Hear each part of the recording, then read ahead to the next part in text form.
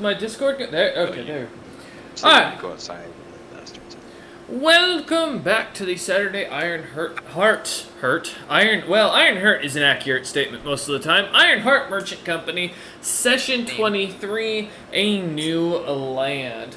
Last time we left off, the party honestly spent most of its time recovering from the loss of Alar, as well as getting a few last bits of information going on in the town before they left Diamond's death, with a little bit of interest and excitement of robbing one of the members of the black market. The party would manage to finish up the last bits of business, confirming a few bits of information, and turning in the true information behind the quests of the Dark Trees. Though no money or any payout was given, the party decided to return back to the ship, with Nar and Little Scarf taking a bit of a detour after finding not only a few slaves, but a couple of corrupt guards.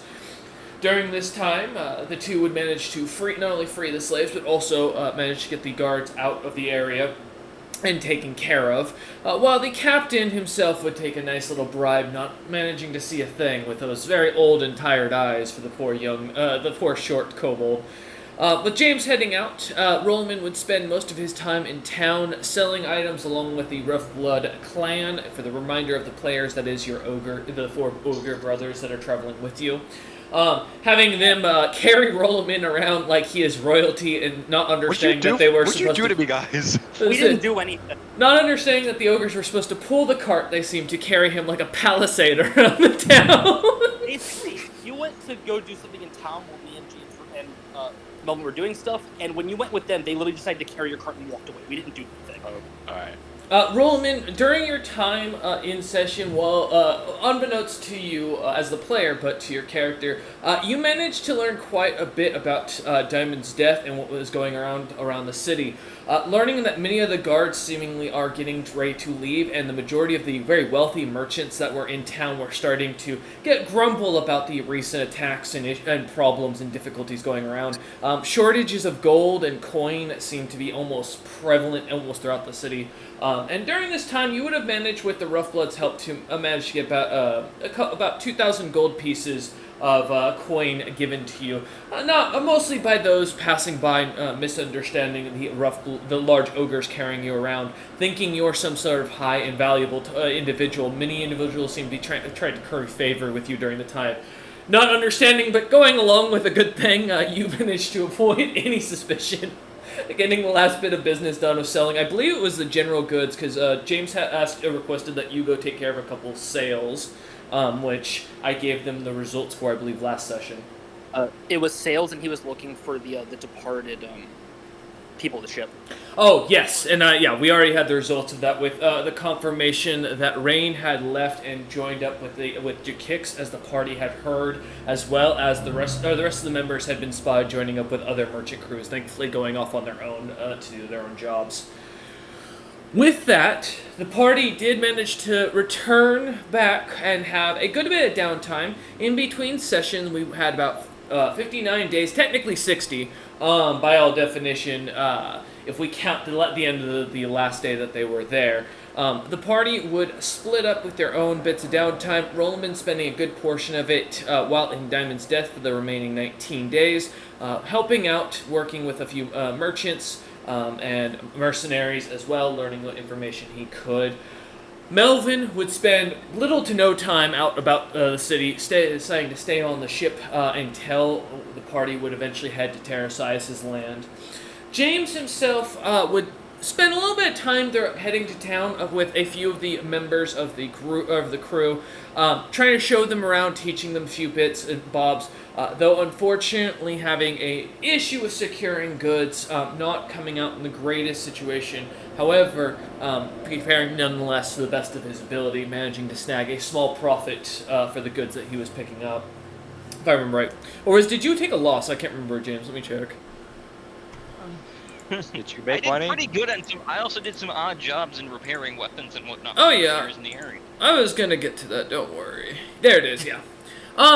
With you managing to pick up a bit of work and managing to do pretty well, you also had taken some time to head over to the city of Velcomen, a city of scholars in the Frost Giants lands, using one of the few portals still remaining and online around in the city of Diamond's Death, trying to sell your bag of holding. And unfortunately, none would be willing to work with you, though you did manage to make about a measly 1,000 gold for the few items you were selling while there, and the few deeds you were doing. As far as everything else, oh yeah, you did lose 2,000 gold pieces. I forgot about that because of the fail of prepping for Terra's lands. But as you found yourself basically overpaying for goods and coming out with a little less profit in the background, nothing seemed to work out too well for that. You would also spend a bit of time repairing, working about in the town, unfortunately losing a bit of reputation for not having a great quality of goods, mostly being noted as a quantity-style DM. With that, returning back to the ship to practice talking and discussing with much of the crew, you'd pretty much spend the rest of your time until leaving to relaxing and talking to them to the best of your ability. With Nar and Little Scarf, gods help me. Here's the one we were waiting for, folks. Oh yeah, in short, Little Scarf went on a tirade, a crime spree.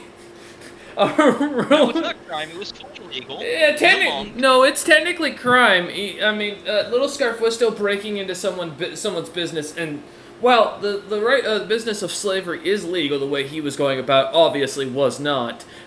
So while one crime does not balance out another, with the crime spree going on, Little Scarf would find themselves kind of basically running amok about the city as they did, going through and robbing Bali Gray Belt around what, 5 times, 4 times?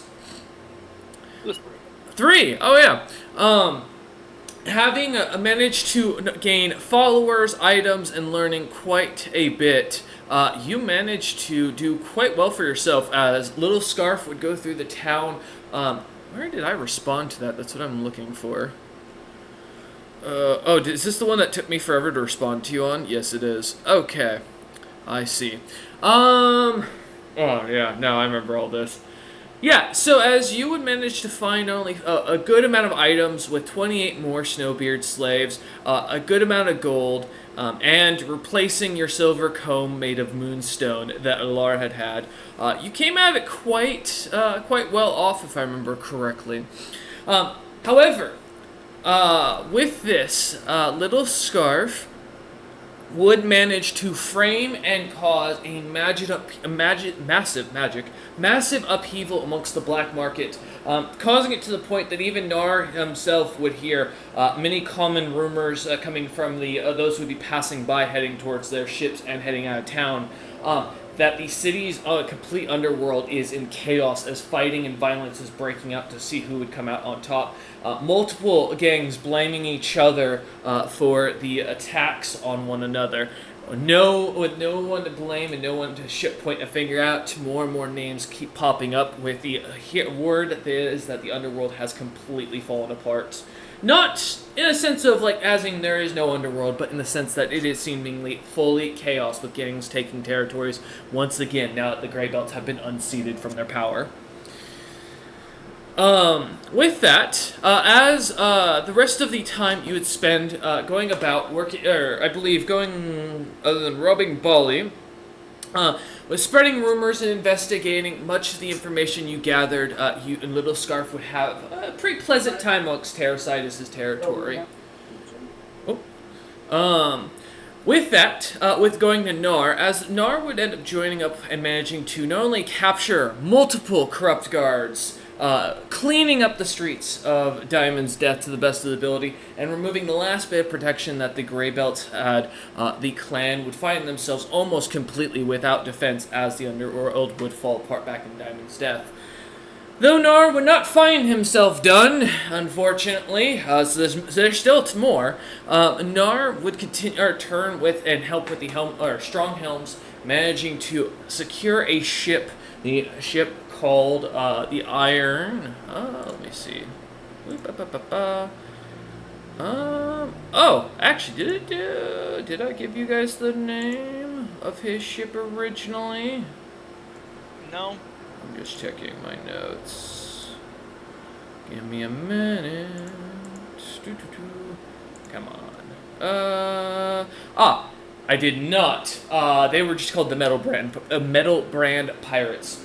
Yes, as you see, Nar manages alongside with the 60 other Snowbeards and Stronghelm himself, managed to go and capture, and in the middle, almost in the middle of the night, the ship of Metalbrand. Though his crew and and as well as himself seem to be nowhere to be seen, the majority of those on board seemingly new hires, as Nar and the group managed to secure the ship, taking off almost immediately to follow after as the two groups seemingly to grab up what they can and start heading out, going through the portals. Both the party as well as their new follower and the Metalbrand ship would begin their way to find their way through the portals. As you lot find yourselves now in the new city, Nar spending much of his time heading out into the city, majority of you lot spending much of your time splitting amongst and hanging out amongst the city. You've been spending the last 40 days here, Grandpa having vanished off into the wastes, still yet to return after 40 days of waiting while in this city. As you lot have been going through it, you've managed to learn quite a bit. With the new, as the day comes to be, you do find that the city seems to be almost a vast mountain, much larger than any you've seen before. The city itself seems to sit within the almost a large open cave with a center strong pillar at the core of this mountain. Almost allowing this entire city to be continuously in shade, heavy bits of lyrium seemingly glowing up into the mountain that you can see cracks of it that cause almost a blue glow at all times of the day and night. The waterways amongst the beautiful desert city seems to almost all be peppered with bits of lyrium that almost fracture itself into the rockwork, as if to be designed in that way to give an artistic interpretation. The water itself seems to be almost prevalent everywhere. As you look about, almost every road has little watery gutterways for horses and other creatures of burden to drink from. Buckets are handed out at the well almost at will as people walk about. Vast fields of crops seem to expand out past the city itself. Still, as the city has not fully even grown to the edges of this almost cave-like structure of a mountain.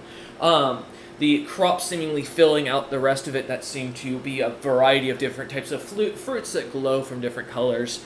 The city, almost everywhere, seems to have a natural glow. No matter where you go, from day or night, you can see clearly.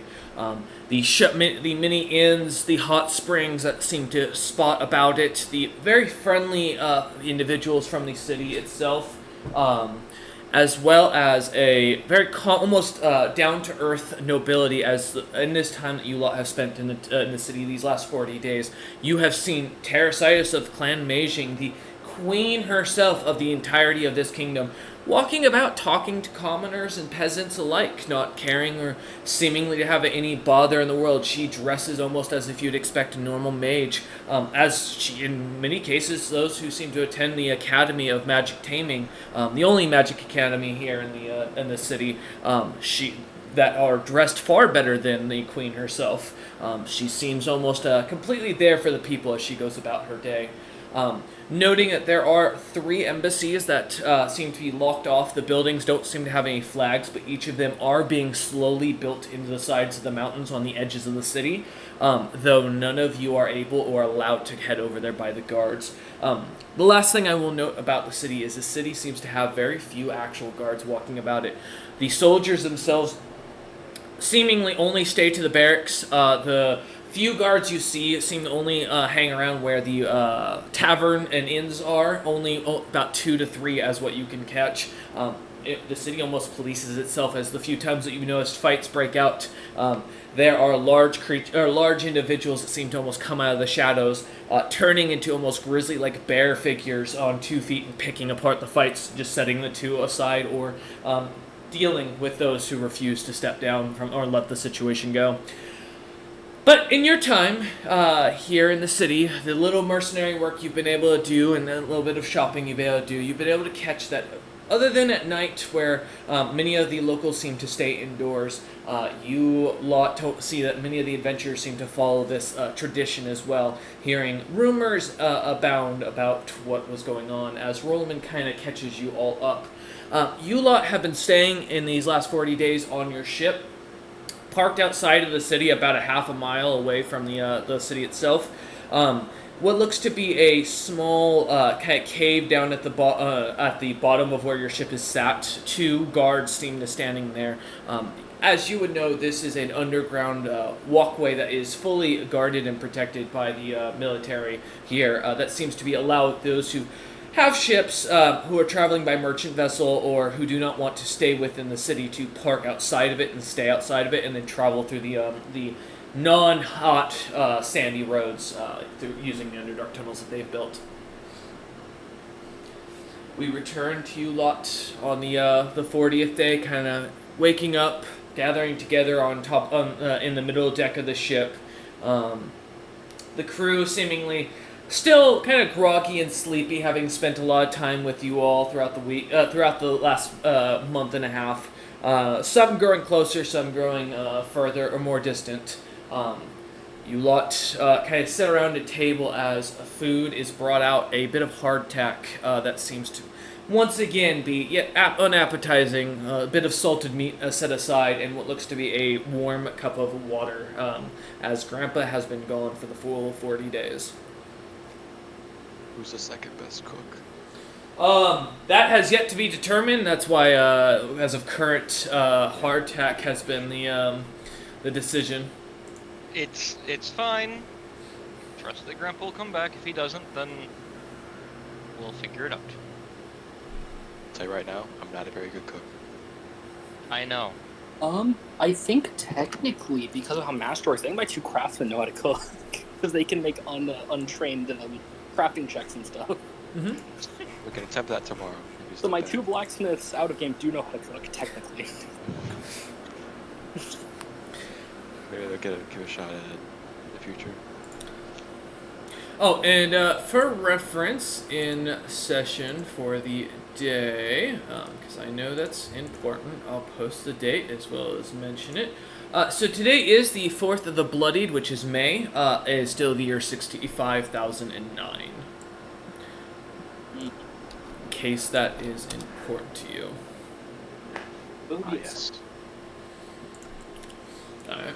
But as food is set out, you lot are kind of left alone. The rest of the left to your table. The rest of the crew seems to go about their business. Some already heading up above to disembark and head into the city for their own interests and needs. As much of the crew has seemingly been kind of not distant towards you, James, but doesn't seem to be looking to approach you. Thankfully, the awkwardness of the speech last time has kind of died off, it seems, but there still seems to be a strange tension between you and the crew that isn't as yet been dealt with. The other ship I will mention at this point is docked right next to you. It is the warship and is slowly being modified by a Stronghelm. Have they decided on a new name for it? They have not, as most of it has been Odgar. Trying to gather or get the crew figured out, who's good at what jobs and organized for the most part. However, I will mention the ship they managed to steal is a 3-decker with 28 cannons to the entirety of the ship. These cannons, I will mention for your own note, having time to inspect them, do not seem to actually be cannons in the tradition of they are gunpowder based. They seem to have what looks to be a fireball spell at the back of them as almost a permanent fixture. The heavy bronze outside of the cannon seems to be almost complete decoration, as the inside is coated in a blue-colored metal that you recognize as lyrium. Wow. Okay. I will say it's very I was thin. gonna suggest, if they hadn't come up with a name, I was gonna suggest the name Iron Warden to them. It's not bad. In the time of me researching what the monsters of the quest were, would I have been able to get at least like a basic sketch of what they look like, what they are? The monsters? Yeah. Roughly. The Magic Academy, from your own note, in doing your research, seems to have a very heavily documented monster section. And there's even, from what you would know, a member of the collective's highest-ranking outsider members who seems to manage the library at the Magic Academy. Even to note that the Lord Regan Utham, who is the most notoriously famous for his alliance with the collective, doesn't have that pleasure. So, meaning his. Be fair. But yes, you would have gotten or a couple of not drawings, but of your own, but being able to show the rest of the party similar designs to these creatures. Yeah, I'd say so. And you said Iron Warden, James. Yeah, giving him a suggestion for the name. All right.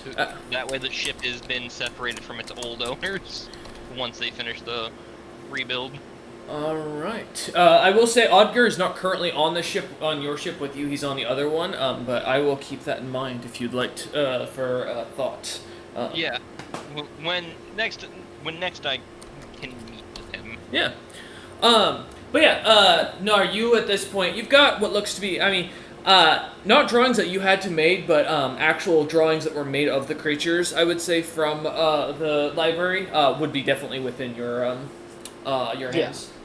So, like, I'll lay those out, and I'll be like, I'll give a basic rundown of each. Like, we got, like, a transparent ooze monster. At least one of them is intelligent, and they're leading ambushes.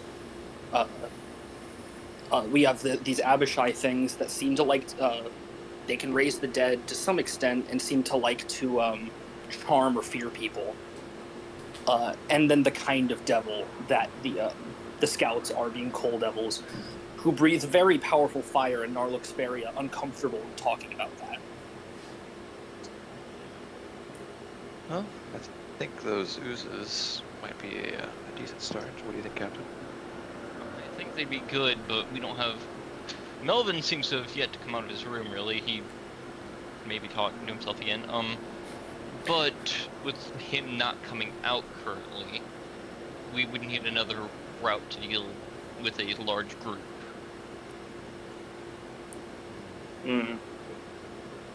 I have an idea for that, but it's probably going to be at least decently expensive. Doesn't Deathor explode? I'd rather not, given that when it explodes it usually has a chance to fuck with magic, and gestures to myself.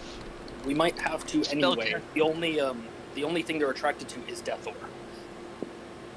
We can use a little bit of it as bait, but my idea was burning alcohol. They don't seem to be fire immune, are they?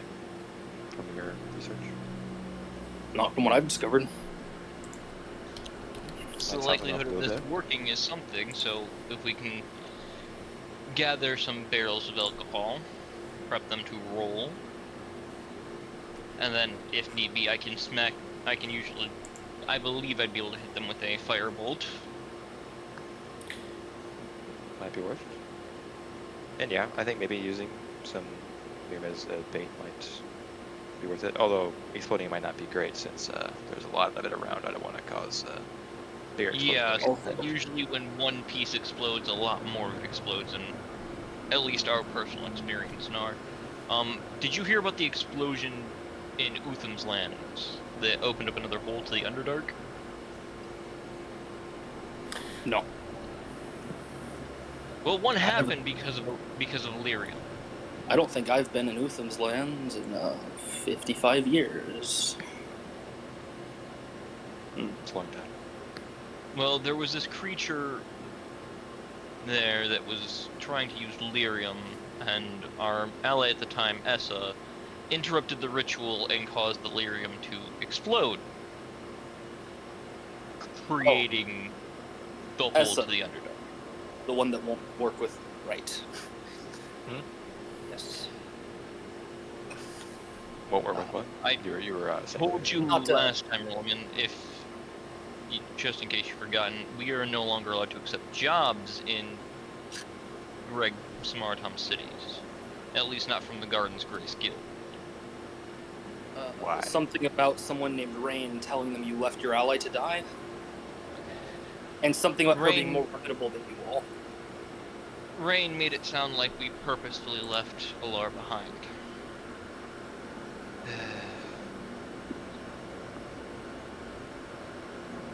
That's annoying.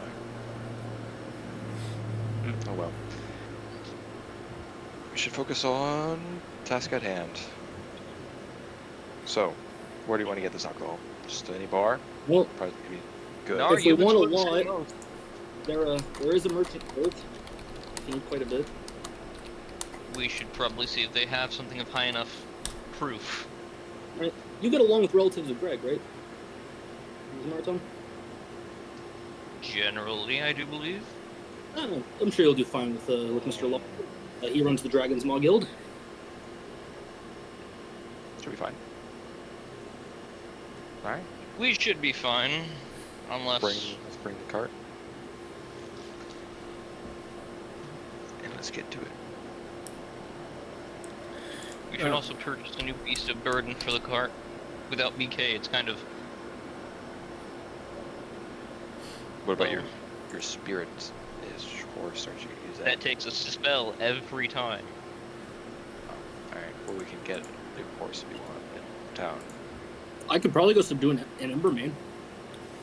That would actually be very interesting to utilize for this. Could probably do that myself. If you want to do that, Might have to go do ahead that. and get some. Oh, we'd have to go. Well, Embermane. we'll do that later. I do believe that we'll be, with what I've seen you carry. Now, would you be fine with carrying the barrels? I mean, as long as there's not too many, you know. I can carry a few at least. Then we should be good. I'm not thinking we would need more than 4. And I Probably should good, myself fine. should be able to carry at least 1 or 2. I can probably carry depending on 2. the size. After 2, it becomes a balancing issue.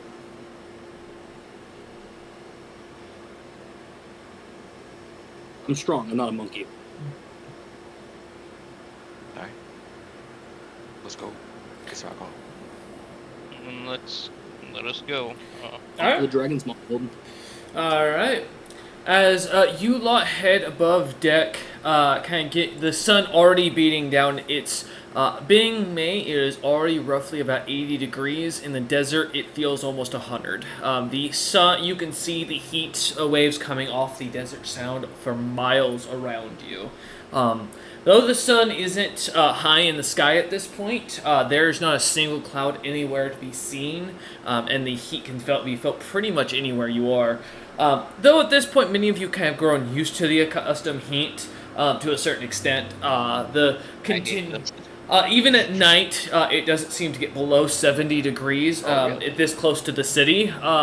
Though you've been warned that heading out further and away from the city, it gets below freezing at night. To the point, in some cases, they say it is almost to what a frost giant would expect for temperature. Though, as you kind of head up top deck, you do see the ladder that's been already kind of set down off the side of the ship that you've been using commonly to climb up and down, as well as a pulley system that has been designed to pick up and put your cart down. Has been hobbled together by the 4 rough blood clan members of the ogres. This is kind of nice.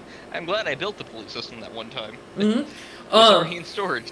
As the lot seem to kind of get the cart down with practiced ease, the 4 of them managing to almost with one hand able to crank these wheels to make this go by fast. You lot head down below or down off the ship without Melvin, leaving it just the 3 of you. As the sounds can be heard from Melvin's room, even on the outsides of the ship, of some strange whispering. James, after having the platinum coins given to you almost out of nothing, and them appearing, the questioning of Melvin has kind of become a moot point, especially after the threat that he had given you.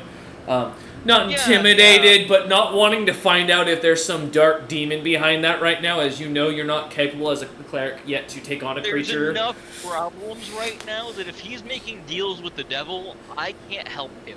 Yeah, so as you kind He's of long gone. rationalize it and accept that for the time being, your party member is leaving him in peace may be a better option. You head down with a little bit of a wary head for a moment, and dismissing it quite I would quickly. have left a note for him at least, so that if Oh, he yeah. does show up, he knows where we went. But Oh yes, of course.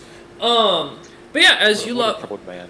with your wagon set, kind of immediately casting your spell to summon the warhorse. Or the light horse, I think it was. yep. As it appears, immediately picking up the reins and taking them upon them, the two Tabaxi/Rakshasa guards seem to look on to you for a moment. Then both in what looks to be a almost iron-colored leather that seemed to be very thick and well bound across their body, like I think it's pronounced Lamar. But Lemire, that's it. Yeah. Well, one of the two, whatever. As they seem to almost have this seemingly shine and sparkle to them, though the heavy hats around them or helmets around them seem to be heavy, made of silk and cloth, and mixed with an iron cap. They kind of watch you as you pass by them down into the Underdark Road, seeing the multiple guards almost every 20 feet down this road. There are two tunnels that kind of split off about midway to head further down into the Underdark, as well as one that seems to head more of a northern direction and back towards what's considered the main road right now between the cities.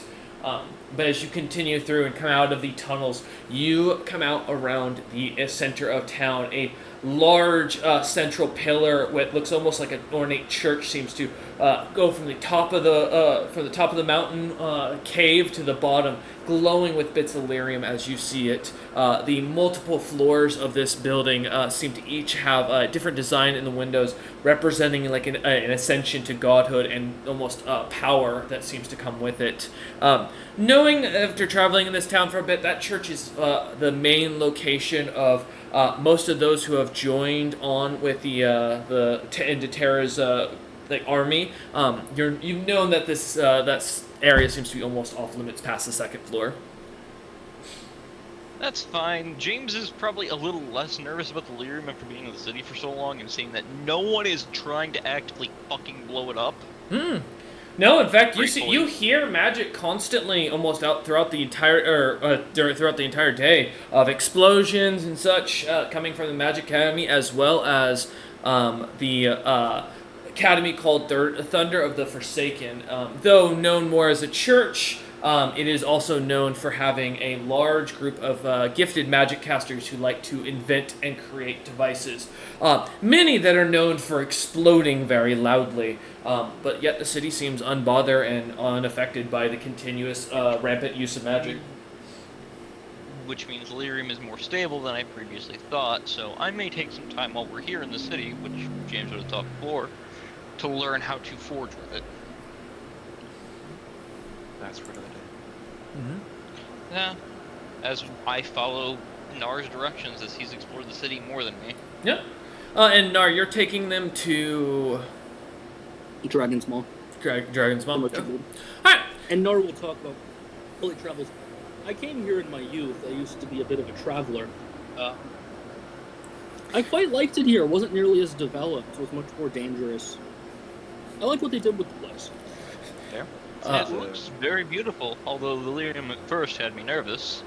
No, from your memory, this was barely an indent the last time. There wasn't a cave here. There was about an inch or two indent with a few Rakshasa that were working at it tirelessly. With nothing but pickaxes made of stone and hope, as you remember seeing it. Though they used to have a large church out front that had very refreshing drinks, as it was common. No longer in service. Nar's proud. They did great. But as you head throughout the city, you see the large tower off to one of the edges of the city, almost towards the outskirts of it. The building seems to be a massive depiction of a green dragon holding large handfuls of gemstone coins in both hands, almost looking like they're raining down into what looks to be a depiction of a cauldron full of water that you can see is glowing from whatever gemstones are put inside of it. The door seems to be set at the tail of this dragon sculpture. As you see the large sigil of the dragon's maw, looking to be a black dragon's teeth around a golden coin that seems to depict an elven female, similar to what you remember seeing Greg's Maratom turn into, or walking around as rather. And I'm assuming, because I wasn't from where, would this have been where I sold the Master of Weapons and everything? Yes. You would know that Lorog Maratam is very well known for his kindness, very laid-back attitude, and is one of the few merchants within the city that seems to have kind of adopted the local culture of relaxed and not caring mentality. So. Alright, well, if that's the case, I don't really have to brief the party on that, because that seems like he's pretty friendly. That's fine. Yeah. But yeah, as you head over towards the building, climbing up the 2 flights of short stairs, you see merchants kind of coming in and out. A small figure that seems to be wearing nobleman's clothing, though. As you kind of catch his appearance, he side-eyes you. He stands about 3 feet tall and looks to be this amalgamation of goblin and an attempt of what looks to be a humanoid, almost a goblin with humanoid coloration. His features all are pale. His skin seems to be pocked with little blemishes and almost a bunch of skin tags. His teeth are slightly yellow and jagged. His eyes are a bit emerald green, and he stands roughly about 4-ish feet, I'd say, as he looks up at you. His clothing looks to be that of a common or lower-end merchant, much of it seemingly made of a thicker silk and cotton, kind of greenish and red as it mixes together. He has a small coin purse on his side that you recognize is a bag of coining, as it seems to have the same sigil as you have, James. As he kind of bumps into you three as you walk up the stairs towards the door. He immediately looks up and goes, Oh, my bad. I'm sorry. Apologize. Have I been robbed, Jim? Give yourself a search. Yeah, I know the bump into fucking trick. I know this. I'd like to check myself too. Yeah, go ahead. I spell roll and then I'll have Little Scarf roll. Because I don't think Little Scarf can fail, I'm gonna be honest. Let's see. I got a 23. Okay. I know Little Scarf is a plus 19. That was a 12. But he rolled poorly. 12. Little Yeah. Scarf got a 21. All 3 of you succeed. You don't notice. There's nothing that seems to be missing from you. The individual legitimately looks like he just bumped into you. It's I had to more be sure. like a quick pat down, just okay, and then look and go, are you alright? Looks fine. He looks up at you and goes, you here to do business with, Lazy Dragon? Yes. He nods, kindly and smiles at you, as he does. Nar, immediately, your detect evil is yeah. Not evil. It's Chaos? Same thing. That is going off the charts by this guy. I think Nard doesn't hide it. He narrows his eyes at the guy as he just stares. And his eyes are glowing. Because, as always. He looks up at you, kind of shrinking himself down a little bit as you see him start to slightly shake. And he goes, "Did Hulk do something bad?"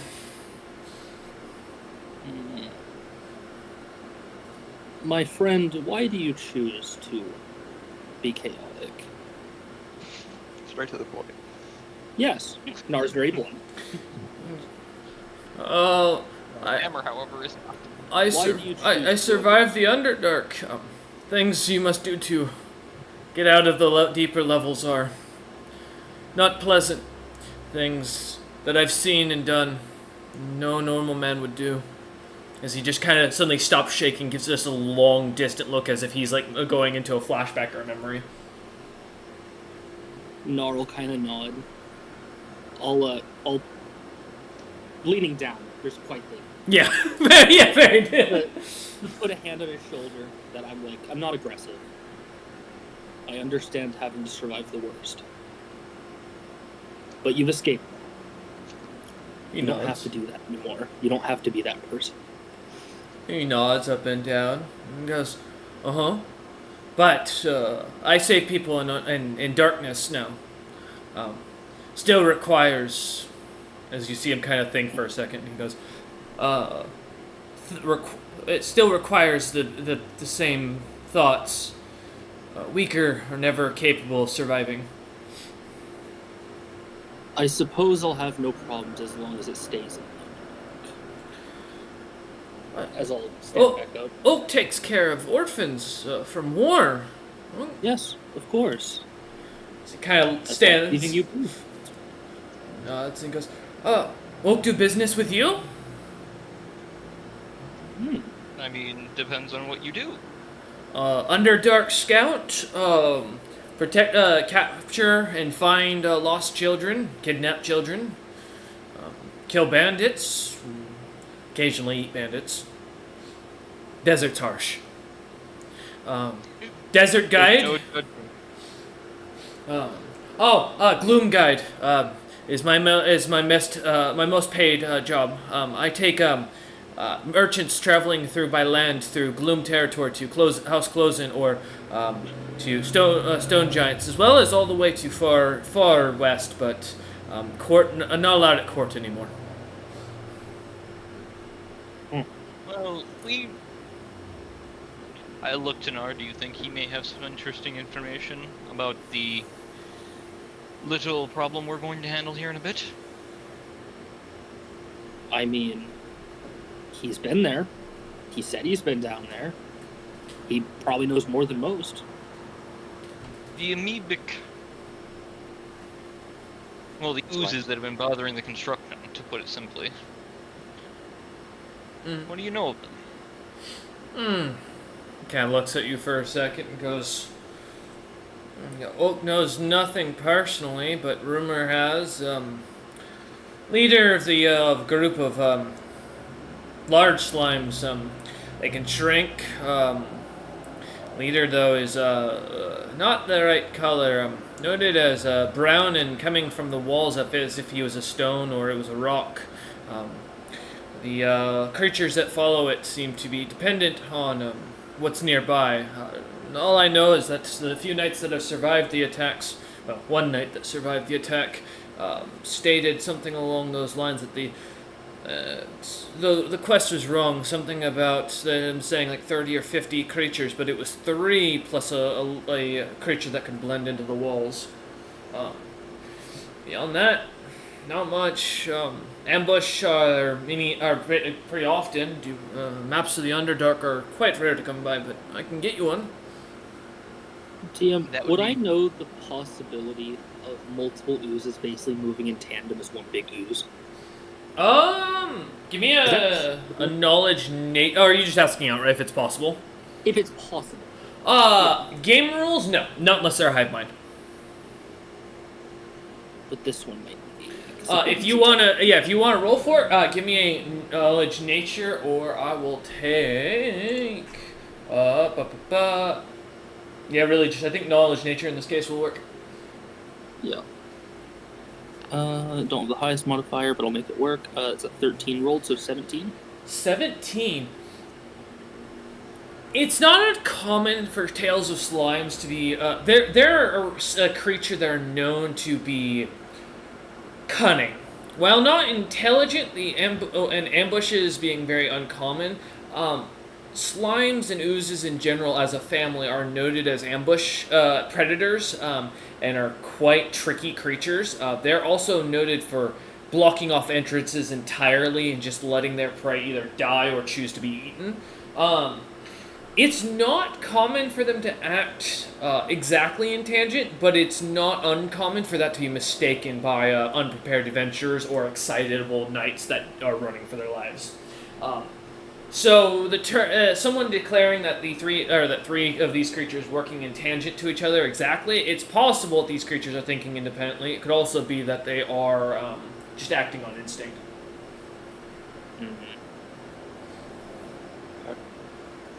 I A believe map we would wouldn't be mind a map. helpful.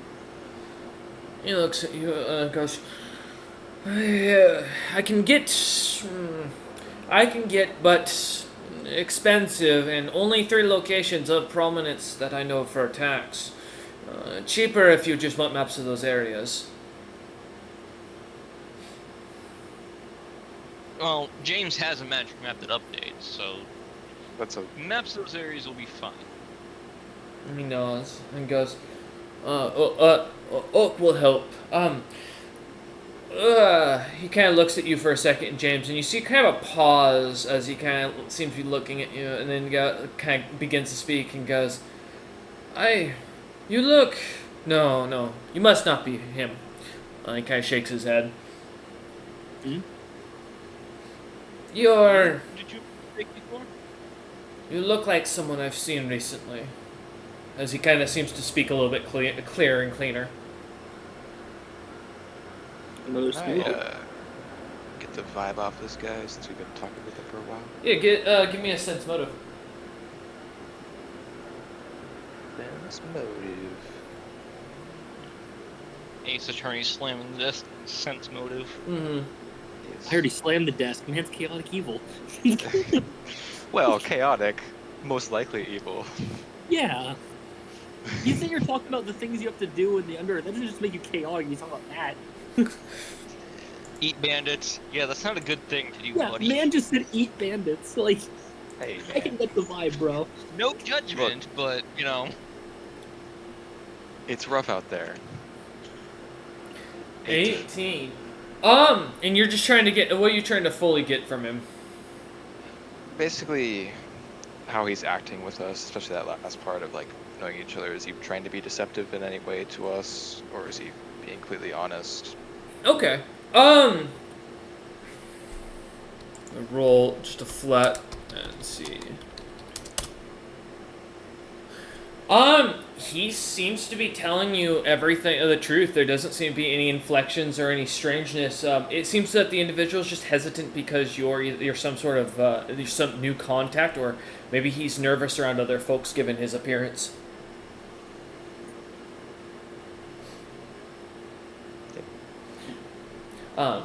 But he's just James kind will of. grab my hand and go, I didn't introduce myself, you can call me James. James. You wanted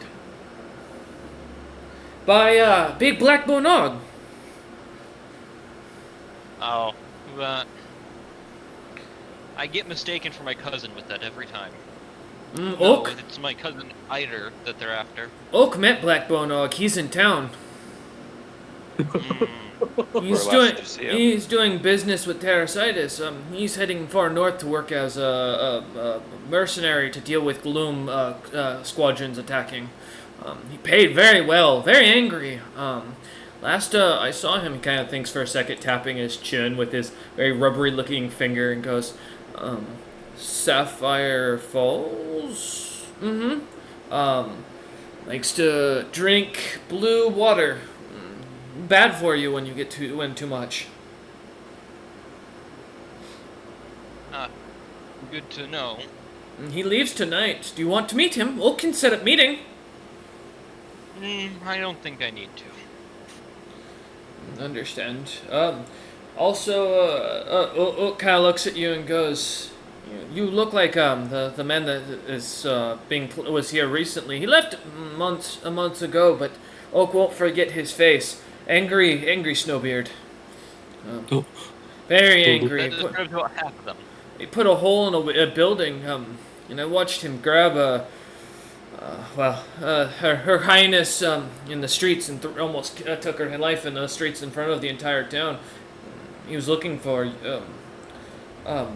something treasure home? Treasure home. Damn, what do you want me to roll for dwarves that strong? Knowledge nobility. Two that I Please. can know of. Knowledge It's only nobility been 2 months. is your best bet. Don't tell me. Was Don't tell me he's back. Did he have a strange gold beard clasp and Mm. was he about as because Alfred Stone is in between, is taller than me. He's about 15. what, 2 head above me? 15. There are 3. Yeah, he's a bit taller than you. There are 3 depictions of well-known, very strong. 4 depictions of very well-known, very strong individuals that are dwarf-looking. According to rumor, Alfred Stone and his son Leon are both very dwarvish in appearance. However, they're still supposedly very easy to mark due to their red coloration of their hair compared to a snowbeard's naturally snowy white color. The other 2 would be Stronghelm, the head of House Stronghelm, who's half hill giant, and then the last one would be a general that serves in the Venkos army, though his name escapes you and has seemingly was recently noted in the World Travelers Report, but for his battle, but that's it. I'm gonna do a cut down on his thing. I think, if I remember right, Leon's known to travel never alone. Traveled with a lot of people, I believe. How many months ago was this? Oak looks at you and goes, 2, 3, maybe 4 months? 4 months. 4 months ago. Does that line up with when Alfred Stone hunted me down? Well, to answer that, give me a moment to pull up something. I'll keep going down the list. I don't think Yeah. Stronghelm needs to be here and be aggressive if he's supposedly dealing with Terra. And I'm not going to bank on this unknown general that I know literally nothing about. How is he back? He's mad. I was gonna say, roughly 4 months ago, you would have been still back in. That would have been roughly February, January. So you would have still been back in, I believe, Greg's territory, if not traveling in between lands. Because you guys flew from Seji's territory, if I remember right? So yeah, you would have dealt with that whole situation in roughly about March, so about a month later. If this was 4 months ago, then he probably was traveling quite fast between locations.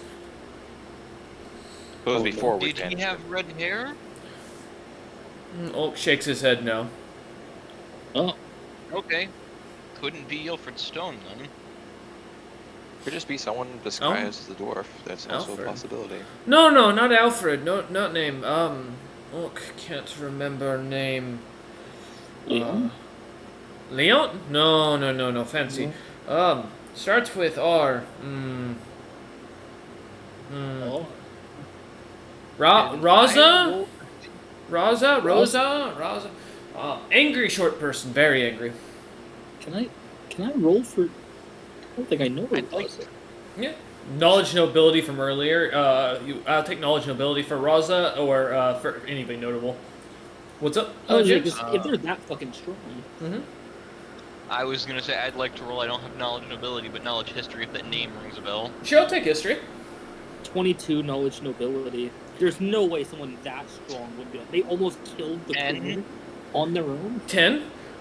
You don't. The name doesn't sound very familiar. James, the only thing that's strange is Raza is an old Snowbeard name. It was usually commonly used for those who were exiled for burning people alive, which used to be a Snowbeard epidemic amongst certain clans that believed in a foreign god, a demon or devil, as many believed. That were focused around the sacrifice of life through burning.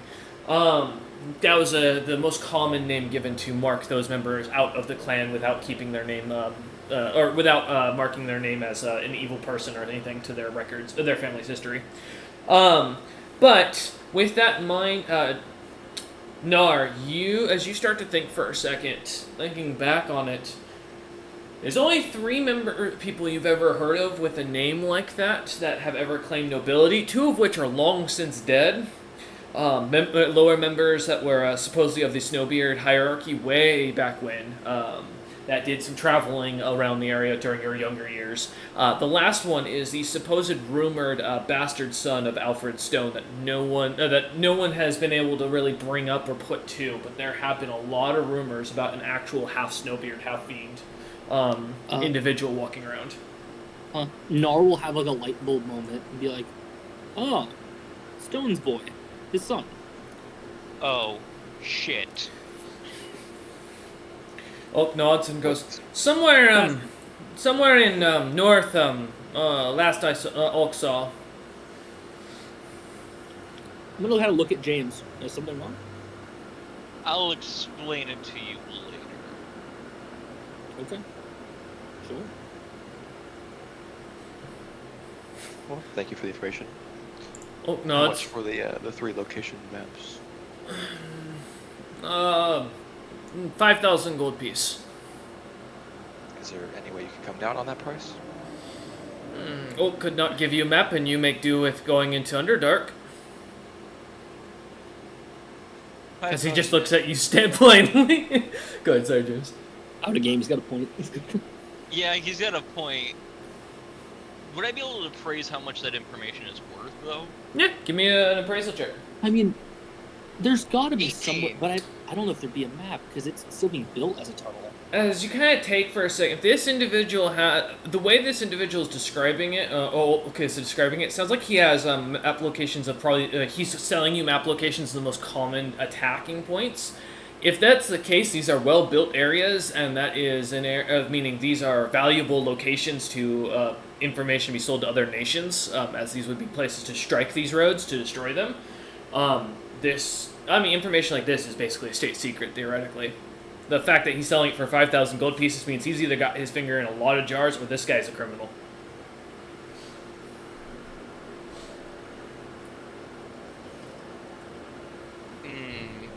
In other words, we're not getting this info anywhere else. I will also mention 5,000 for that, James. You'd guesstimate that would be probably a quarter, if not maybe an eighth of what he could probably sell this for anywhere else. Especially to any nations that are looking to harm Parasitus, which, with the gloom right there... And them actively at war right now. Sure, I'll take it for that.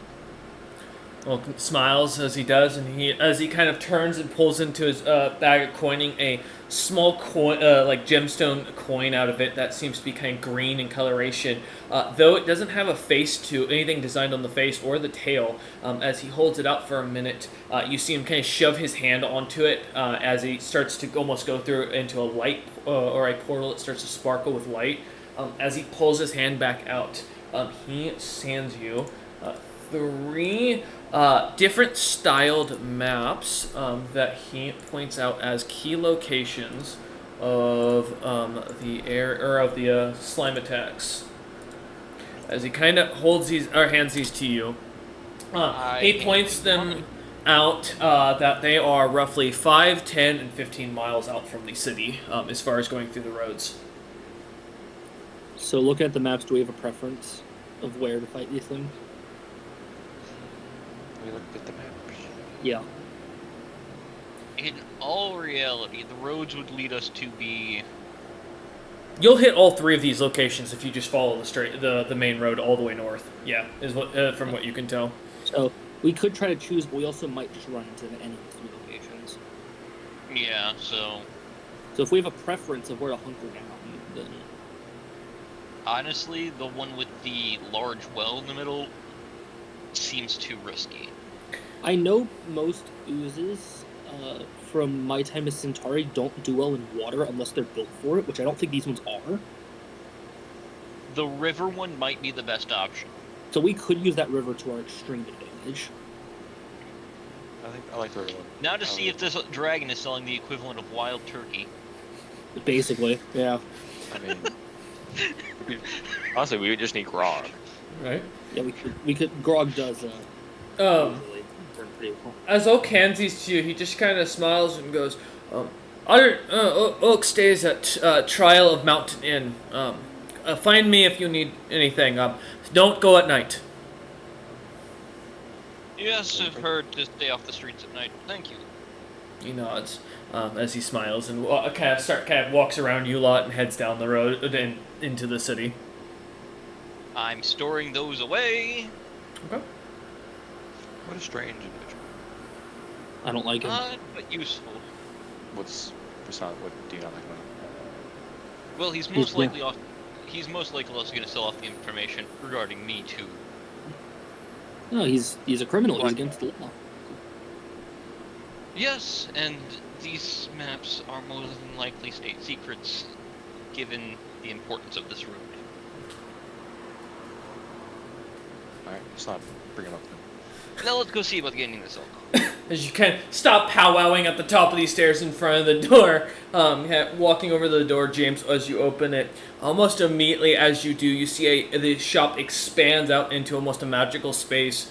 You see shelves upon shelves of goods, items, drinks, booze, everything and anything you could want as a merchant. As you see multiple merchant companies kind of perusing and talking about, recognizing the Golden Hand Merchant Company, their Dragonkin leader who's walking about. What looks to be a goblinoid-looking creature walking around with the Black Hand sigil on his chest, wearing full plate that is talking to a member of this merchant guild.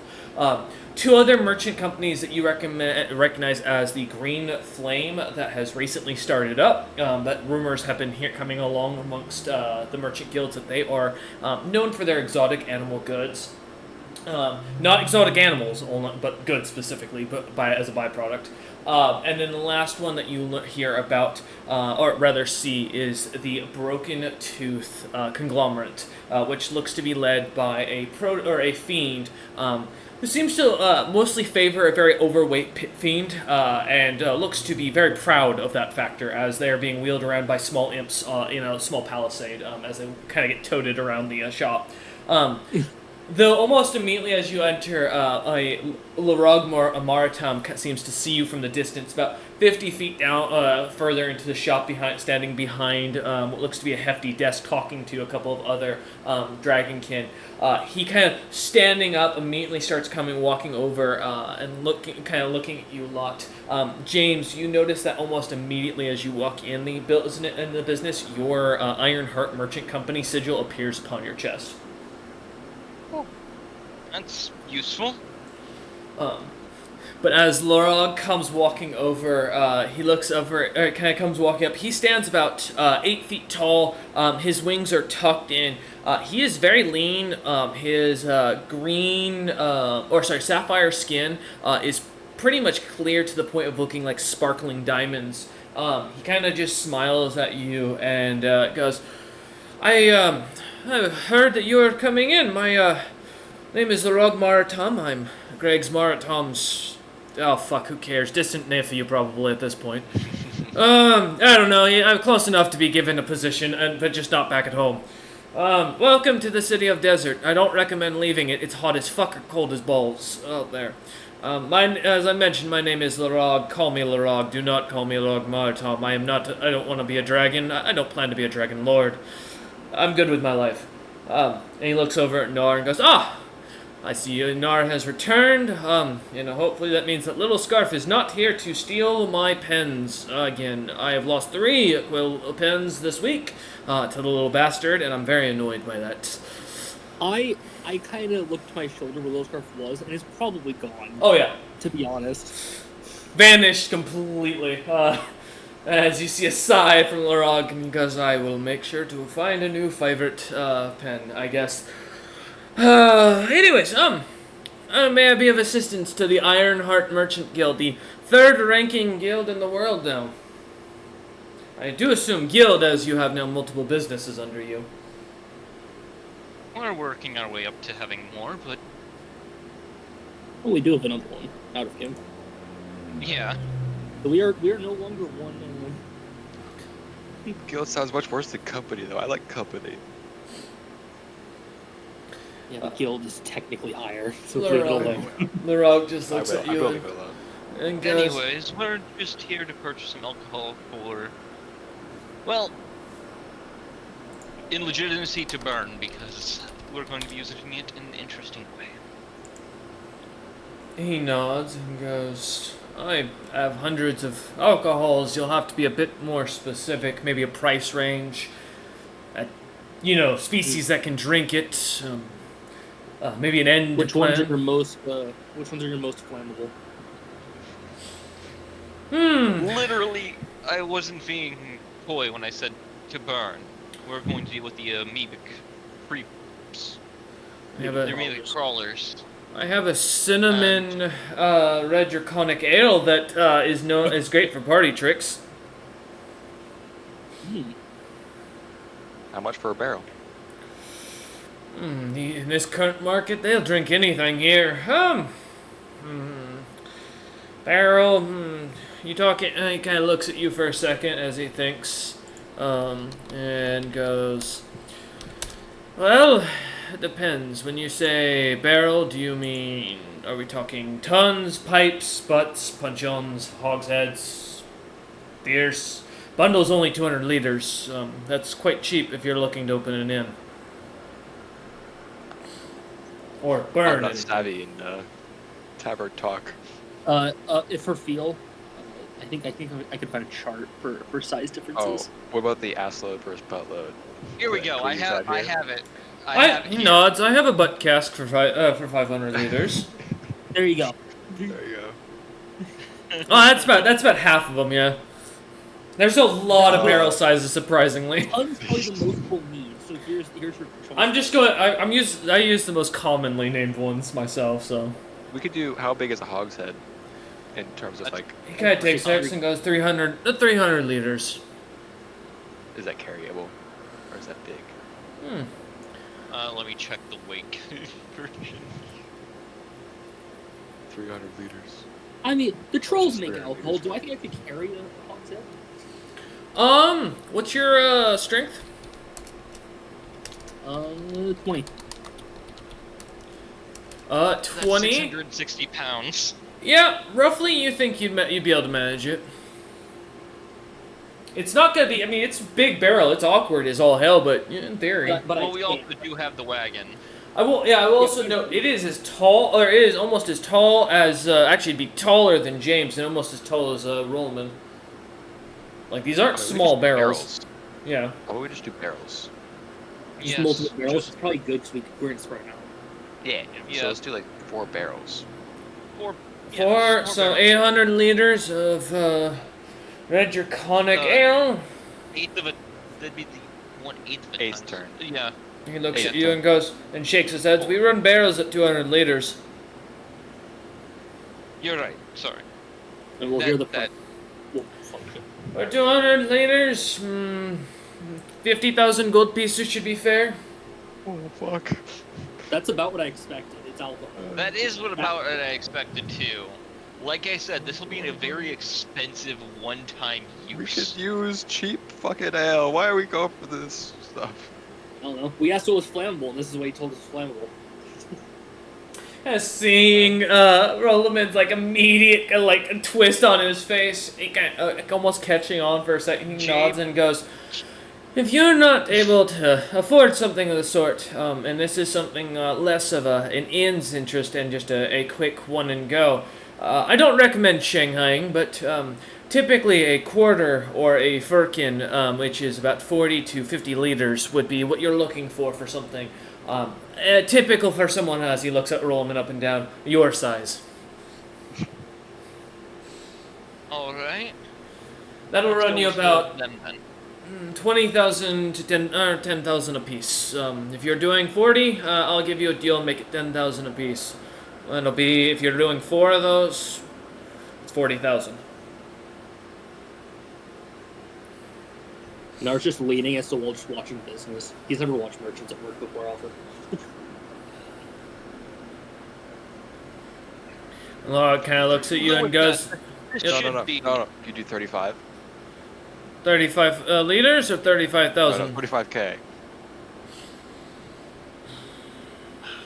It's gonna take me 2 months to get the material, to get the drink prepared as is. Oh, well. Never mind about that. Kind of thinks We for were a kinda hoping to We get second. it need something now. that you have on hand that will work for this. On hand. You want me to provide you with a firkin, 4 firkins on hand. Do you know how much alcohol that is to provide suddenly without the drop of my hat? I mean, I can definitely do it, but you must understand there are limitations for what you're asking for. How much can you reasonably sell to us that won't? Right now, unless you can outbid the 3 inns in town, I have nothing to sell you. The inns have already bought the majority of my supplies. I've got grog and I've got some, we call it ale water. It's like grog, but more lemony. Out of game, grog is incredibly flammable. Let's just get fucking grog, like I said in the beginning. Then. Do you have poison making or anything of that sort, for your knowledge, Nar? Little Scar. Little Scar? I'll take, that, because that'd be about your closest other than alchemy. If you want to roll that real quick.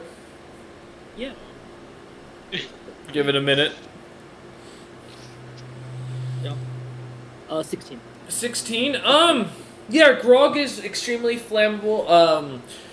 Honestly, if you're looking for something cheap and flammable by the high amount, Alchemist Fire might be more common here, given this has a large Magic Academy and Magic Invention Academy. There's a good chance Alchemy Fire is used here, and it's probably going to be a lot more flammable and dangerous than what alcohol. It's probably cheaper, given the amount you need. I feel like Little Scarf is crawling up James's back and whispering his. Little Scarf is nowhere to be seen currently. Based on the price of like a bottle of Alchemist Fire on average, how much do I think a barrel would roughly run me? For Birkin, yeah. Let me check how much Alchemist Fire normally runs. And I think barrels of Alchemist Fire is a thing you can buy. I think that is a real thing. Yeah, it is. For bait. Let me. And I don't think they cost that much either, like, comparatively. Alchemist Fire, by the pound, so that's about 20 gold pieces if you do a flask. For a barrel, on top of it, you're probably looking at, somewhere around like 200 gold pieces for about a gallon. So, I mean, it's not going to be cheap, but you can get in smaller amounts is the idea.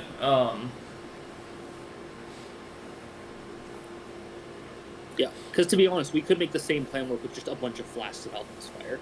Yes, So if that's what you want Nor to do, I can go buy some Alchemist Fire. I mean, yeah. Larog just kind of looks at you and goes, We'll still take one of the barrels for the ship, at least. And that way we have something to celebrate with. The Red Draconic Ale? Alright, I can have that prepared over the next 2 months. It'll be... How big of a barrel do you wish for?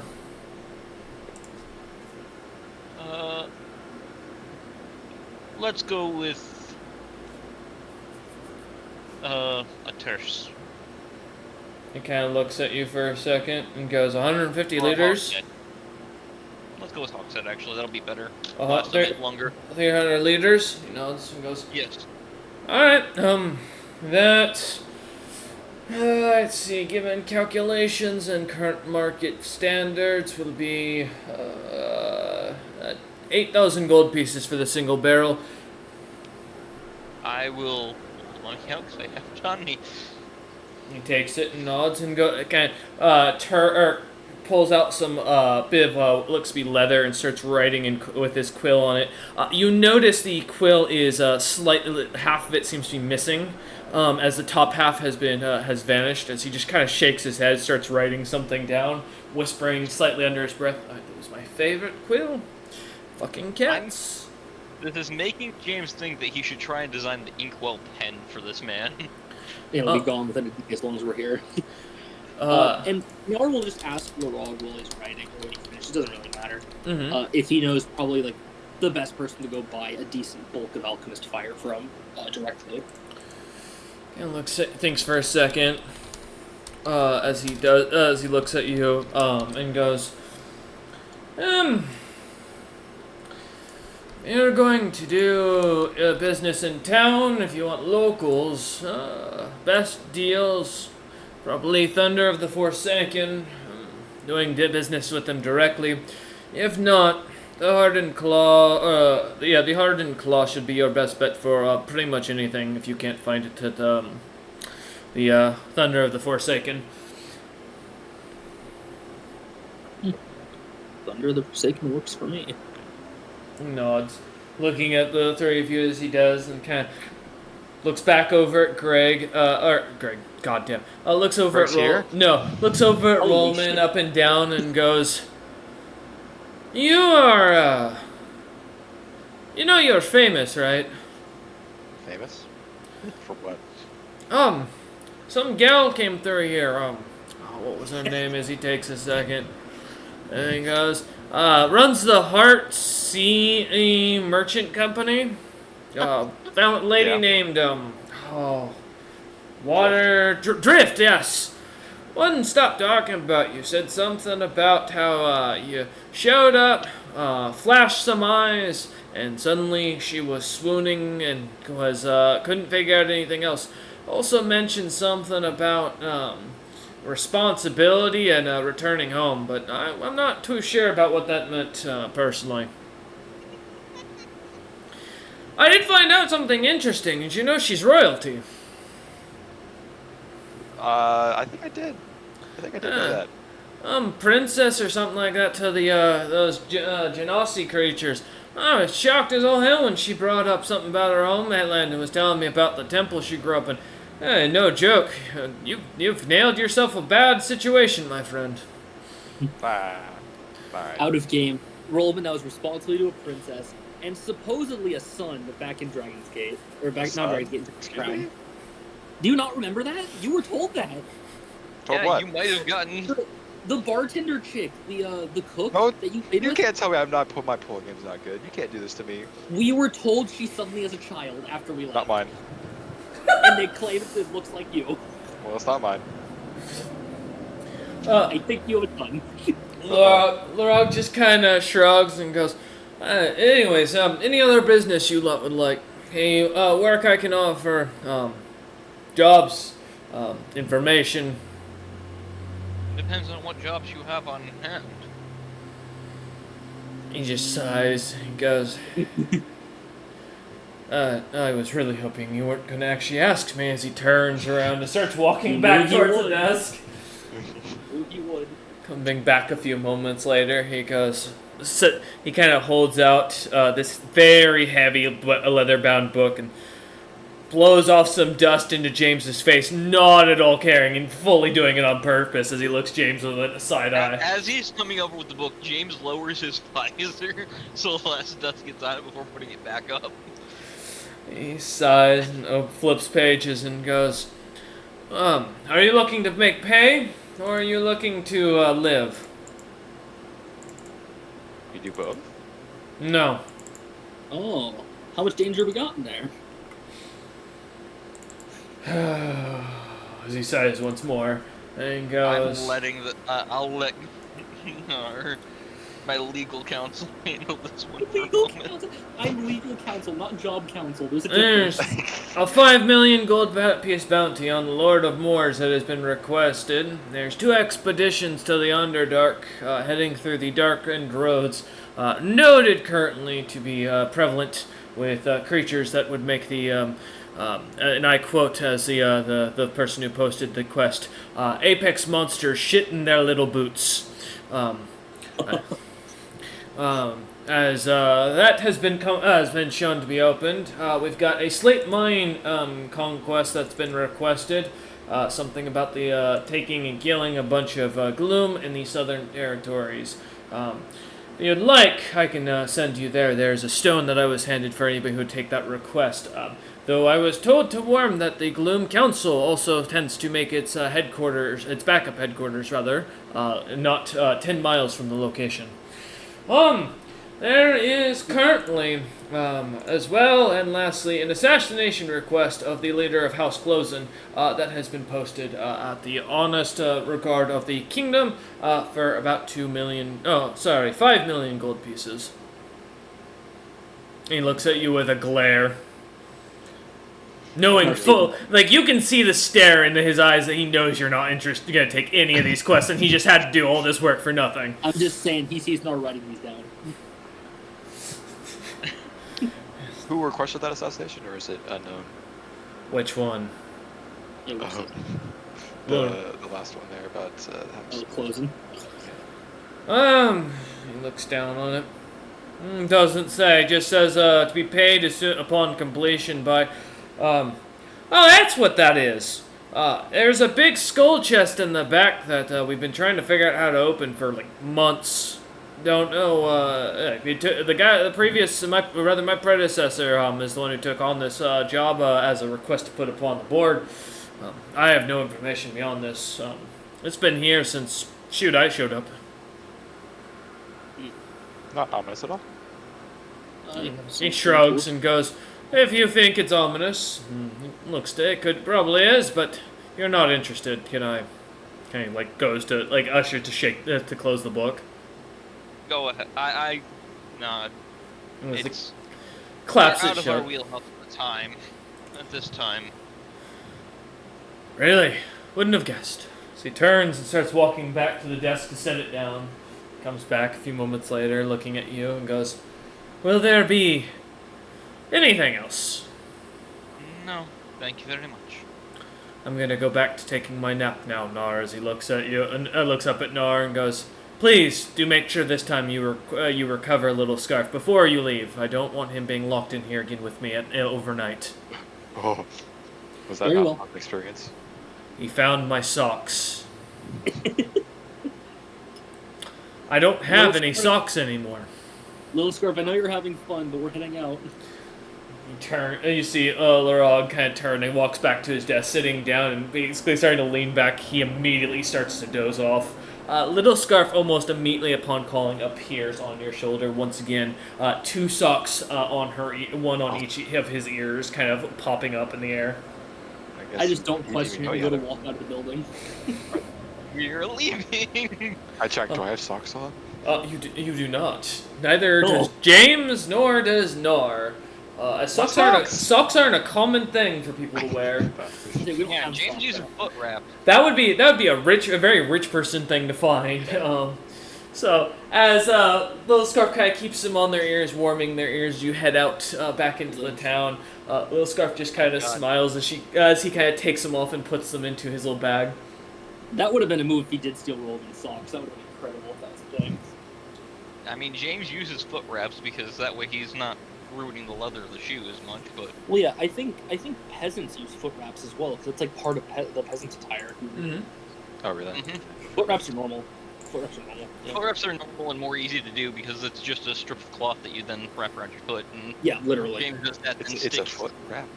You're just doing for your foot what boxers do for their hands before they put on. Yeah, that's all it is. Very nice.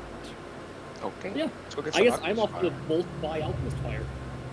All right. We'll go with you, I guess. So where are you heading? Is he the tattoo shop mentioned- nearby that, or is that out of the way? He said Thunder was for the best deal, but then we could Thunder was taking the Artificer Academy, or we could go if we can't find there to the Hardened Claw. Yep. But he said the price would be better at Thunder the Forsaken. Yeah, go there first. Okay. Let's go there. As you head back towards the center of town where the Artificer and, literally is listed as an Artificer and Magic Academy, are set up around the church tower that sets as the center stronghold of the entire city. Heading back towards the center, the water is still flowing. People and townsfolk seem to be laughing and enjoying themselves. Jokes and comments and rumors are abound of a short individual that has been hanging around the town at night with red hair, attacking anyone that is seen. Though not talking the Rakshasa, only tourists and such, as many of those who seem to be local seem to kind of laugh, commenting on the fact that a tourist deserved it. As you pass through town. Mm-hmm. Is the Beijing Enkiku nearby, or is that like a far away walk? It is on the outskirts of the town. Okay, so far away. Mhm. Go But yeah, as you head towards the center area, seeing the large line out of the two academies on either side of the central stronghold, the Artificer's Academy at first looks to be simple in its design. A large church-like building with its 3 spiked towers and its simple brownish coloration of just clay and mud used basically all the way up to design it. The windows seem to be clear, almost to the point where as you start to kind of stare for a moment, they are empty, allowing wind to flow through the buildings with ease. as you guys head towards the gates, the gates themselves seem to be made of a blue-colored, glowing metal that you recognize similarly as the death ore that seems to be almost prominent throughout the entirety of this city. A long line off to the side of almost. At first you count 80 people that seems to curve around the corner. Seems to be waiting in line for this gate to open.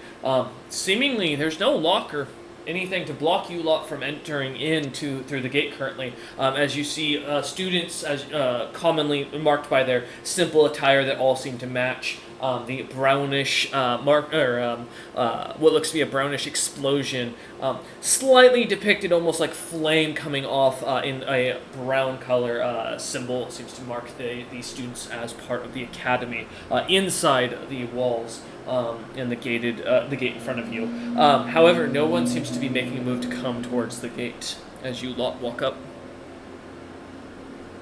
I'll look to Naricus. This part's on you. I'll just be the wallet here, if you need me to be. Would I know if there's certain dealing hours of why there'd be a line here? Give me knowledge local. Orders. Me also, I've been doing some work around here. Can I also roll? Yep. 22. 22, and then for Rollerman?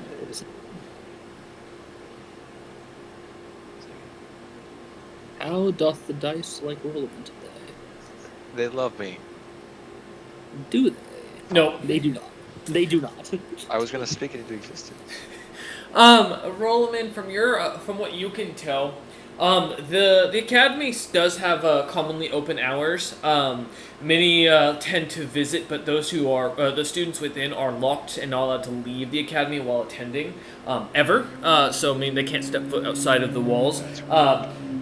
What you can tell almost immediately is those who seem to be lining up are either possibly potential students trying to sign up at the academy and waiting for hours to open for public to enter, or they are parents that are waiting to see their students at the gate or from the gate and hoping to get a sign of them or some sort, having not seen them in probably years at this point. From what you can tell, Nar, or what you would know, Nar, is that this line is exactly that. It is a mixture of parents and potential future students who are waiting to be called or brought in by those who work at the academy for either interviews or to be allowed to see the students.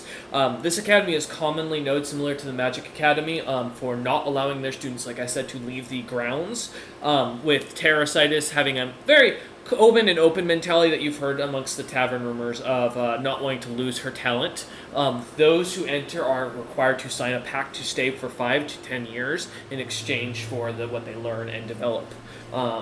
So as you kind of take a second looking at this lot, from what you'd also know, there is no requirement for those going into the place.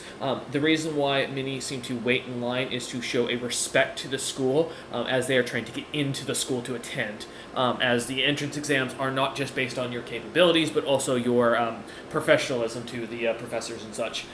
With that note, you'd know pretty clearly. As long as you're not looking to attend or go here, you could pretty much walk in and be as disrespectful to a level that you're willing to.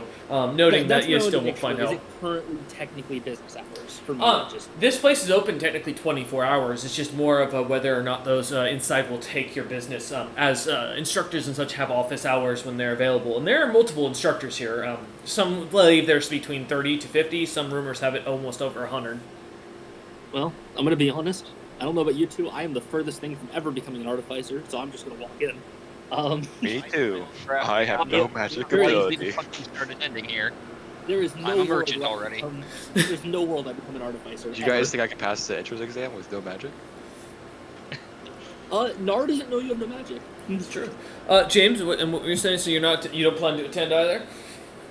No, I'm a merchant already. I don't think the change. He's got a career. Anytime It is a soon. full career. It's a little late. All right. Then as Nar kind of steps forward, opening the gate, you watch as the short deep yang Fellis-like creature looks over at you, who's waiting, and just kind of smiles politely as he watches you three kind of enter through the gate. I'll give him a polite nod. He does not return it, but as soon as you enter into the gate, you see a frown and a glare almost pick up on his face as he seems to look at you, James. Oh. He That doesn't like you. happens. That happens. Little Scarf kind of climbs down and leans over off of as like a monkey on Nar down towards James and whispers, "Don't look at the students. They're not. They're gonna think you're just being rude." I'm gonna look straight ahead because of my height. I will not see a single student if I just keep walking and looking forward. James is just gonna walk. At this current Every- point, he's too short to give a shit. He just look at everyone's crotch. James tries to do anything nice, it blows up in his face It's true. every time. As you head into the academy, kind of following the main road down, just staring forward as you look about, not looking about. The four of you head in towards the large building itself, the large church-like building. Walking up to the doors, they seem to almost immediately open up as you get closer. A figure kind of walking out of the shadows, standing about 7 feet tall and 18 feet tall and wide, or just as wide, big, fluffy, and white coloration all about their body. As you see this large lion or leonin-looking Rakshasa step out, heavy-looking robes of what looks to be bright purple with golden stars, kind of covering the majority of his body, and a single staff that he kind of pulls out from underneath that he is holding to somewhat support himself. Due to, as you see him kind of take a step forward and slightly lean onto the staff. The staff itself looks to be made of a white wood with a single red gemstone at the very top of it that looks like almost a teardrop that's almost floating in the maw of the tree, or the branch. This is, from what I can tell from it, this is Mel, right? Yeah. This is. I will slightly nod my head to him. A pleasure to meet you, Mr. You're not here to collect taxes for the city again, are you? No. Oh, wait, you're not the... Oh, different troll, my apologies. Terroritis has been... the Queen's been sending so many collectors. Oh, I'm behind in my rent. I'm behind in my dues. I'm not exploding enough things. I'm exploding too much. Oh, I only came out because I heard about a group or troll on my campus. Thank the gods it's not that. I was gonna destroy you. He put this away as he pulls the staff back into his coat or into his cloak. Yeah. Do I recognize the teardrop crystal as a bit of a red delirium that we've seen? Roll me an appraise check. Yes, as well. And Nar, what was up? Yeah, we're not there for that. We don't work for the city or anything. I came here to buy alchemist fire. Quite a bit of it, if possible. Kind of takes a second. Would you roll, James? 7. Nice. James, it's red. It's a gemstone. As you start to have a bit of a panic attack seeing it, flashes of red lyrium coming to mind. It could be. The quick glimpse of it was too much or too quick to catch on to and get a full detailed look of it. As he pulls the staff in, he kind of looks at you and goes, "Alchemist fire? Oh shit, we've got that by the buttload, literally. I've got barrels full of the stuff in the warehouse tower. What do you need? How much? Are you planning to blow up someone?" A few monsters. Yes. If you can record your findings, I'd actually appreciate that. I'd be happy to give you the alchemist fire for free in exchange. I mean, I could give you a recorded account. You just want like a full written account, or Any way you plan to use it, the exact way, the method that comes out, any effects on the creatures and what the creatures are that you're attacking with it. All is useful information for our academy, and will get Terrasitis off my ass. Yes, I could give a full. I could come back afterwards and give a full recorded understanding of how what happened. You know, sure, take what you can carry. Fuck yeah. And he kind of like he turns and starts walking you into the building.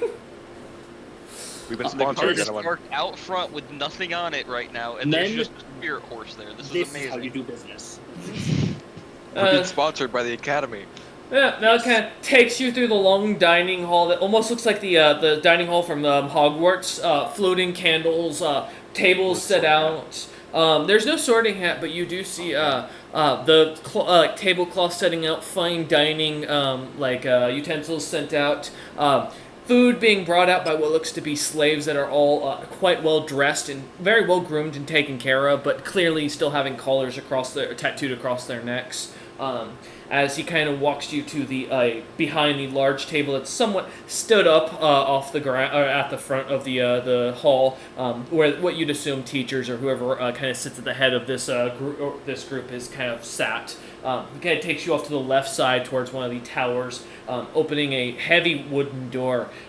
Almost immediately, the pungent, acidic smell of black powder kind of starts to fill your nostrils as alchemists, you can see barrels upon barrels, shelves upon shelves of alchemist fire. Some in glass vials, some in barrels in different shapes and sizes.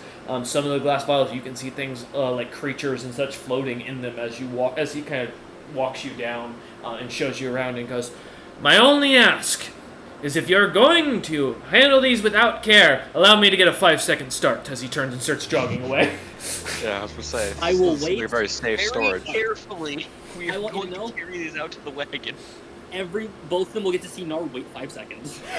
Oh. He's gonna run. True to his word, he makes it to the door within the 5 seconds and runs around the corner, disappearing. Okay. I just imagine he's peeking around the corner occasionally, seeing Nope. fucking First. explode. I'm gonna, for personal storage later, so we're just gonna take what we can carry. I'm gonna get a few flasks and bottles for myself later for personal use. I will grab a couple as well. I No will reason say, not to. there is almost 600 vials of alchemist fire and My almost 3 million liters of alchemist fire in barrels of different sizes. Alright. Just take what you need, guys. Literally, you can get it in any shape and size in here. My only thing is, for each glass vial you do touch, you do have to make a check for. Give me a second. Sleight of hand will be so. Whoever is handling these will be rolling that for a DC to not drop them, as these vials are dusty and greasy, as depicted by the DM. I do want to first. Or play. How much does like one of the barrels weigh? It depends. What size are you looking for? I'm just gonna go down the list because I have a bag of holding and it's empty. They have one of every size, and I'll tell you about 300 liters is equate with 650 pounds. So. Okay. I am gonna say this. I'll pop prestidigitation and use it just to clean the fucking vial. Your they don't prestidigitation does not go off, and you keep your spell slot. Huh. I guess Magic Academy does weird things Um, around here. As you look about the room, you see a bunch of runes glowing, Oh, yeah. and They immediately probably have. recognize the anti-magic runes everywhere. And I mean, literally, it looks like a kid came in here and just carved them into every single stone because they were nervous. Okay. So what's the closest barrel? They'd be about 250 pounds. So I can shove that in the bag of holding first. With these, as you turn and grab it. Give me a second to do 250 LBS. I don't remember what liters to LBS is off the top of my head, so give me a second. It's been a little bit. It's the same from kilogram to. Bro, do I look English? I know I'm redhead, but I'm not But English. you do weights and stuff, so kilograms you might know kilograms better than liters. I don't know. I put big. Listen, I understand weights as this. Bigger plate means heavier weight. As I increase, I just add bigger plate. Well, this is like a One that's liter is about 100 2.2 pound. That's 113 liters is what you can get for 250 pounds. Yeah. So that'll fit in the bag of holding. So the closest barrel to that size I can get. Just go in there. 113 liters, roughly as a rudlet. We'll just get as 100 liters. So you can add that if you want to put the barrel size in there. Yeah, all of the redlet to the side. Okay. I'm gonna see how many, because Little Scarf has high sleight of hand. How many vials can I get? How many? Are you saying you're gonna stop when you break one? I'm starting a stockpile. I mean, I will ask: are James and Rolliman going to as they watch Little Scarf kind of climb down? His eyes lighting up at the glowing green vials. I just look at him and say, "Pick me up some too. I can't handle these safely in this." Little I'll, Scarf, as I'll long as grab you don't a break small any, barrel. as long as you don't break any, we can take as many as we can carry. He seems to nod. I am gonna ask, because it was in my thing. Do I have an empty bag of holding now too, tier 1? Because I was trying to get one that wasn't going to smell when I opened it either way. Yeah, that was what I think the roll was, because I took 1,000 gold. Or no, yeah, because I only you did make 1,000 gold. Yeah, yes, I did count for that. So you do have an empty bag of holding type 1 at this point. Which I'll yours pass will- it off and go fill this one up too. I don't think he's going to be enough to fill a bag, my guy. We're seeing how many we can get. I mean, I'm passing it to either of you if you want to put another barrel in it. Yeah, you And can put a fill up red the lead rest in of the it. space. Yeah, I'll throw the put- red lead in yours. Yeah, throw the roulette in mine. That way we can get as many as we need. I'm gonna leave now. So we have 2 roulettes. Rollman starts to back away, taking a few steps back, Do I turning meet around. Mel around the corner? Or does he As stop you now? step out, you see Mel is on the other side of the hall or of the food or the food hall. Kind of staring with a heavy door opened and with him behind it. It's his head sticking out, so he has a full shield behind him on top of the distance. I asked to join him. As you kind of walk over, he just kind of nods as he kind of tucks you in. You see that this tower seems to go up into a heavy a long staircase. You can hear what sounds like giggling students coming from above as he kind of just watches, waiting and looking at the other end. Or are you some sort of teacher or something? I'm sorry, it's the first academy I've been in. I don't know what this place really is besides that you teach magic here. He shakes his head and goes, "No, I'm just really good at exploding anything I can think of, and so for some reason the Queen gave me a job." Oh, Yeah.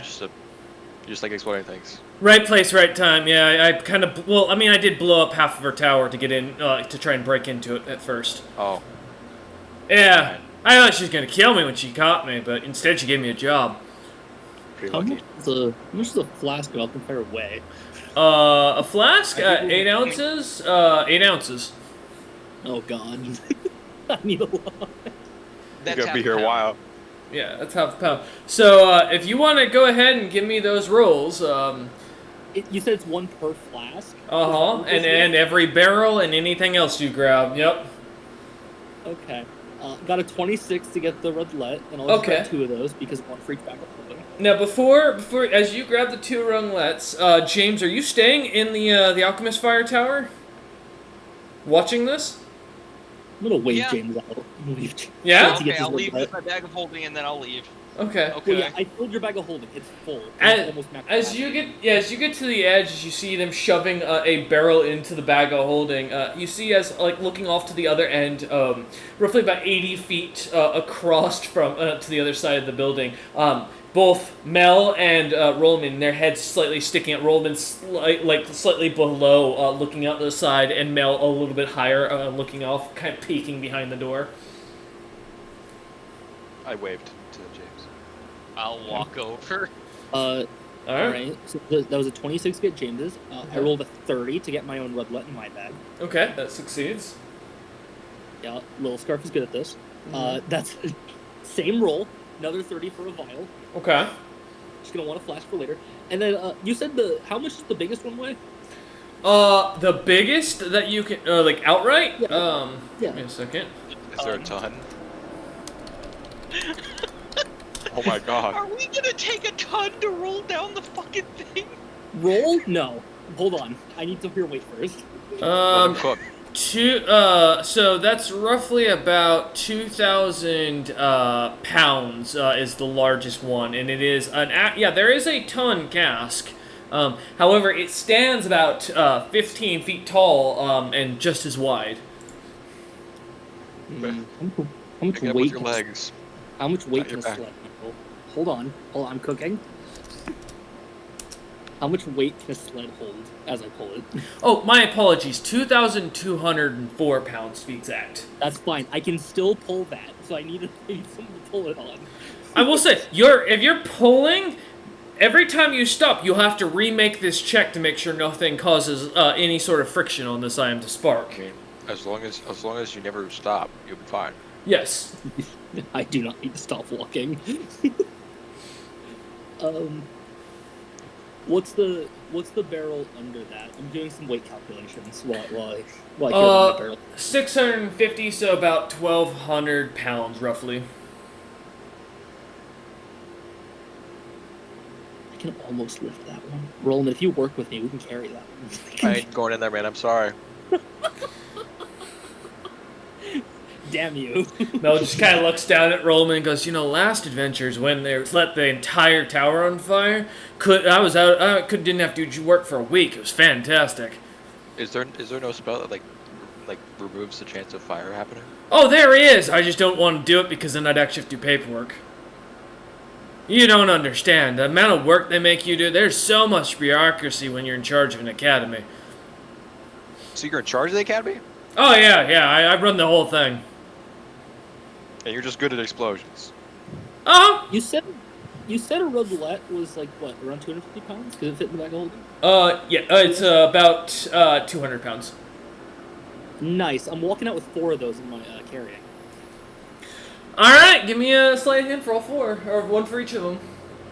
Yeah. Go fuck 17. it up. 17, that fails. Nice. Don't worry, I have a spell for this, unless they don't work here at all. Well, you're in you're in a room with anti-magic everywhere. Don't worry. The next one's a 25. That succeeds. We'll see how many of these explode immediately. I'll survive. It's fine. Yeah, it's not the problem with 1 going up. All of these are going to react, but you will get a chance to react. So we're gonna roll for it. Don't worry. 22. That succeeds. 27. That succeeds. Okay, only 1's blowing up, so I'm gonna roll a D100 chance, and if it's over 50, it is okay. With it under 50, the barrel begins to ignite as you drop it immediately and turn Nar, starting to run. With my other 3 redlets. Yep. Little Scarf Scott with the 2 bags of holding, picking up and turning and running as fast as he can. As the 2 of you turn and run, the tower begins to explode, igniting green, belching behind you as fire explodes out. And you see it, Roman, as James finally gets over to the door. As this fire starts to belch out and the sounds of the explosion begin to just start, you hear a quick from Mel, "Yes!" As the explosion, students start panicking and screaming, and he starts jogging happily towards the door, following after, or towards the door that enters into the academy after Nar and Little Scarf. Gabe is gonna follow, just keeping up very easily within the heart rate thing at this point. Listen, as I jog out, I waited 5 seconds, as I was supposed to. I followed the 1 rule, as I just... Roman, You did just blow up an entire tower. As you're jogging after you see some of the students coming running down, there is a herd of them starting to pour out of that tower that you were just standing in front of. They are packed to the gills, coming charging. There has to be hundreds of them coming up behind you lot. There's a sea of children, run. I say, if you've ever seen that one SpongeBob movie where the sardines enter late at night and he gets fucking swamped with orders, that's a good that would be the example. I'm incredibly just fast. remember I'm in escaping high with my robots. Mm-hmm. I'm escaping right behind. I'll break out to a full sprint if I have to. No, as you lot manage to get, well, your speed's still faster than these things will explode. As you lot manage to get to the outskirts of the or the middle of the campus, opening front area, courtyard. There's the word I'm looking for. The opening courtyard. The sounds of screaming children and young adults rushing out of the building as Mel just sighs and goes, "Well, I guess I'll have to rewrite those reports too for all the kids that are dead. Damn it." Fine. And as he takes his staff out and snaps it onto the ground, you watch as the little gemstone starts to glow. The magical aura coming off of it, James. You feel the strong aura almost immediately coming off this guy as glowing red lights start to kind of peek out of the cobblestone ground, breaking and cracking through them as it seems to go towards the academy building, causing the academy only to begin to crack apart as these red lights begin to glow throughout it. The explosion seemingly causing the back tower to expand out and chunks of it go flying. The tower starting to come down. Just as it does so, the red light begins to almost seemingly cause the building to stop moving. The crumbling tower freezing in place as it starts to pull itself back together.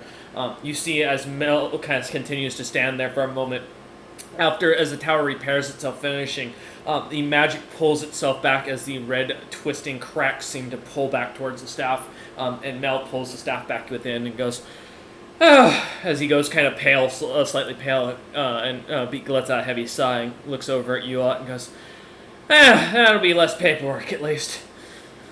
Oh, man. What was that? Trade secret. Okay. God, these kids these days, they don't know how to escape an exploding building. I tell you, they're getting soft. We're going to be doing drills all the rest of this week. Probably good. Practice survivability. Oh, yeah. Well, you'd think with half of them making the alchemist fire that would be... They'd figure out at this point they need to be prepared to run at a moment's notice. Now with our stock exploded, I can sign them back to the job, and that means I don't have to come up with new classes for them to figure out going into the future, which is fantastic. That can teleport them short distances would be useful for them then, if they want to take them as a personal challenge. Perhaps they should figure out to invent something like that there themselves and not make me have to do the paperwork for them. I just give him a smile and just a curt nod. Aye. These kids today, too soft. Heck, in my day, we walked through the fucking cold-ass desert and dealt with it. Now they had shade, water, and gripe about how hot it is. Ugh. Looks at myself and wearing basically full cobalt plate. I mean, it's pretty comfortable in here. He's got air conditioning. He just stares at you. Okay. I think. Turning and walking back towards the academy. If you need anything else, let me know. I'll be around. Otherwise, I assume you have what you need. Good luck. I'm gonna go find a sandwich that has my name on it, as well as some grog I bought. As he starts heading towards the academy. To the cart, and I will look at the barrels that. We have 5. You're gonna clean those off now, since we're out of the. Well, 3 that you can see as little Those scarf. I'll read the 3 that we can see. That way, they're easier to grip. Alright.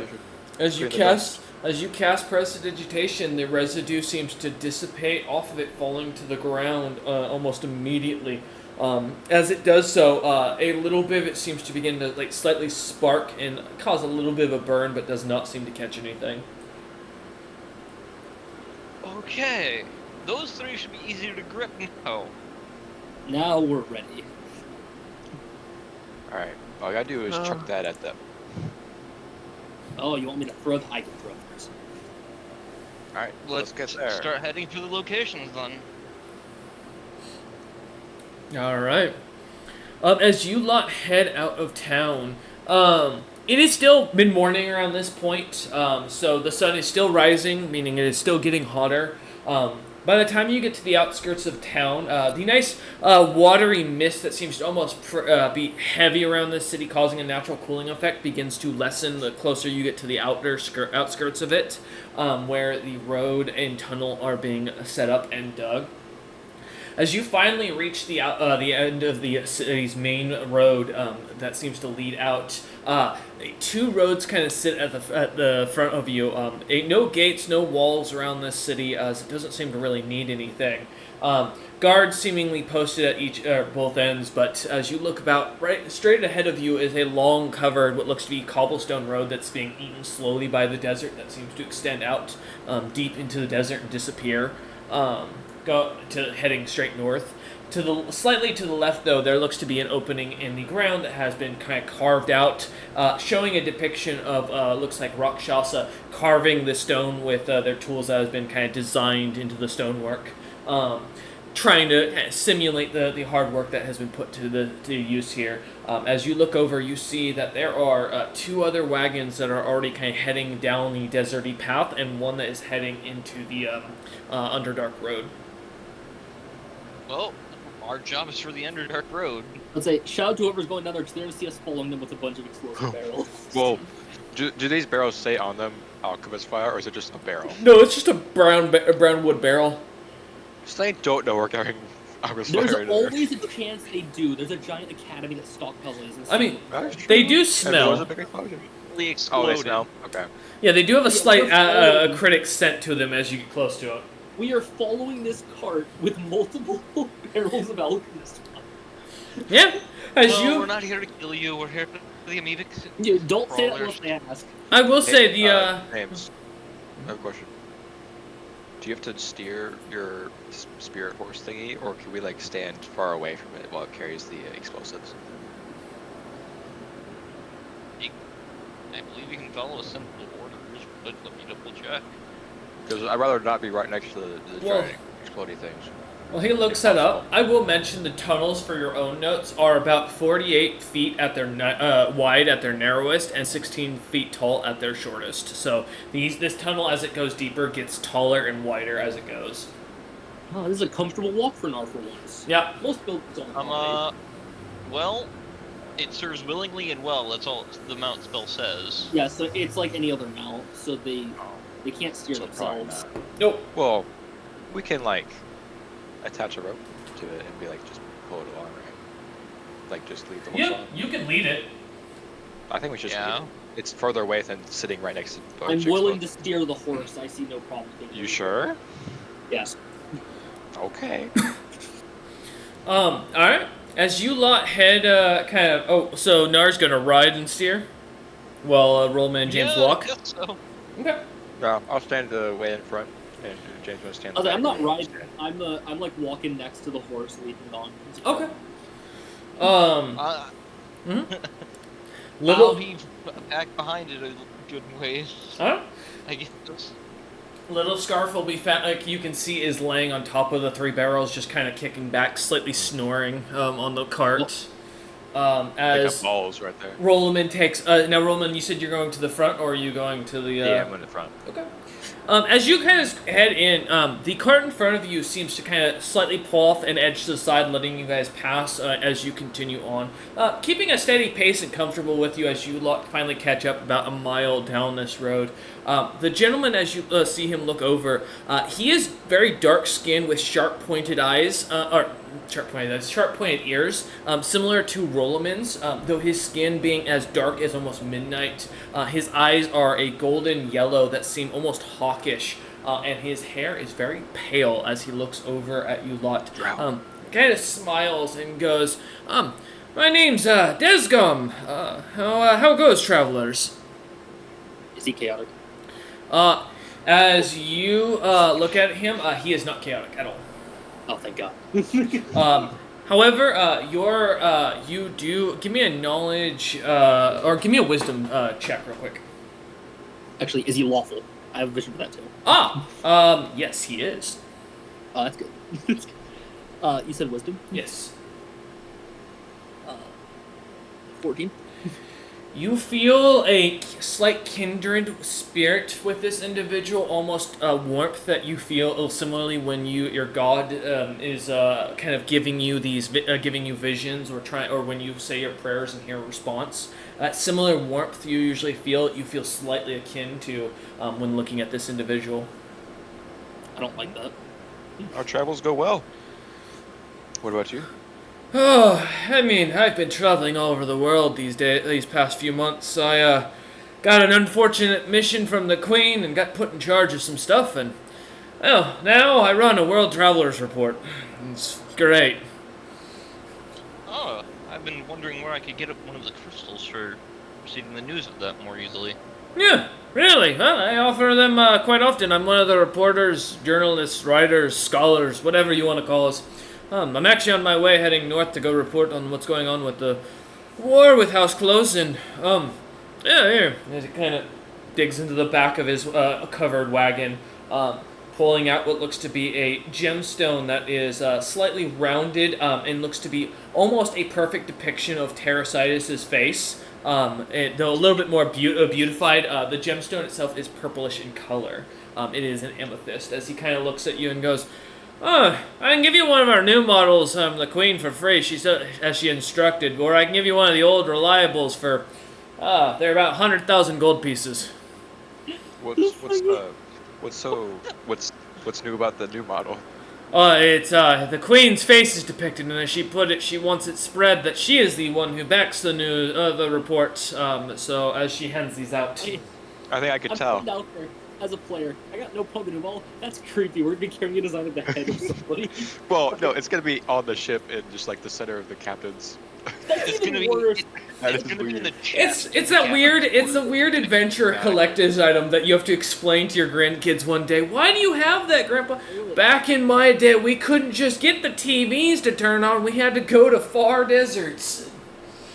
I mean, I'll take the one from his hand. I got no I problem. mean, I have the money for the one that is. That would be an insane move to be like an insane waste of money as well. We can just work with the They would just piss her off so Yeah, much. we'll Yeah, take. let's take the. I free don't one. mind spreading the word Let's say that I'll take the Grand Queen, that okay. Grand Queen Terratitis is spreading knowledge and ensuring the world stays informed. Yeah, he tosses it over to Nar as he does, kind of saying it, and kind of looks back at you a lot and goes, enjoy. We got a new report coming out later this month, I believe. I'm just getting the last bits of information collected before we put everything together. You should hear about the coming wars, the new nations popping up all around the world. Lots of travel to be done. Y'all are merchants. There's good money to be made in the new trade alliance. We'll have to look into it. And there's a new trade alliance. Pan's you have a leader, but man can craft what he needs to do. His soldiers are quite capable, but I don't know. I think he's a little soft and lily-livered personally. But Who? his name's what was it? Goes by something along the lines of Nomic, Yep. something like that. I don't know. He has a fancier name than most of the Dragon Lords, but that might be it. No, who knows? I I didn't write the report on it personally. There was there's another member of our group that headed up there. But if I hear anything more, if you're in town, I'll mention it on to you. I feel like I've heard somewhere That'll that be you wonderful. also interviewed some of the world leaders, and they had their personal thoughts, didn't they? Oh, gods, don't get me started. I traveled around with Bone Jangler. Oh, yoy, some of those world leaders are such pompous assholes. Who's your favorite? Favorite to deal with or favorite asshole? Both. Let's go with both. There's a new Dragon Lord coming up. She was the best one to interview. Kind, sweet, didn't threaten to eat us, knew what she was talking about. Greatest asshole? Greg's Martom, hands down. Man, guy's head so far up his own ass. I have never seen a man have that much belief in himself. If he is not a god by his own will alone before he dies, I'll be shocked. If he is, I'll be worried.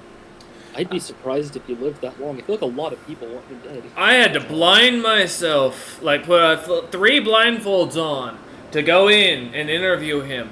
And the air tasted like I was going to vomit. I tell you that I don't know what's wrong with him. Out of game, I still hold the best record. I blinded myself. Wait a minute. Right. We as a party have briefly seen him in the distance and nearly puked. No, that was only Essa that saw them. It was only Essa. It was only us, though. Okay. Essa never told me what she saw either. Wait. She just saw it Yeah, almost we don't puke. know that was. Well, no, you saw her puke. She Okay. did puke. No, she did puke. Yeah, we saw her. She puked. She didn't explain why she puked. She didn't explain anything. She just wiped her mouth and just moved on. Descom kind of looks over at you and goes, "So you lot, what are you down here for?" Dealing with the amoebic crawlers down here. Oh, those slimes? Yes. They tell you about the mimic that's chasing them around and trying to eat the little bastards, or that may be leading them. I don't know. Ooh. No, Might be that there. information was not in the original report. Yeah.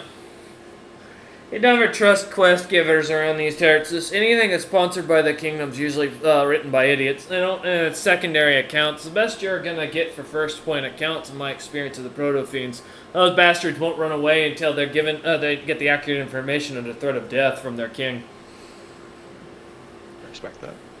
I wish there were a few more people like that, at least willing to go that far to get information. I don't want to hear about a bunch of people dying to get information. This gum just kind James, of. just slowly looks at Nar, nods, and goes back to the conversation. I That mean, might be why they said that there was so able to ambush and that something was, hiding against the walls and blending in. Might just be a mimic. there's a couple of little bastards that like to pop around these tunnels. Every once in a while, we get some from the Underdark. There's a big little bastard, probably, I don't know, 100 feet down below us right now. The size of a small canyon. I'd probably put him at maybe a bit bigger than the Golden City's reported as. Big ass red little death ore teeth, angry looking, and likes to stalk its prey. But that's only if you follow the stupid road that someone decided to carve out without any thought process or thinking. Down these What deep road would roads. that be? About, I don't know, 20 miles up, going north, you'll find a little crack in the road that looks like it's got a bunch of ore inside of it. I promise you, it's not ore. It's a lure. It's just rock that's been designed or illusioned to look like that by the creature. It'll slowly lure you down with mind-affecting abilities, from my understanding. I lost one of my assistants traveling down here. Got what we call ore sickness. Saw a bunch of valuable ore. Thought he could rush in, get it, and not die. Next thing I know, he goes deeper and deeper into the wall, pulls out some, comes back for a pickaxe, and starts just digging until he falls into a hole and screams and disappears. Last thing I saw of him. Oh, well, that's a horrible way to die. Right? Falling into a mysterious black hole. I wouldn't want it to wish it on anybody that I knew. Thanks for letting us know. Thanks for the head. Yes, thanks for the heads up. Yeah. Look forward to the report. He nods and goes, yeah, now that we're getting leaders out there that can kill creatures that are leveled up to the apex abilities and classification, the future is interesting. Definitely looks a little bit more civilized. Who's done that? He looks at you as he continues and goes with the cart and goes, individuals named that one I was telling you about, the one that runs the Trade Alliance, and that one crusading mercenary chick named Flair. Oh God, she's a scary one. Talk about you want to see a woman who's got her shit together and can run a nation. I tell you, go to the Flair Dukedom. Nation, the city's building up to be nothing but pirates, mercs, and just soldiers for hire. The worst scum you could ask for. But the guards and the soldiers who serve her are far scarier.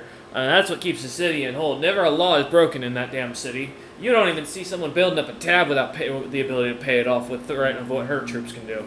Ugh. We may end up going by there and other places. We are merchants after all. I'll tell you one thing, those guards can't be reasoned with. They're glossy-eyed and don't listen to anything. So, keep in mind, you don't want to come bad with the law out there. And as he kind of gets to a point... Well, go ahead. Rather not run bad with the law anywhere. It depends on where you are. About I just look at the guy. around 4.5-ish miles, you see as the first tunnel coming up seems to be the water, or roughly river that you start to see is starting to pull out of the pathway underneath you. Little bits of water kind of trickling about. Now only a half a mile from where the first indication of a not necessarily what would be a barracks, but what is considered a worker station or a traveler station has been set up for people to take rest and take refuge. As you can see on the map, a slight couple rooms and a dining hall has been set up for not just one guest, but to basically abide by multiple guests. A second storage has been also set off far to the south. Around this point, the water, like I said, is starting to get a little thicker on the ground. It's not as like a light trickle from earlier where the ground was just slightly wet. Now you're starting to see as flows of water, and you can feel the water hitting your shoes as you're walking through. But it's not yet to the point where it's even covering, like to the point where your feet are covered. As he kind of looks at you, kind of coming to a stop, seeing two roads that seem to immediately turn off to the east and west, and kind of looks over at Nar, looks at Roman, and then to James finally, and then coming back up to the front, goes, "Yeah, this is my turn off. I'm heading off to the west and then following a northern route. I don't recommend you all follow me. I've Spent quite a few years training amongst many rangers and have kind of a predatorial mentality to it. We walkers of the waste are quite capable. Does that ring any bells? Give me a profession mercenary check. That's what she's been training. I understand now.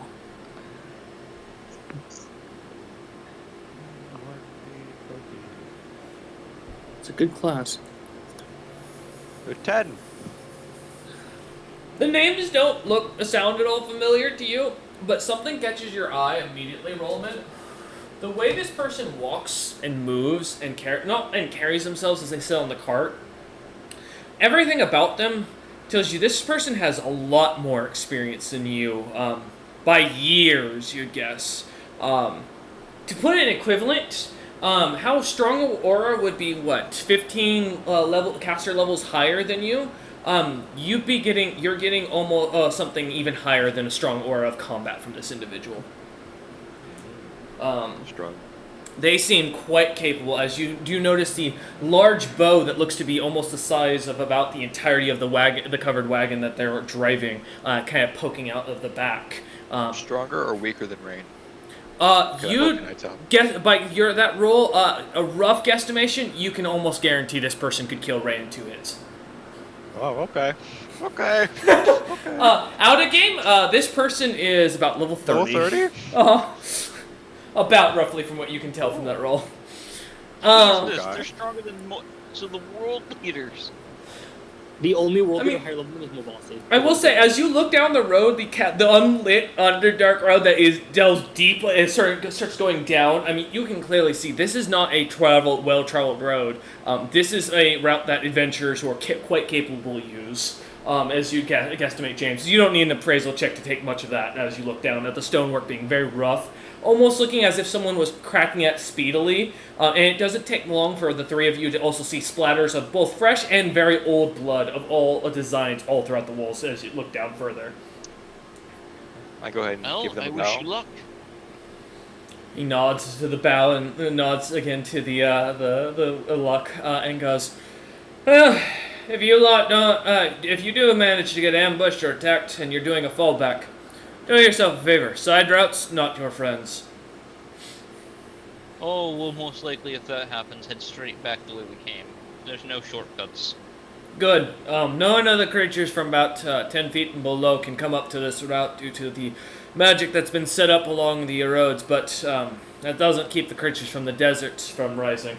Also, if I can give a traveler's warning, a fellow traveler to traveler, these deep roads contain a clan of the Rakshasa that are recently recognized as a species. They're called Deep Yang. They're very short, no taller than on average 3 feet tall, and come in variation of color.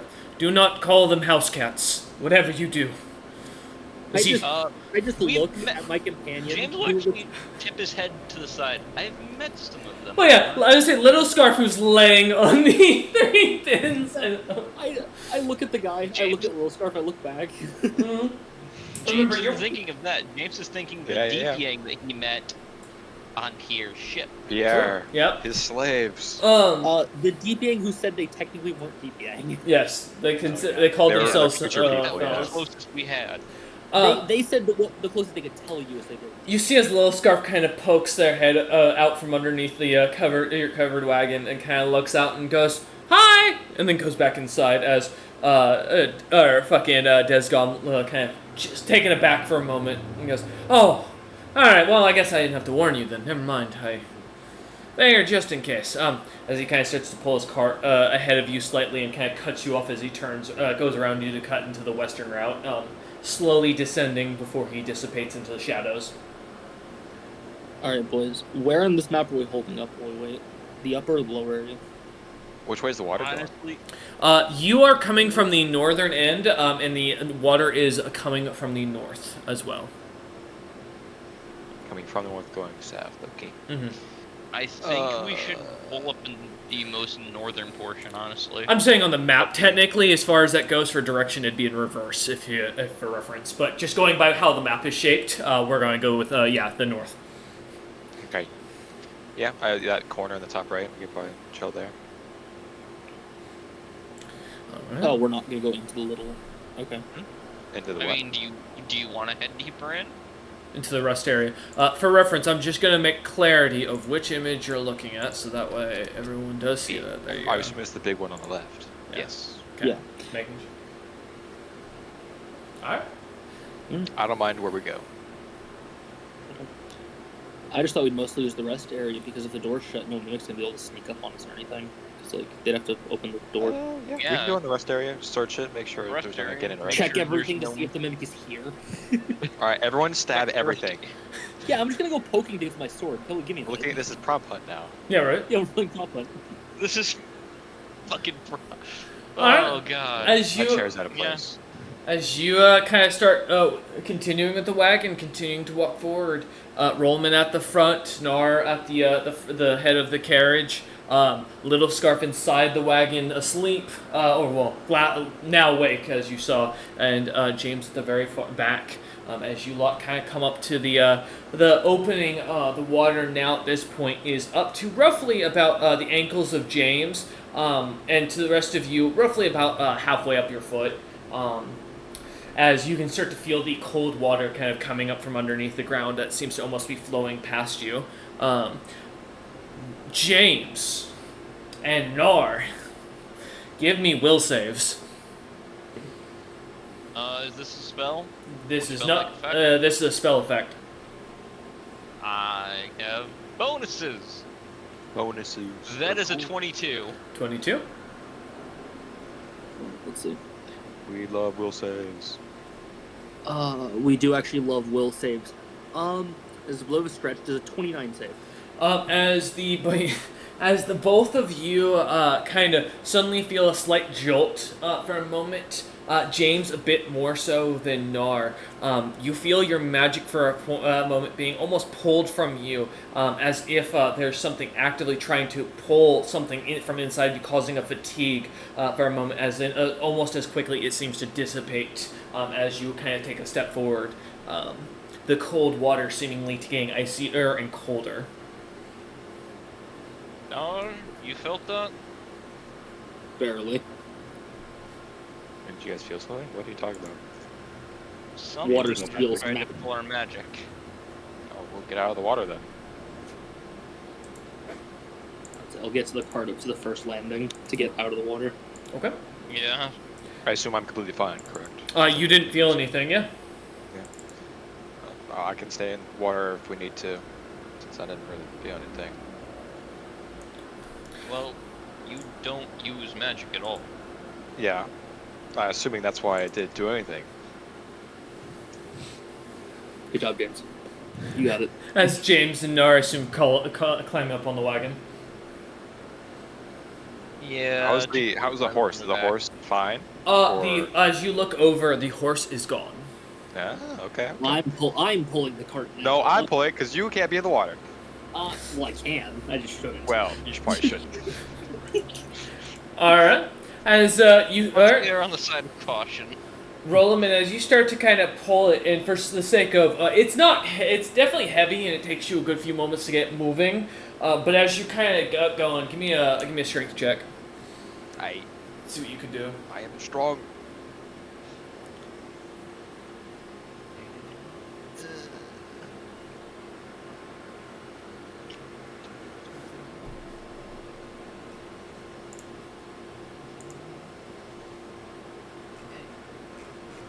All right. 21. Good strength. Yeah. As you start to pull, you feel the wagon give way almost immediately. As the stone and the water seems to give you a bit more of a help. Kind of pulling forward, you feel the wagon begins to move. The wheels kind of getting themselves into a motion. It becomes easier to pull forward as you do. Moving the rest of the half mile towards the cave, or towards the entrance into this cave. The water gets to the point that Roland, how tall are you again? I'm 6'5". Roland, the water is roughly up to your hips by the time you get to the entrance into this opening of a cave. Seeing the little bridge, the boat nestled off to the side, what looks to be a little cut into way on the side of the cave that has a wooden door, as well as a resting area off to the right that's just been kind of set. The water is heavy and flowing past you. You don't feel anything thankfully touching your feet or like rubbing up against you, but the water has a strong current at this point. The wagon, I will mention, is most of the wheel is underwater at this point, so you are really pulling now through here. Yep. All right, once we get to the landing, we're gonna haul the wagon out, so it's fine. Yep. All right, as you pull over the rocks that are kind of jutting out of the way and pushing the few that seem to be kind of slightly set into the middle aside as they seem to come loose quite quickly, you manage to push through, getting over to the little resting area on the right, if you're just looking at it, the thing straight on. Yeah. As you, Nar jumps off the wagon, kind of climbing up onto the heavy rock, pulling Rollman up. The two of you, with James kind of jumping off and Little Scarf climbing onto the back of Nar, manage to begin to pull up the wagon onto the resting area. It takes a few pulls, but you manage to get it up without any breakage. Does the water look like normal water, or does it look different? As you look down, all four of you can see the glowing of a red crystal, seemingly almost kind of running completely underneath the water. The water itself seems to be icier to the touch as you now look down at it, feeling the really icy cold breeze come right off the water as it sloshes past. Does it seem similar to the water in the middle of the town? Yeah, I was about to say, is it like the man? I was about to ask that too. Is this just red lyrium infused water? As far as you look at the water, I'll tell you what. Give me a use magic device. We'll call it, because it's the closest thing I have to an equivalent to being able to tell what this thing is. Or I'll make 2 separate checks. Or I'll take a knowledge arcana if you have a better knowledge arcana. That I would much prefer. Me too. Let's first see if 12. Nar can just. It's not bad. We got a little skirts. Knowledge arcana for 12. That's better. 22 for knowledge arcana. I'm actually very good at knowledge arcana. As World Anvil has blessed me, 31 nat 20. Oh, nice. And what was your roll for? Use magic device? Okay. Knowledge arcana for Little Scarf, nat 20 for 31. No, okay, 31. So James, as you look at this, it looks to work similarly, though you're unsure because as the red magic, or the magic aura you're getting off of this thing seems to be most strong to you, compared to, you don't really get any aura off most of the lyrium as you walk through the streets, or if you do, it's very, very faint. Like, I'm talking minuscule as far as it goes. You'd find more in one of the potion cream drinking or eating a lismium flower.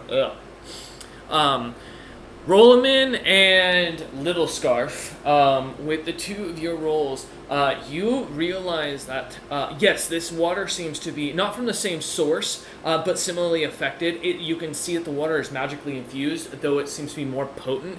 As you kind of tied your finger through it a little bit, at first, Rolaman, you see as Little Scarf seems to mimic you.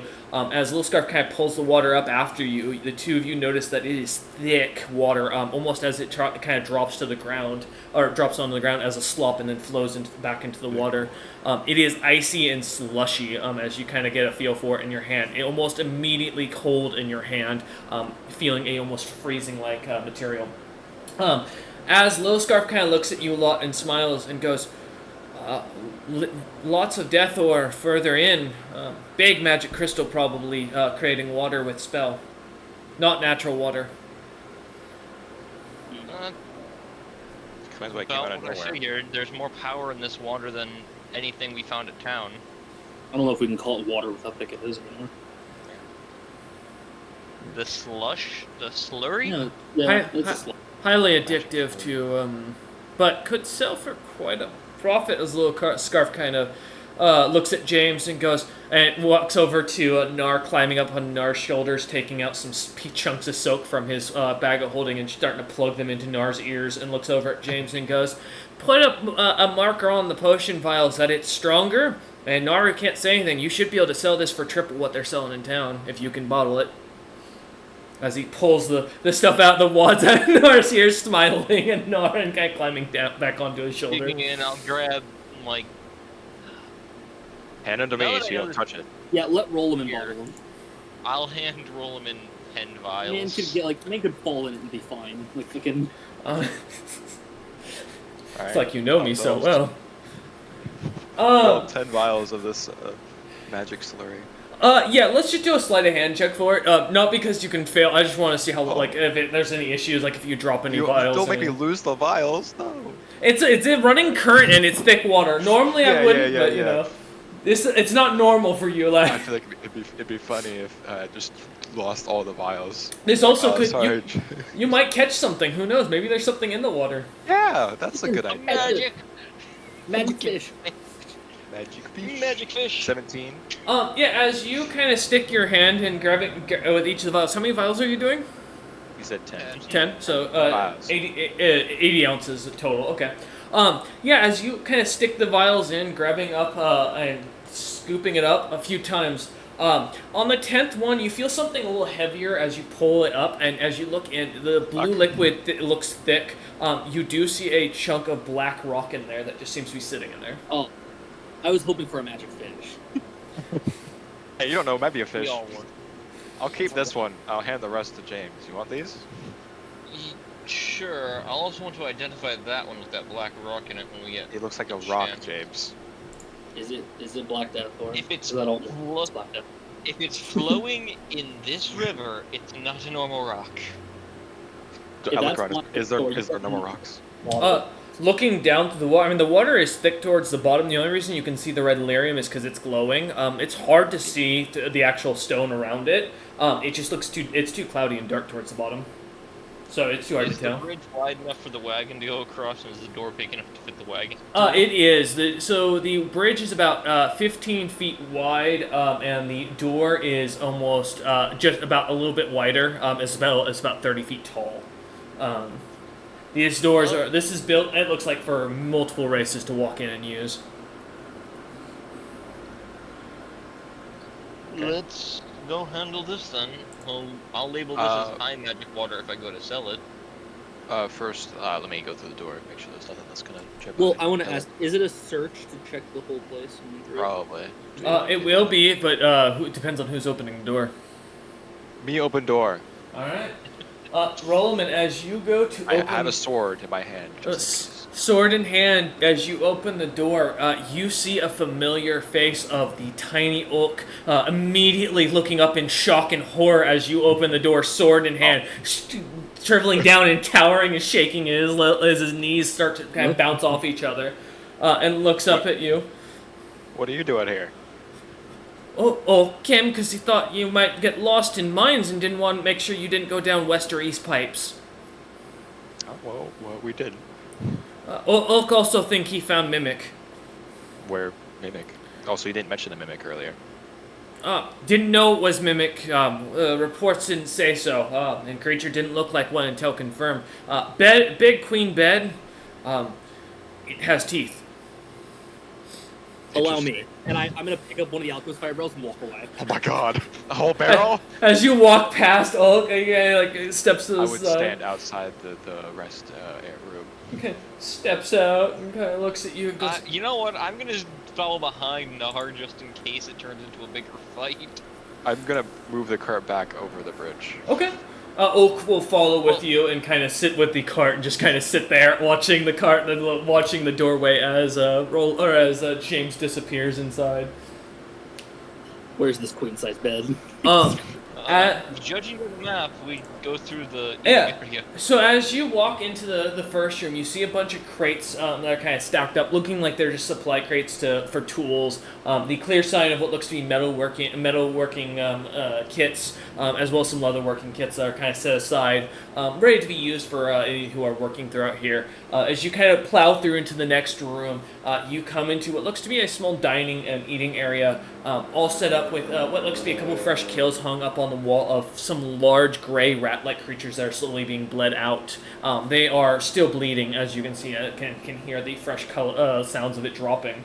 Kind of continuing past as James kind of catches up behind you, heading up the small stairway, about 10 feet up.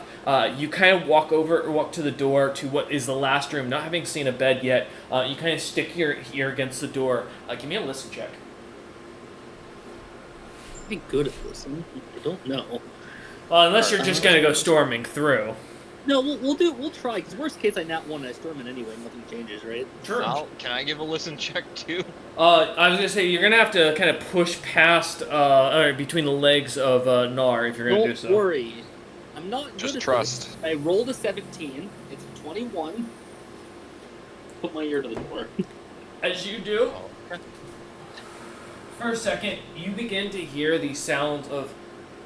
Is it like you hear like snoring at first, as if it sounds like something large inside is asleep or growling? It could be either. It seems to kind of get louder and then come back and then get louder and then bed back as you listen. Alright, we're opening the door. Let's see what we got. As you open the door, in the center of the room and then at the back right are exact duplicates of what look to be a 20-foot or 10-foot wide by 10-foot tall beds that look to have silk cloth across them, having wooden spikes, wooden points at each of them, and a what looks to be a front dresser. Or, what's the term? Not dresser. Can't remember. Bedside. Bedstand. Thank you. Bedstand. Yeah. As though the one in the center of the room, as you look at it, has a clear depiction of what looks to be a closed single eye and large teeth that are wooden in color, but closed just enough to make it look like as someone carved it into the wood. The other looks to be just a simple flat surface of wood. Yeah. I was between the eye and the listen. I'm assuming. Hey, you don't know. You don't know. As you Maybe look about, that's how they designed the real pen. I can hear it. As you look about the room, looking up on the ceiling, does it take long to also see the very large 3 clear slimes with their green cores kind of standing above the bed, or like stuck above the bed? Oh, well, it seems nothing's here. I'm gonna whisper to James. Go get ready. And then once he leaves, I'm gonna full force huck the cask at the bed and then close the door and walk away. I'll back off. Getting. You didn't give him 5 seconds. I said when I'll he back walked off away. before. I'll make sure I back off and I'll hand Nar the bag of holding that has a second barrel in it. Yes. Now, I have 2 questions. One is, are you holding the door shut? And 2, are you putting your body against the door? No, when I shut the door, I'm running. Okay. Alright, making sure. Alright. Which, sprint, I believe, is 200 feet from Nar. Yep. James, are you also running? I assume as you see Yeah, turning. he's Look, about to throw a fucking I bomb. said, Okay. I did say when he walks away, so James has a few seconds to run. I'm getting away after I hand him the bag. My bag Roll him that has one The extra noise is bomb in Roland's it. about to hear. Alright, give me a I'm second. gonna probably make it to the fucking door, because I will go into a full sprint. So that is 6,762 d6s I need you to roll. Oh my god, I don't think... Can it roll that many? How that's- many- If I break, That is based I'll on check the. this. Oh, sorry. Not. Wait, My I apologies. got Wait, it. I'm wrong. Hold up. Let me classify. Let me check. Cameron, I want to try to roll it, because I'm the one throwing it. I was just testing to see if it was possible. I'm just gonna roll a bunch of d4s for it. One sec. Let me To see if we let me can roll that convert. number of dice. I'm waiting for his you might have got the proper wrong number. Yeah. Yes. Let me make sure I've got the right here because this is based on pounds. So if we have 200 liters, because that's what that was, convert. So that's 440 pounds. So I need 440 d6 rolls. My apologies. Oh man, not 2,000. Yes, I didn't realize that each alchemist fire technically counts as a pound worth Yeah, of they liquid. can roll that many. So, Okay. yep, 440 d6. That's D4s. Yeah, I No, rolled d4s in Cameron bot wasn't chat to do a doing that. test. Oh yeah, it's a computer. It can roll them 8 dice. Don't worry. At least Avery can. I'm not sure about beyond 20. It's a Yeah, computer. that's Beyond right. 20, no, is actually hard limited, surprisingly. It has a certain amount of dice it can't go over. Oh, does it? Yeah. Yeah. It's pretty high, but it's still, there is still the option.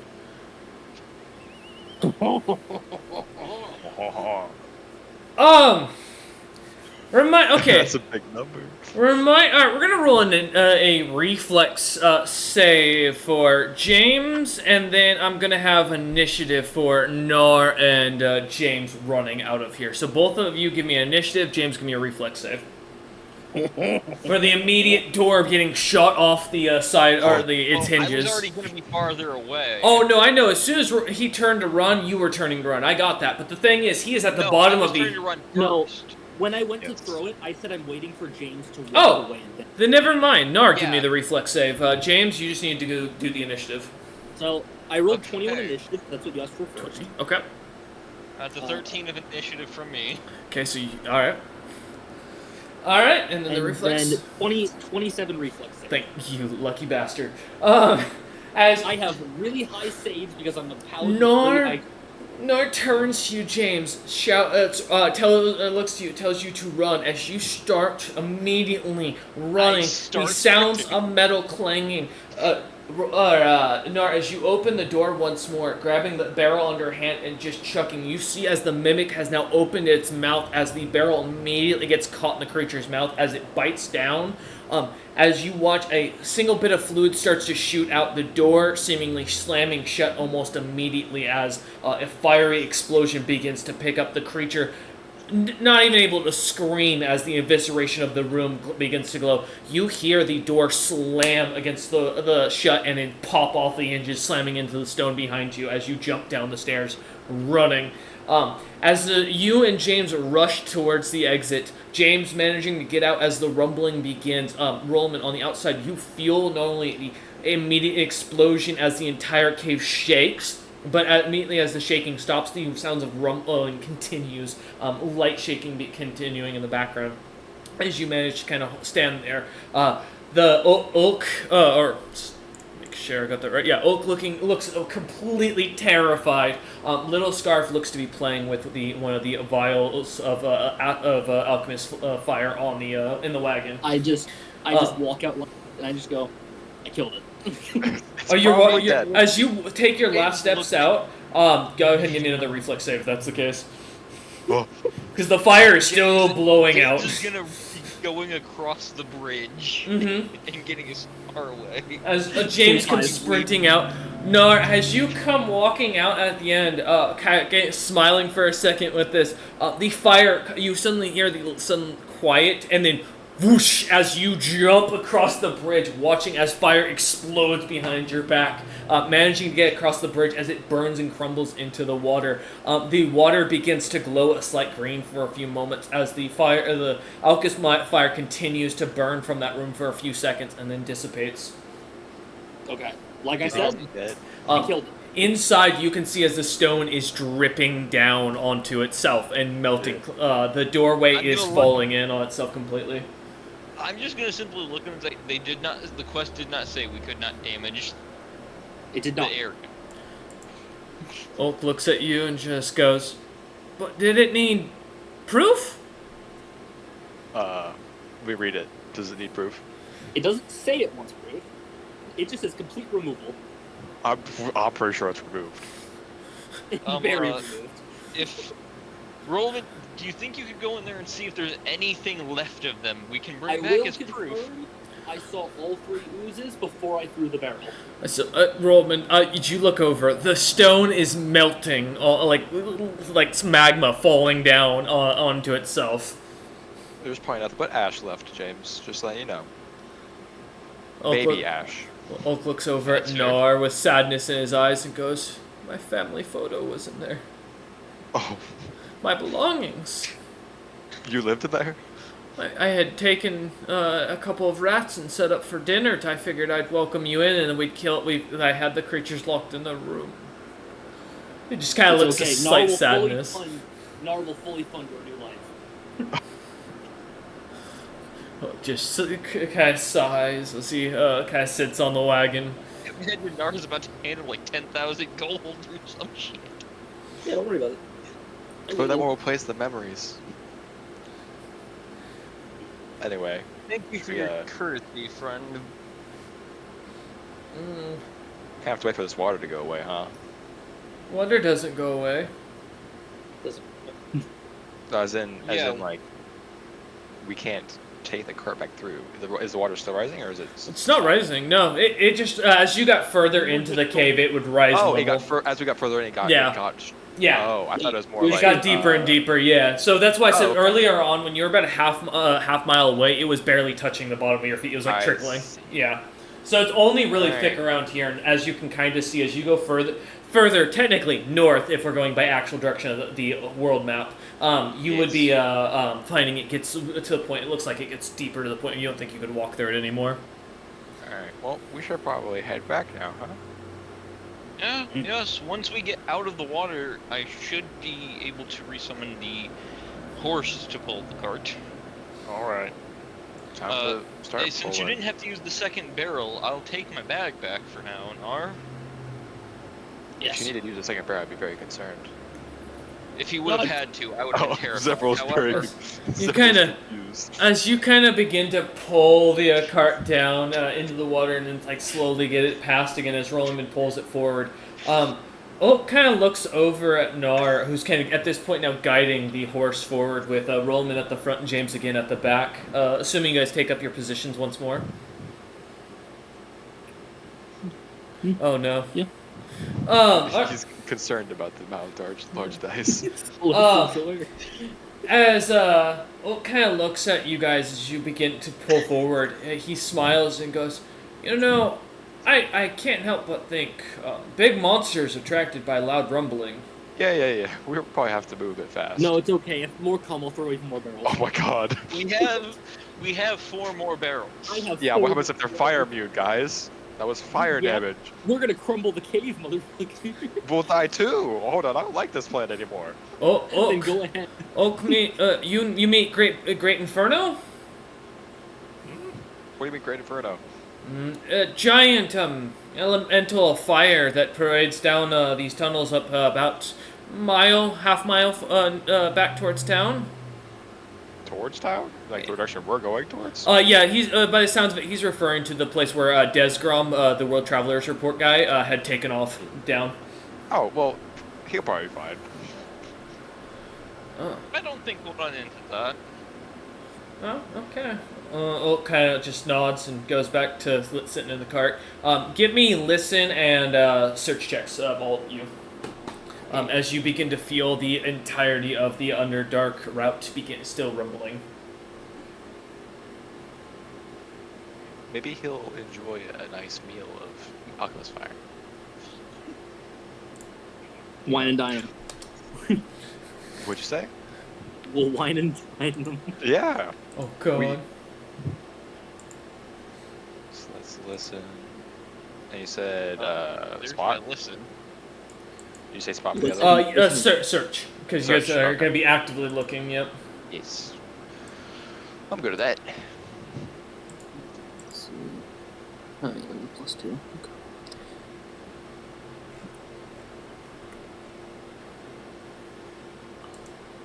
And then I want to roll the search because it's comedic. 12 spot, 8 22 for search. my listen, Listen, I mean. and So- then Oh. 14 for my search. Why do you Oh, have a plus 19? Jesus. That's Little Scarf. Why is Little Scarf a plus 19? He has a magic item, gives him a +5, high stats, max ranks. Oh my god. Little Scarf's The really man, good. the man is ready to search for things. I built him high search because he's made to find traps. He's a rogue. Alright. As you begin to kind of head forward, listening in and moving, between the group of you, you manage to catch not only the sound of something very wet and almost flesh-like slapping against the stone every few seconds in a rhythmic pattern as you continue heading south towards the city.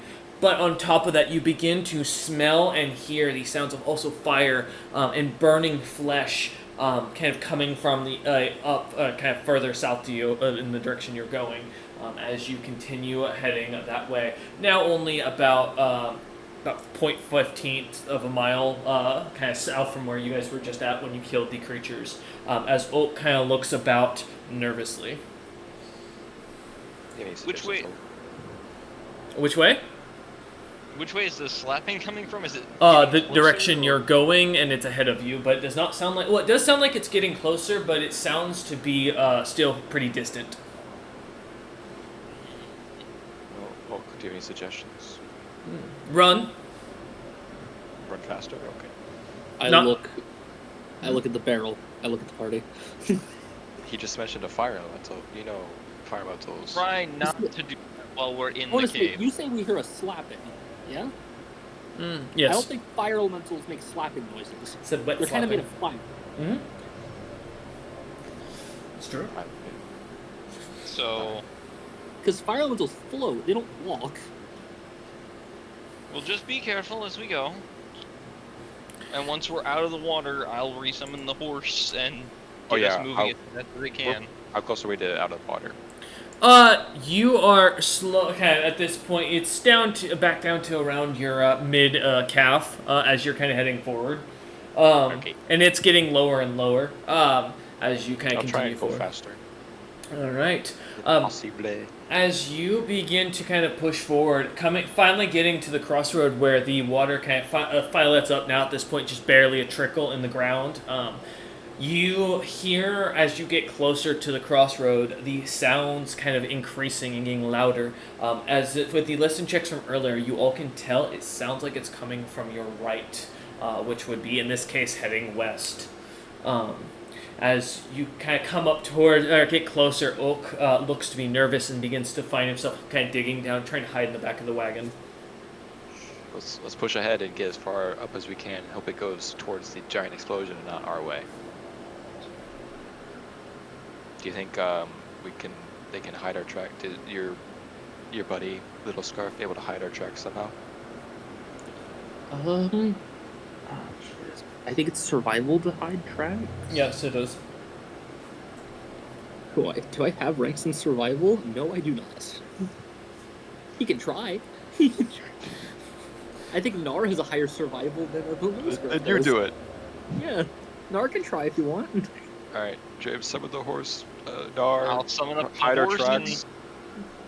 23. As you kind of come up behind or go behind the cart and trying to begin to cover the tracks, it's stone. There's there's no tracks. There's no dirt down here, as much of the road has been carved in.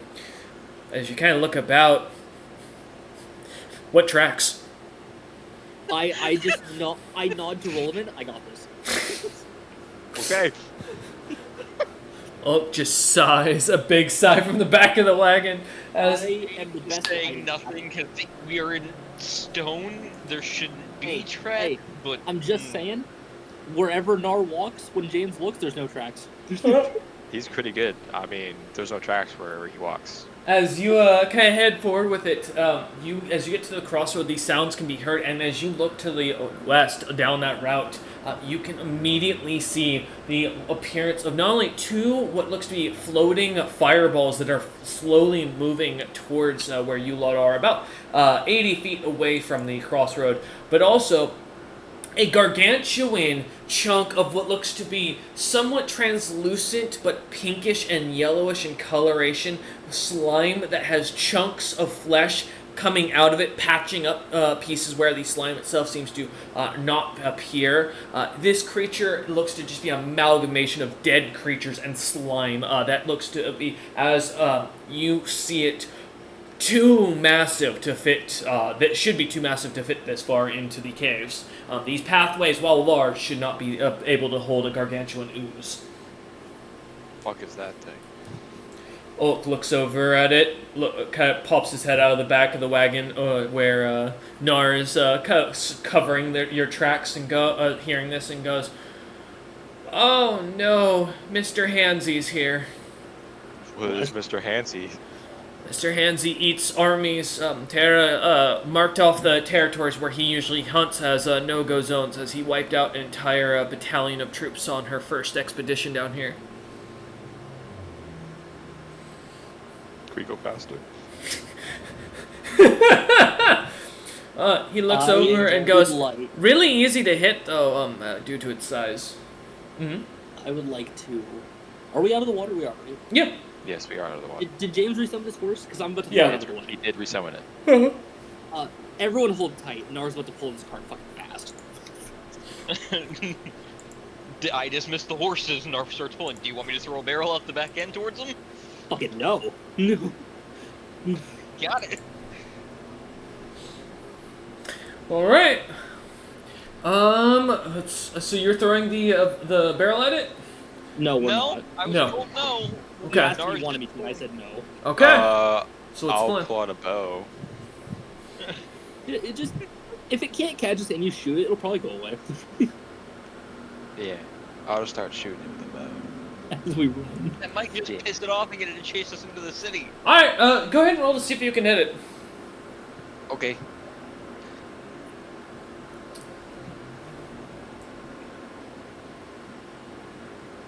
And you can add a +2 to your hit. So 18. 8. That hits. Roll your damage. Oh yeah, massive damage, guys. Massive damage. 8. As the Nice. as the arrow lands on the creature, as you begin to the cart begins to speed past quicker, the quiet sound of hitting flesh of an arrow kind of slanting into it and the smacking sound as it holds itself in. The sound goes. Everything seems to almost go quiet except for the sound of the moving cart for a moment.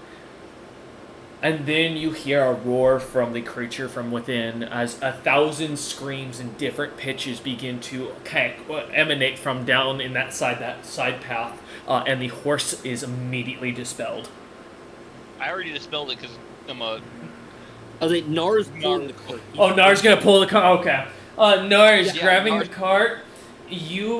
Nar and James, I also need you both to give me a will save. Incredibly good at these. These are mind affecting, so if you are immune to that, this is counted as a charm effect. I got a 27. That's a fail. Jesus Christ. Yeah, that'd be a 14. I'm guessing that's a fail. That is also a fail, but Nar, I need a wisdom check real quick from you. Wisdom check. Mm-hmm. Right. What's my plus? I'm +4 to these. Alright. 20. As Jane Roman, from your perspective, as you climb onto the cart, as it starts to move fast, you see the thing kind of pulling ahead. Ulk, Nar, and James immediately seem to stop as the cart freezes as the screams dissipate. They look to almost go cloudy-eyed and begin to turn towards the where the creature is. And for just the briefest moment, you see as it looks like they're about to start walking off the wagon and towards that creature. As you see, for a second, something kind of starts to blind you, and almost a paw print appears on Nar's chest of his armor. As Nar, you feel the charm break and hear the warning from the familiar voice: "Run." Alright, back to running. As Nar starts pulling up, Roman, are you going to try and grab Ulk and James to hold them down as they are not removed from their charm? Yeah. Okay. Yeah. Give me a strength check, because James cannot pull back or fight back, and neither can Ulk at this point. Okay. Please tell me that wasn't an 8. Oh, no, No, that no, was no, early. no. Okay, I was like, wow, that would really be bad. Damn, dude, I can't even give you that. Okay. 16. As you manage to grab James and Ulk, as they can't seem to pull back, their bodies seem to go almost weak immediately as you grab a hold of their collars, pulling them back holding them on the cart. Their eyes still clouded over as Nar starts booking it at full speed. As you get about 3 miles of the way out, about that point, Roman, you finally feel the body slacken as James and Ulk go completely unconscious. I pull out Sphere of Awakening and awaken them. As you, set them down, dig into your bag, and look at this ball of what is just a white, solid ball, slightly crystal, but feels kind of cold to the touch, like a crystal. Kind of holding it, looking at it, not having ever been explained how it works. I used it before. Nope, I've used Oh, it have before. you? Yep. Yes, he One at a has. time. All right. As you kind of take it over to James and kind of rub it or run it past James's nose for a few moments. James, like smelling salts, almost immediately salts. following yourself awakening. Oak, fine. As you do so to Oak, you notice nothing seems to happen as he continues to snore. Really? Oh god, I said don't shoot the damn thing, you can piss it off. Why does nobody listen to me? Gentlemen, this man is not an ally. We need to get rid of him. Oh, can I kill him now? He is not an ally. The sphere awakens all allies. Oh. Well, I've been waiting for this, as I like... Nars, are you gonna stop Nar? I will say, if you do, give me a spot check or a search check to see if the creature from beyond I have is. Little Scar search before I stop to see if I even can. Yeah. No, Yeah. you can keep moving. I can just coup de grace this guy. Oh shit, I did math. Roll me an initiative, Roman. Hold on. 37 Coup search. de grace. As he Yes. looks, the ooze is only about a quarter of a mile behind you, and it is I'm keeping not up. stopping. Roman's got it. Someone's gonna coup de grace him. Yeah. All right, give me a initiative roll, Here. please, to see if you or Is he goes initiative first. required? Yes. He's sleeping. He cannot be surprise attacked. He's sleeping. It does not matter. He cannot be surprise attacked. It's not a surprise attack. It is a surprise attack if you're attacking someone when they're sleeping. So you do have He's to a roll plus 20 initiative. to initiative. He literally has a sense for if you're going to attack him. That's what it's supposed to be. It's like a warning, a thing to react. So I got a 34 for initiative for reference with him. Into or something. It's a plus 20. What level is this man? High level? He'd be marked as helpless still. He is helpless. Yep. No, I'm taking that into account for his AC if he fails this initiative roll. I don't think he can. Eh.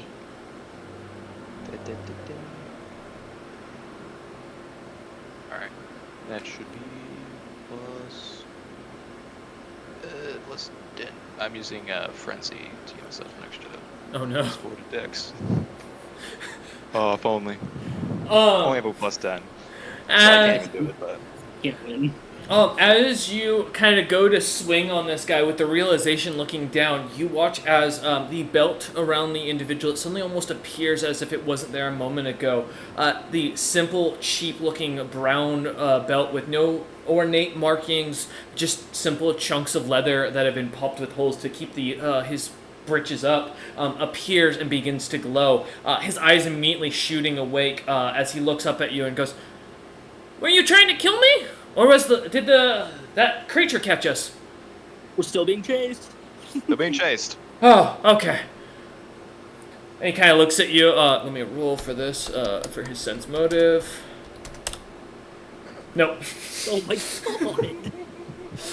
There are upsides and downsides for certain creatures. Always remember that. Is it my turn? If you still plan to attack him, his belt is still glowing as he awakens and kind of sits up, but he does not seem to move or do anything. He just kind of looks at you. He won't Can be I- helpless now, so coup de Yeah, grace he's is not not a helpless thing. anymore. What is his belt? Can I get a look at his belt? What the fuck is this thing? Yeah, give me either a spellcraft or a knowledge arcana. Oh, Arcana. Uh, 22. It's not hard to tell that immediately this item is using very ancient-looking magic. This looks to be some sort of artifact-styled item that is glowing as whatever spell is going you've never heard of. It's got to be something old, even beyond age. As you take a second to look at it, the rough guesstimation is this would be the equivalent of a sword of warning that you've seen others carry, but to such an extreme, this item seems to cause the individual to go from a pinned or grappled perspective to immediately standing and ready for combat if they are threatened, and they do not see it or know it. It seems to be, although it does have a major curse, as you can clearly tell from It's very oblivious. the individual's lack of understanding of what's going on, seemingly just startled awake.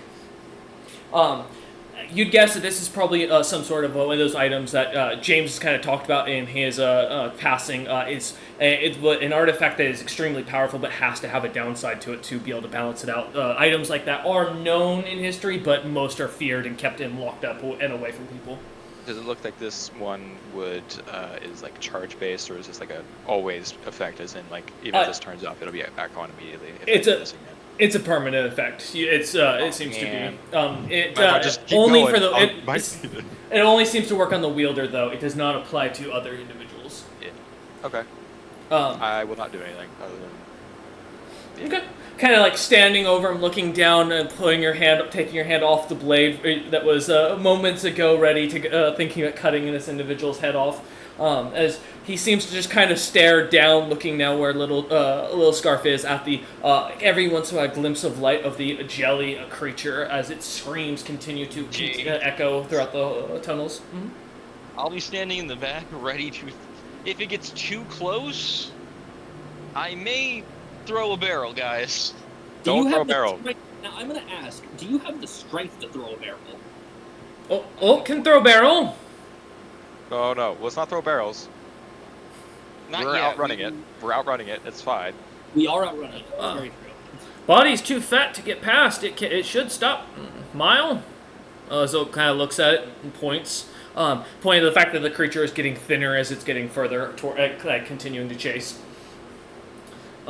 Next time I say don't shoot the thing that is called Mr. Hands, I'd like you to listen, Rollman.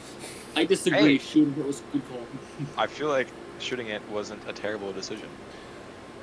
As you finally get to about a mile out from the entrance, continuing to watch, Little Scarf kind of looks back at you all, and then with suddenly like wide eyes as the jelly seems to stops, and then the loudest and highest pitched scream begins to crumb across. I need a fortitude save from all of you, as it begins to screech out from far within the tunnel, causing you to cover your ears. Ouch. And major or hit to your head as you feel a headache and migraine beginning to come on almost simultaneously. That hurts. Is this a spell effect? No. This is a creature screaming in pain. 29. It just hurts your ears. 25! Succeed. How's Nar feeling? Two separate. My fighter training is coming in handy. 26 for Gar. Succeed. I don't think Little Scarf has high fortitude though, so we're gonna hope for the best. I will grab Little Scarf and make sure he doesn't fall out of the fucking wagon. 21 for Little Scarf. Little Scarf does succeed. What about our friend Oak? Oh, that does remind me. Yeah, let me do his fortitude save. I'll grab him if he looks like he's about to fall out of the wagon too. How fortitude is he? Oh, you're gonna. Oh, sorry. Yeah, there you go. Oh, he immediately passes out. Hey, gentlemen. You can Do I run it back? if you want. No. Why not? You're not gonna win. He gets very oblivious. Actually, I can. If he rolls bad and I roll good, I can. He has to roll really bad, just roll really good. I Again. have no say in this at this Your moment. decision. I coup de grace again. Oh my god. That's a 39. Dang it. As You he roll low, man. and I immediately Oh. I told you you're not winning. looks over around and goes, "I feel like someone was trying to kill me." That scream might I have been think doing that it. thing was screaming, trying to kill you. Gonna be honest, think Nar's ears bleeding a little bit. That hurt. It made the metal vibrate. Ow. Must have been. Kind of nods as he looks about. Listening to the screaming, goes, creature must have been harmed or killed or attacked at its core to cause a noise like that. Defensive Did screams. my arrow strike true, or did something attack it from behind? Probably behind, most likely. Cores of those creatures don't come at the front. It'd be dumb to attack with your one weak spot. It could be that traveler. Does that mean we distracted it and someone else killed it during said distraction? We can only hope that he's dead. That'd be very nice. Is it following us? Let's try to see it. Oh, Lil Scarface looks down and kind of looks back at you and shakes his head. No, the creature's not. Cuddle Law says get out of here. Oh, no, it's Or leave.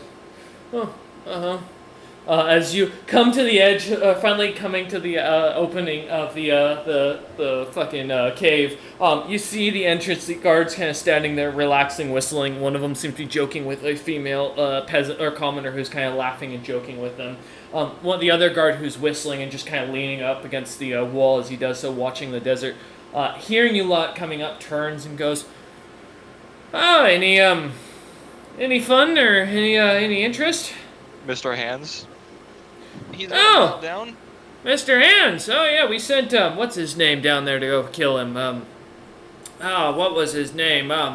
Desgom, some World Traveler's Report, dude. I think he's dead. It let out the most horrifying shriek of pain, and then we couldn't see it anymore. I mean, anybody was gonna kill it, it would be him. What the hell, there's a... We also got rid of the amoebic crawlers and the What's mimic up? that was leading them, apparently. Huh. He goes, as he nods, the guard looks at you and goes, "Mr. Hands, that explains what that screech was. Huh." As he kind of just nods to you as at the same time. James will pull off his thumb for a moment and dab the blood off his ears. Oh, God. Definitely hurting. Put his helmet back on. Alright. We go reclaim our reward. Yeah, No. let's go let them know. As we walk, Narsh goes, "So how do we explain the The what? now non-existent safe area?" Well, there's the threats another removed? portion of it. There was another portion of it, as James will look at the map, pointing it further south. Alright, I'll reword. How do we explain half of the missing safe area? What is that? What has a plus 30? Okay. Ulk, you hear the steps of Ulk as he climbs down, but he vanishes almost into the sunlight. Okay. Well, the best way to explain it is overkill. Just a bit. Nope. I don't think we need the whole barrel worth of Galcus fire. Was efficient though. Though I think it was the opposite of efficient. It was very efficient. I mean, once they can get back down there, it should be fairly. With my knowledge of how that would be built, it should be. It's going to be annoying to repair, but it's not going to be hard to repair. It would be my take. They just on rebuild that, it. It's basically all gone. So however long it took them to build the first time, it just take too much time again. No, because the first time they would have had to mine out that spot. Oh, that's true. Now they. Yeah, Now they just slightly. have to get some tiers. Hey, I blew it up. They could build it bigger this time. Yeah, You let's look at the melted bright the side. rock. That's the only thing I'm gonna state here is you made magma down there. Yes, it was amazing. So they'll also have some obsidian likely if it cools fast enough. That'll look nice. Alright. Or they'll have a bunch of pumice stone, which has its own uses. The guard just looks at you and, hearing this entire conversation, just shock in his face at the death, still on the thing of death of Mr. Hands, and goes, "So you blew up an entire safety area for our workers, and then you summoned Mr. Hands, or you... I really have no words." We dealt with the problem and got Mr. Hands killed. The Mimic, the Amoebic Crawlers, and Mr. Hands are dead. This is a good one. I mean, he nods and goes, "I think you'll want to talk to the Queen herself, or at least someone from the clan, the Meijing clan, to let them know that Mr. Hands is dead. Because Desgum should be far to the west by now." Well, I'll go talk to, and I check as Narchix goes, I think Miss Star Eyes will be willing to meet with us, so that should work. Okay, we can do that. That sounds like a plan to me. The guard just sighs. As you start kind of heading the cart towards the center of town, towards the castle itself, yeah. We're going. Mhm. James will pull out a get some paper from Nar and write out the report of what the fuck happened with the barrel. That's true. We Oh, need the true. You have to write that need- down. Yeah, we need to give him the report. So James wants to write that. Go. Let's call it an intelligence check, James, to see how well the report comes out. If you don't write it well, I will write it well. I'll pass it off to Nar before it can be turned in. That Oh way. wow, I don't get to proofread it. This is bullshit. Right. If you want to. All right, James. How good are you at taking I mean- your down? What the fuck, bro? Did you write down explosion? You Yes. watch as James kind of thinks for a second and then goes, I don't know how to write in common, and begins just drawing and doodling pictures of the events. If James get the horse back to it, can I argue for a professional lawyer to write a professional document about how? 100%. Yeah, go ahead. Okay. I More would like have argued for commercial profession scientist. merchant. Okay. I Well, that's rolled not an scientist, 8. is it? So I rolled an 8, but I have a plus 12, so that's a 20. Okay. With a 20, as you kind of take a second and look it over, kind of watching James, you kind of take out your own piece of paper and begin, or piece of leather to write on, and begin to ink onto it exactly what happened, word by word. It takes you a little bit to kind of recount everything, but as you not only put an account to your perspective, but also from Rollman's perspective down, getting it down, then just kind of looking at James's drawing, should be enough to get the point across between the two. I'll just leave him be, and as Roland wants to proofread, I'll let him proofread. I'll proofread it. Alright, give me the similar intelligence check. Now What the about question decipher? is, What about decipher script? I'll take this cipher script, alright. he's got a point. That's literally what it's for. Yeah, I'll take it. Yeah, I got you. You're gonna learn how to read 12. letters today. The legalese is rough. You're not very good with common, Rollman. In fact, you realize you also don't really know how to write in common, but reading it's surprisingly not as bad as you thought would be. As some of the words you miss out on,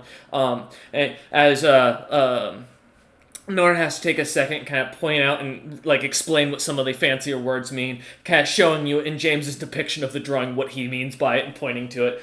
As you get it across, it doesn't take you too long to kind of gather and understand. James's drawings are horrible and misinterpret the entirety of the situation, but Nara seems to be written quite a well-designed document. James, how about we not give him these pictures, okay? They don't really explain anything. Fair. Alright. As he kind of as you look James over will the nod and just go fair. yeah. Am I the confident that document. Ulk is gone? Huh? What was it? Am I confident that Ulk is gone? As you look about, give me a search check and a listen check. I was gonna say listen might be more preferable since I could hear him but not see him. That's true.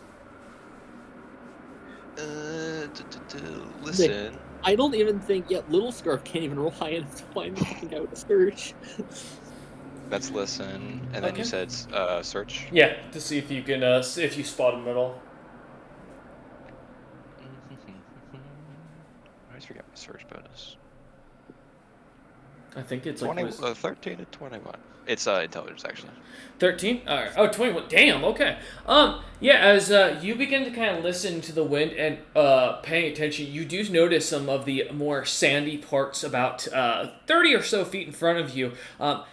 The sand keeps moving. There's no one there. The roads are clear. It's pretty easy to tell. He's walking in front of you and seems to be going towards one of the taverns that Nar kind of points off to.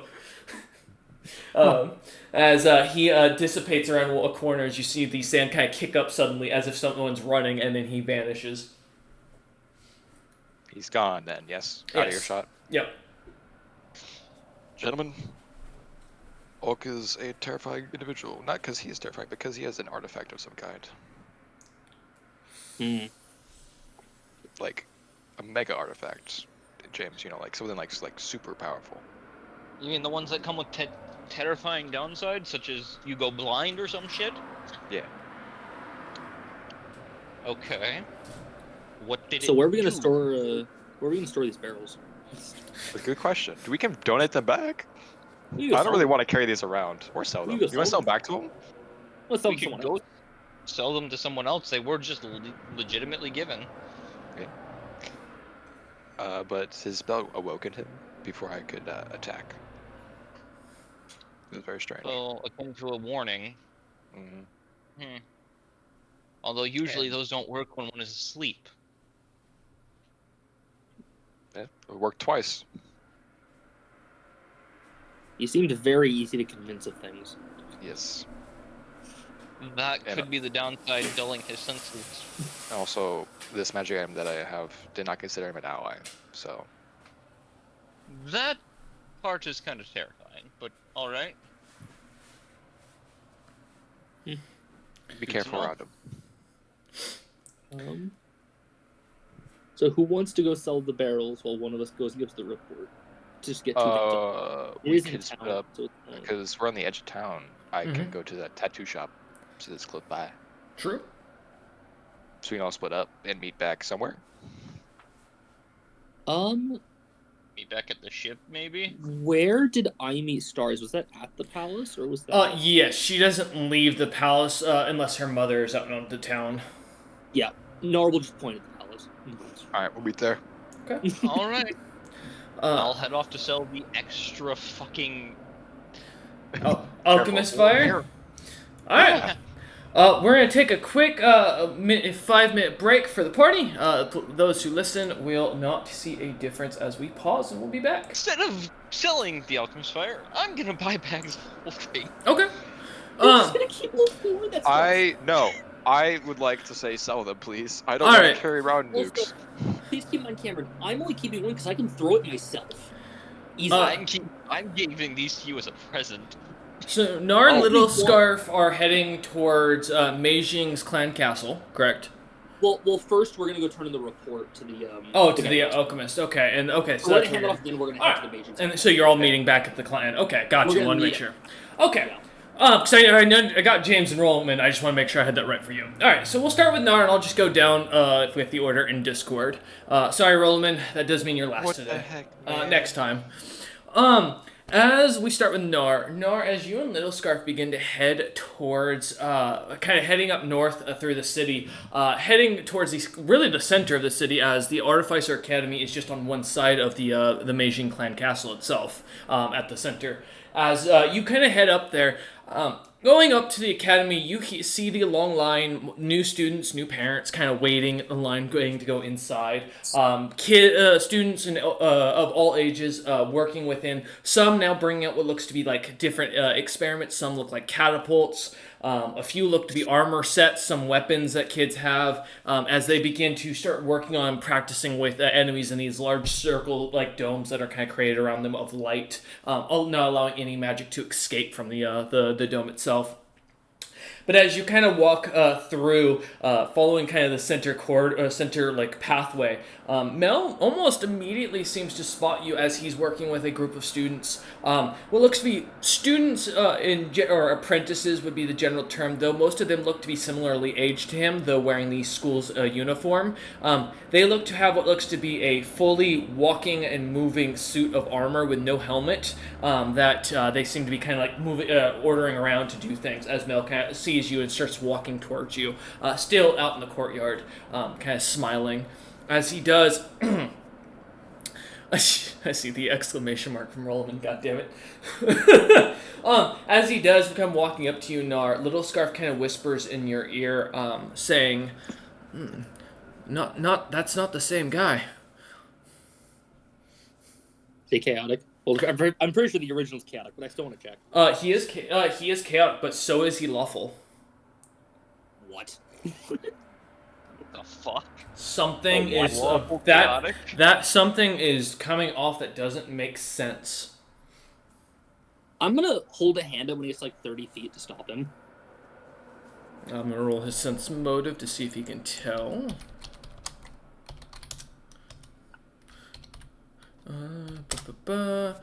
Yeah. He kind of, as he sees you hold your hand up, he kind of stops, looking at you a little bit of confusion, one eyebrow raised.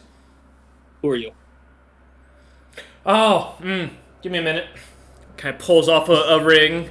As he does so, he kind of looks at you and goes, "Try now." I'll look at him again. You sense the chaotic, but not the lawful. I'll look at Little Scarf.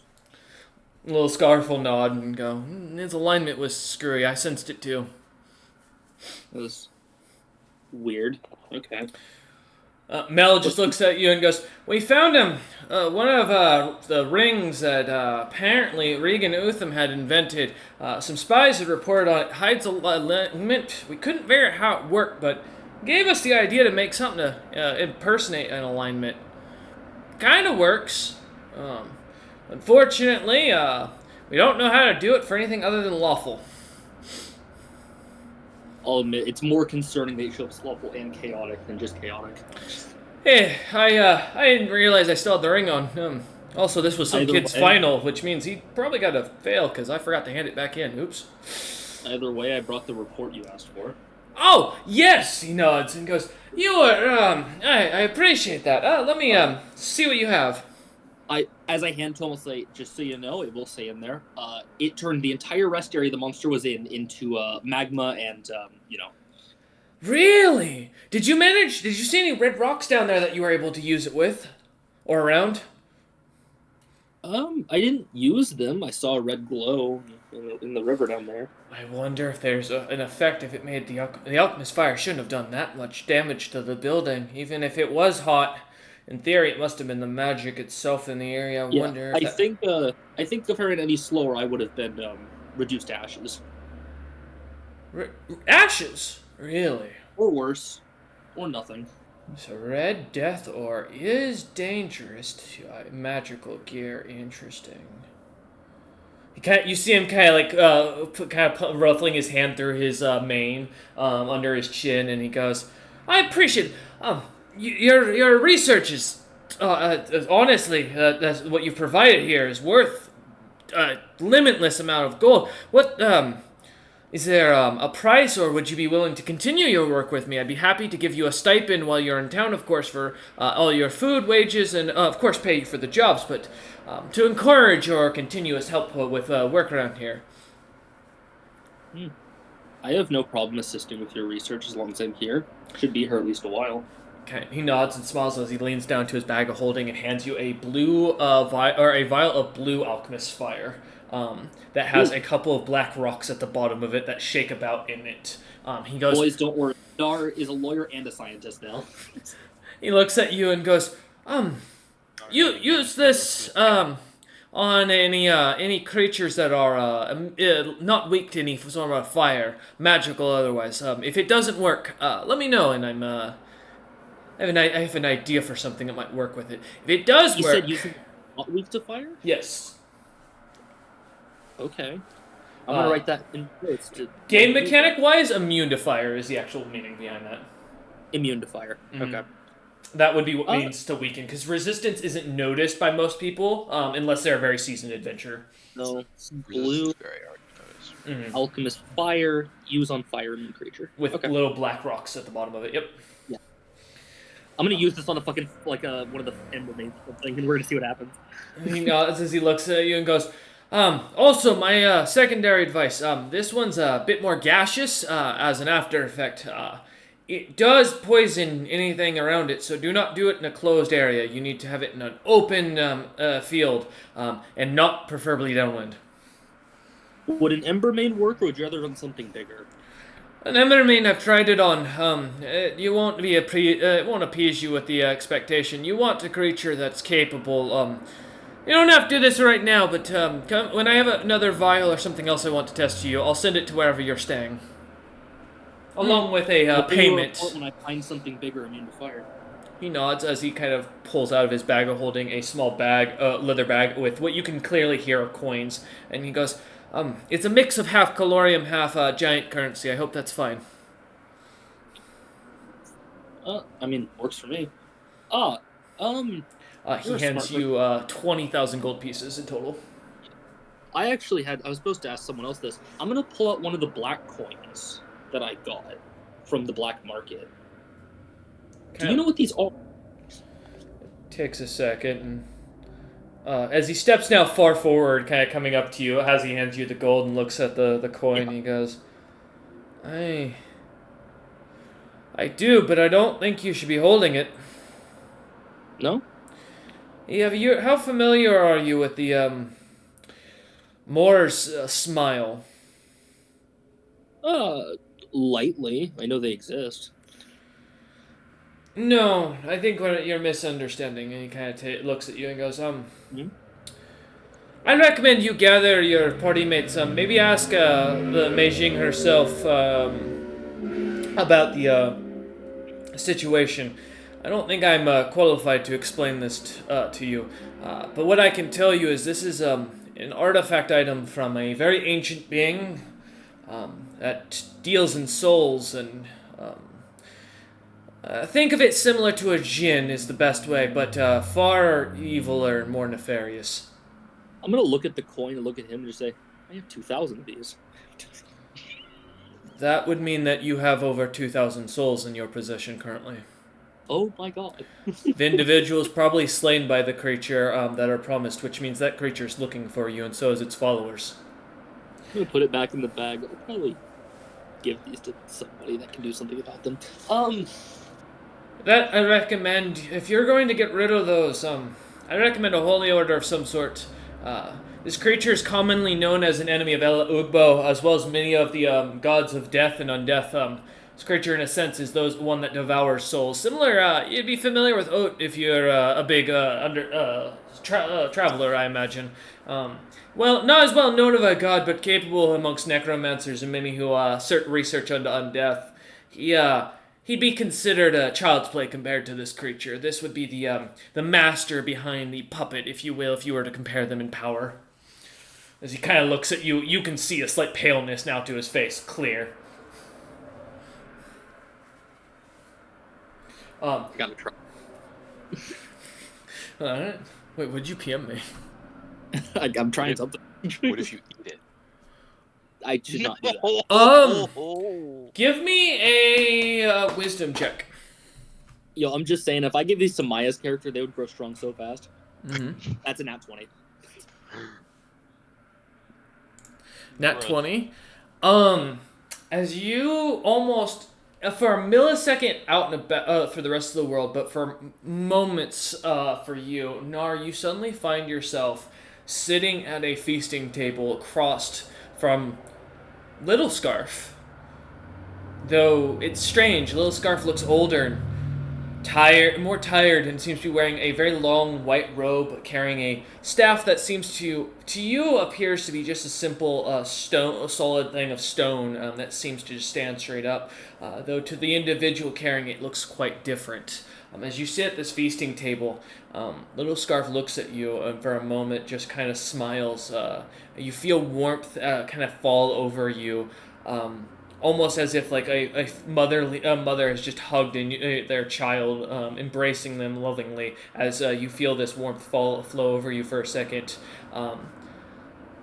the Little Scarf begins to speak. As you find yourself unable to, no matter what, as you try, you are forced to listen and focus in on the individual. I wish to warn you. Those coins are. They belong to the one that stands at my level. A creature that you have yet to know, but you will soon run into their followers. A creature designed to balance all that stand against it. Their follower, and a former follower of another member of my grouping, now stands as its champion, probably the collector of those coins.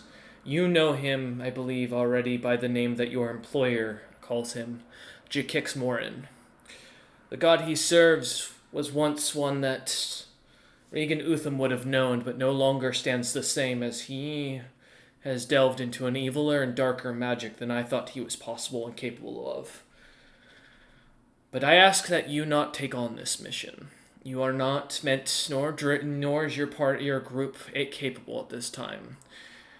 He is not the one that is your fate until you are willing to take on the crown that is my champion's position, a power that I do not grant anyone lightly because of what it holds and the danger that it would put you and your fellow compatriots at. So please understand this. Do not fight this individual. Do not use these coins. Best you can do is remove them as soon as possible in any way. How? Do not give them to another that is weaker than you, if possible. These are the things I ask of you. For the laws of the world will not allow those who are weaker and lesser to not be corrupted by these items. As you feel this hear this, the last thing you feel is the sudden warmth and love coming from this creature as you find yourself back standing in front of Mel once again. Mel just kind of looking up at you for a second as he kind of finished talking.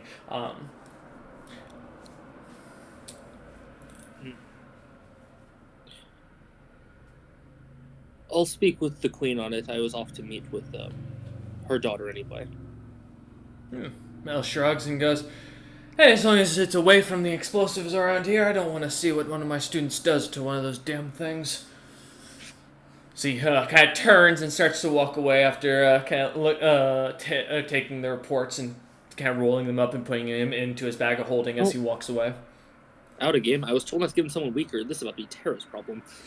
As you turn and start heading out towards the clan castle, we'll come back to you when the party comes back. Heading down and not counting exclamation mark Rollerman, James, as you head into town, looking around the shops, there are only 2 known locations in the city that actually buy anything. One is the Merchant Guild, known as the Dragon's Maw, that you've already been to, and of course, what is called the all-around smithy, the Hardened Claw, which is a general shop for magic items, gold and metal alike. That's sold by the members of the Hardened Claw or the Hard Claw clan. Oh. I could trade 1 barrel probably for a bag of holding and keep the other barrel. That would leave us with 3 barrels of it just for an emergency. Dude, if we need 3 barrels for emergency, the emergency is really bad. Although, do keep in mind, from what the guy said, it's probably do way less damage anywhere else we use it. It's because of where we were. Still, a barrel of it is decent. Yeah, a barrel, not 3. I'll say, if I have to throw 3 to kill something, we should not have been fighting that fucking thing in the first place. If you have to throw 3 to kill something, then it's dangerous regardless. So you wanting to go to the Hard Claw Smithy or the Hardened Claw Smithy or the Merchant Guild, the Dragon's Maw? I'll go to the Merchant Guild, the Dragon's Maw. All right. As you head to the back of the city, kind of jogging as quick as you can to keep with your shorter legs. Go ahead. I'd have the cart, so. Oh, okay. Never mind then. Yeah, disregard that. With the cart and the horse, you begin to head out, kind of heading off. The horse kind of trotting along the streets, somewhat empty at this point. It's roughly around noonish, from what you can tell by looking at the sun above. I will mention, James, it is now 105 degrees in this part of the town. However, it feels like a nice warm 70 as the water seems to mist about the town, cooling it. However, you do find spots as you walk about where the heat kind of starts to hit when the sun glares down. Does my cobalt armor help me any in that instance? It does. That's why you're not taking damage or exhaustion. As you just feel the heat and sweat as you kind of head on your way. The 70 goes up to 90, guys. Mm-hmm. I don't like deserts. Oh, it's not even at its peak yet, by the way. It's just noon now, and it's at 105, so... Yeah, as you head to the back of the city, coming back to the large statue-like building, climbing up the stairs with the horse trotting along as it does so, you see as the doors almost open up immediately as Larog Maritam comes out with what looks to be a long, thin, like rice-like paper wrapped and with a brown, long tube in his mouth. Looks like a cigarette at first as he kind of walks out, as he pulls seems to flick his nails together, lighting it. He looks up at you and goes, as he takes it out of his mouth and kind of flicks it once and goes, I'm gonna have to work again. Damn it. I'm just here to sell. That's fucking work, thanks. Then he takes a long pull in the cigarette and pushes it against the statue as he does so, and turns around, blowing it out. He goes, "Follow me. Please tell me Little Scarf's not with you at the very least." No, he's with Nar. "Oh, thank the gods for the few kindnesses we have." Oh, as he heads in, as he comes, he kind of looks at you, waiting for you to come in with him, and then seeing the cart full of the large barrels. Yeah, takes a second, nods, and goes to grab his his little booklet and a quill, and comes out and goes, "All right, let me guess. Barrels? Of Alchemist Fire. Let's see. I've got 3 customers that are looking to line it up. How much you pay for it?" Information is what I paid for it. I was like, how honest are you? Information. All right, how much you want to sell it for? How much does one vial of Alchemist Fire go for? 25 gold pieces. And these 440 vials.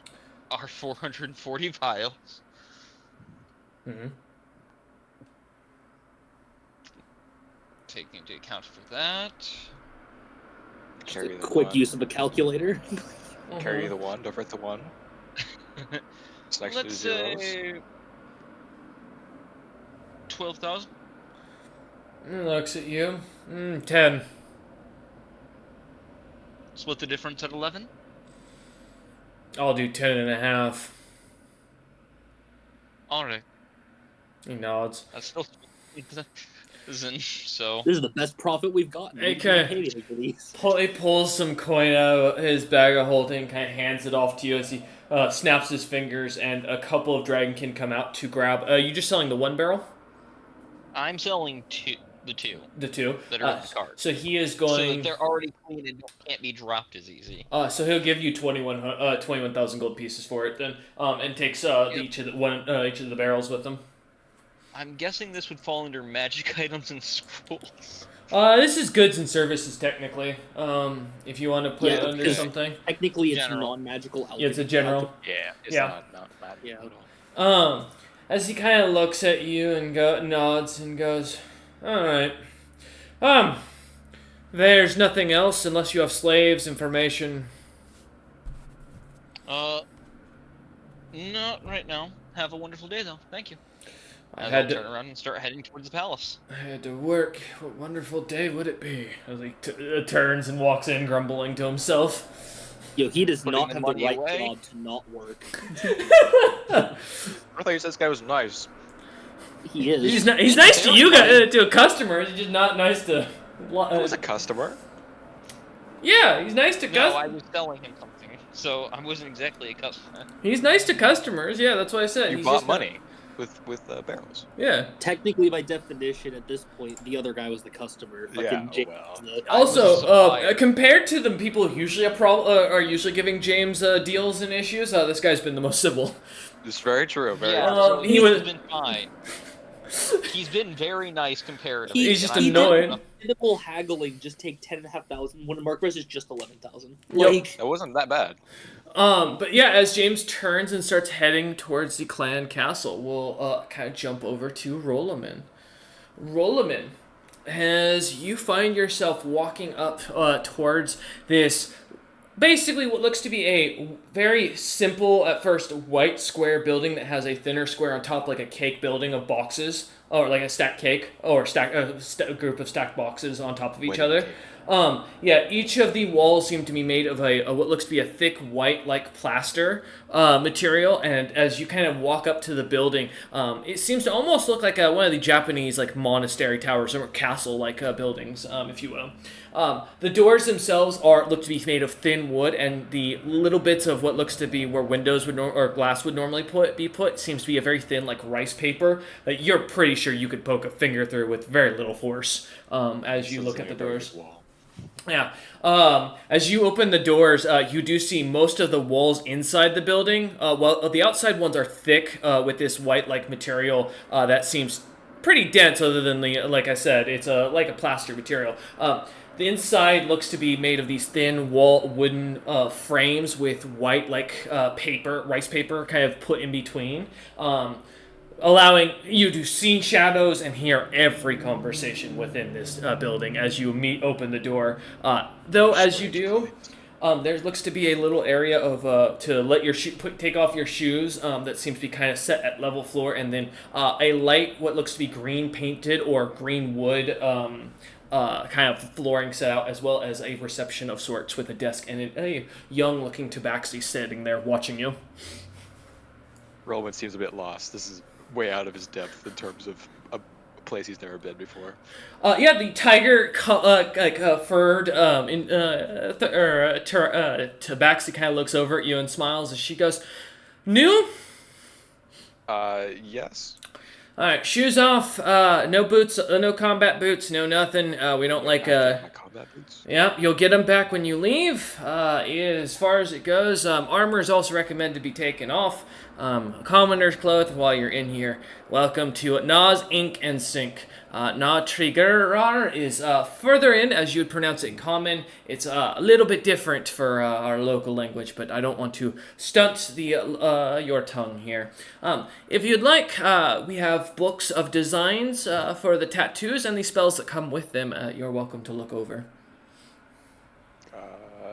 Okay. I follow the instructions. She just kind of expectingly watches you as you just stand there. Kind of points to a little area of a wooden shelf to put your shoes, your boots into. A little hanger for any armor to hang up with a little, like a number on it. And as she kind of waits for you to walk over to her, she hands you a book full of different designs, expecting you to be able to read the local language. Local language. Do you speak Abyssal? No. No, you don't. You cannot read any of this. It looks like foreign marks all throughout it. Though the pictures and the spells, some of them you do recognize, as James has used a few of the spells before. As she just looks at you. Go ahead. Is there a different language version? I don't speak this. I don't understand the script. She just sighs, and as the young tabaxi looks about and goes, "What are you looking for exactly? It might make it easier. Maybe describe what you're hoping to acquire here. We are a shop that makes put tattoos or ink into your body and use that you can use that to activate spells per day. It's similar to what many wizards and casters use, but unfortunately it is limited because of the lack of magic in most individuals." That's cool. I don't know what in particular I'm looking for. But I'll look at this. I can read some of this, so I'll read a little bit of this. She sighs. She watches you painfully trying to sound out some of the words and here. No, I'm not sounding out words. I'm only reading the parts I can. Oh, reading the script. She just kind of looks at you, watching you for a minute. I'm gonna have her sense. We'll do a sense motive, see if she notices anything. So, what's the limit for this, Royce, in terms of spells? Nothing above 3rd level arcane. Cleric spells can go up to 9th, but they, as far as cost, it goes up to in the millions of gold pieces to do it. And size of the ink does depict how strong the spell is. It also, where you put it on the body, will depict how it's activated. But you theoretically, it's limited within the person putting these spells onto you. Okay. I'll look at some spells. As you look it over, she kind of smiles at you and goes, "If you can't decide today, you're welcome to come back tomorrow. The Grand Master is always happy to welcome new customers. Do understand, though, all magic is required, or all coin is required to be paid up front. As well, on top of that, we do not allow for payment plans, nor if any interruptions or failures on the spell to take to your body, we do not license to that, meaning we do not refund or give money back. That is on your own account if you cannot take magic." How do you tell if you can't take magic? That's your job to figure out, not ours. She just kind of looks at you, she pops in what looks to be some sort of a vegetable she starts kind of chewing on, and then blows what looks to be a greenish bubble out, and then as it pops, she just kind of looks at you for a second. What is that? It's a local delicacy, they call it chew. It's nutritional. Basically, you chew on it, and it dissolves over time. You can blow bubbles with it if you're capable. Can I have some? No. Can I pay for it? No. She just stares at you deadpan. What's the price range? Like first level or second and third level? It can range for cantrip, I believe, is 250 gold pieces to start up. First level costs somewhere around 2,500. Second, 20,000, and it continues up from there. But at third level, it starts to cap at a 10k increase to 20k increase, depending on the spell difficulty as well as the spell itself for the rarity. Okay. Yeah, with that in mind, I'll decide later. Okay. So you kind of look at the book, seeing some of you can't read a lot of the some of the spell you're looking for really isn't in there, and the depictions a lot of them are more romantic, looking as if like couples or like I love mom or I heart mom. Some guy got a bear that's kind of cool, but the eyes are a little weird looking, and you've never seen this kind of a bear before, as it's kind of yellowish in coloration with a black like underbelly. None that kind of sticks to you as you close the book, kind of setting aside the young Tabaxi, kind of just doesn't even seem to move or even acknowledge as you get up and start to walk out as she pulls out what looks to be a little book and begins to flip the pages reading again as you get kind of dress up in your armor once more and start heading out. I'll head to the power rush. All right. As the three of you, after around now at this point, about 1 in the afternoon, the sun is now high in the sky. The heat is heavy. It's still a nice 70-ish degrees with the heavy misting coming down as it seems to pour even more as the day goes on. But the moment you can see outside onto the desert, the heat wave kind of almost sizzling off the sand as even from here you can see guards tossing about some food to see if they can cook it on rocks outside of the what looks to be an invisible barrier around the town. But as you lot come to the center pillar, Nar getting there first with James and Rollman kind of catching up soon after, you see the large tower-like building. 2 guards standing outside, though, both looking as if they're half asleep. The door, a very simple-looking wooden design depicting what looks to be Terracitus conquering and taking over other clans as they are forced to bow to her as she stands over them, magic looking like it's kind of flowing from her hands. The 2 guards kind of look at you lot as you approach. One kind of steps in front of the door and looks up at James and goes, "No horses or carts inside the tower." Car's empty now. I'm fine, and I'll dispel the horse, and I'll just pull it off the side of the road, make sure it's not doing anything there, not in the way of anything, and then dispel the horse. Okay. As you kind of set it off, pull it off to the side, parking it next to a wall where you hopefully will be able to see it for wherever you're at. Kind of heading back to catch up with the rest of running over to the rest of the group. Rollman and Nar stand kind of waiting as the guard steps out of the way. The door stands closed in front of you. Who opens it? Nar. All right. Nar. Yeah, Nar, as you lean down to open the door, you see as immediately the building opens up into a very lovely lavender-smelling oasis. Plants growing all about, waterfalls flowing from side to side, little statuettes of different Rakshasa women, males and females, kind of depicted in what looks to be almost a toga, like a cloth, carved into slate and marble to kind of highlight their features, as you will. As you look at the center of this little circled room, sits a heavy wooden desk with what looks to be... let me pull up their description here. A tiny orange colored phallus, solid, almost like Garfield looking, with bright white eyes that seem to almost kind of give a glimmer as she looks about. She seems to smile almost immediately as she sees Nar's figure kind of come through the door. Seeing you two kind of follow in shortly behind, she stands up. Jumps down from her chair, standing only about 1.5 feet tall. She walks around the desk over to you lot, all smiles as she holds out her hand. She looks to be, she is in a heavy cloak that looks to be almost green in coloration, and like an emerald like sparkle to it.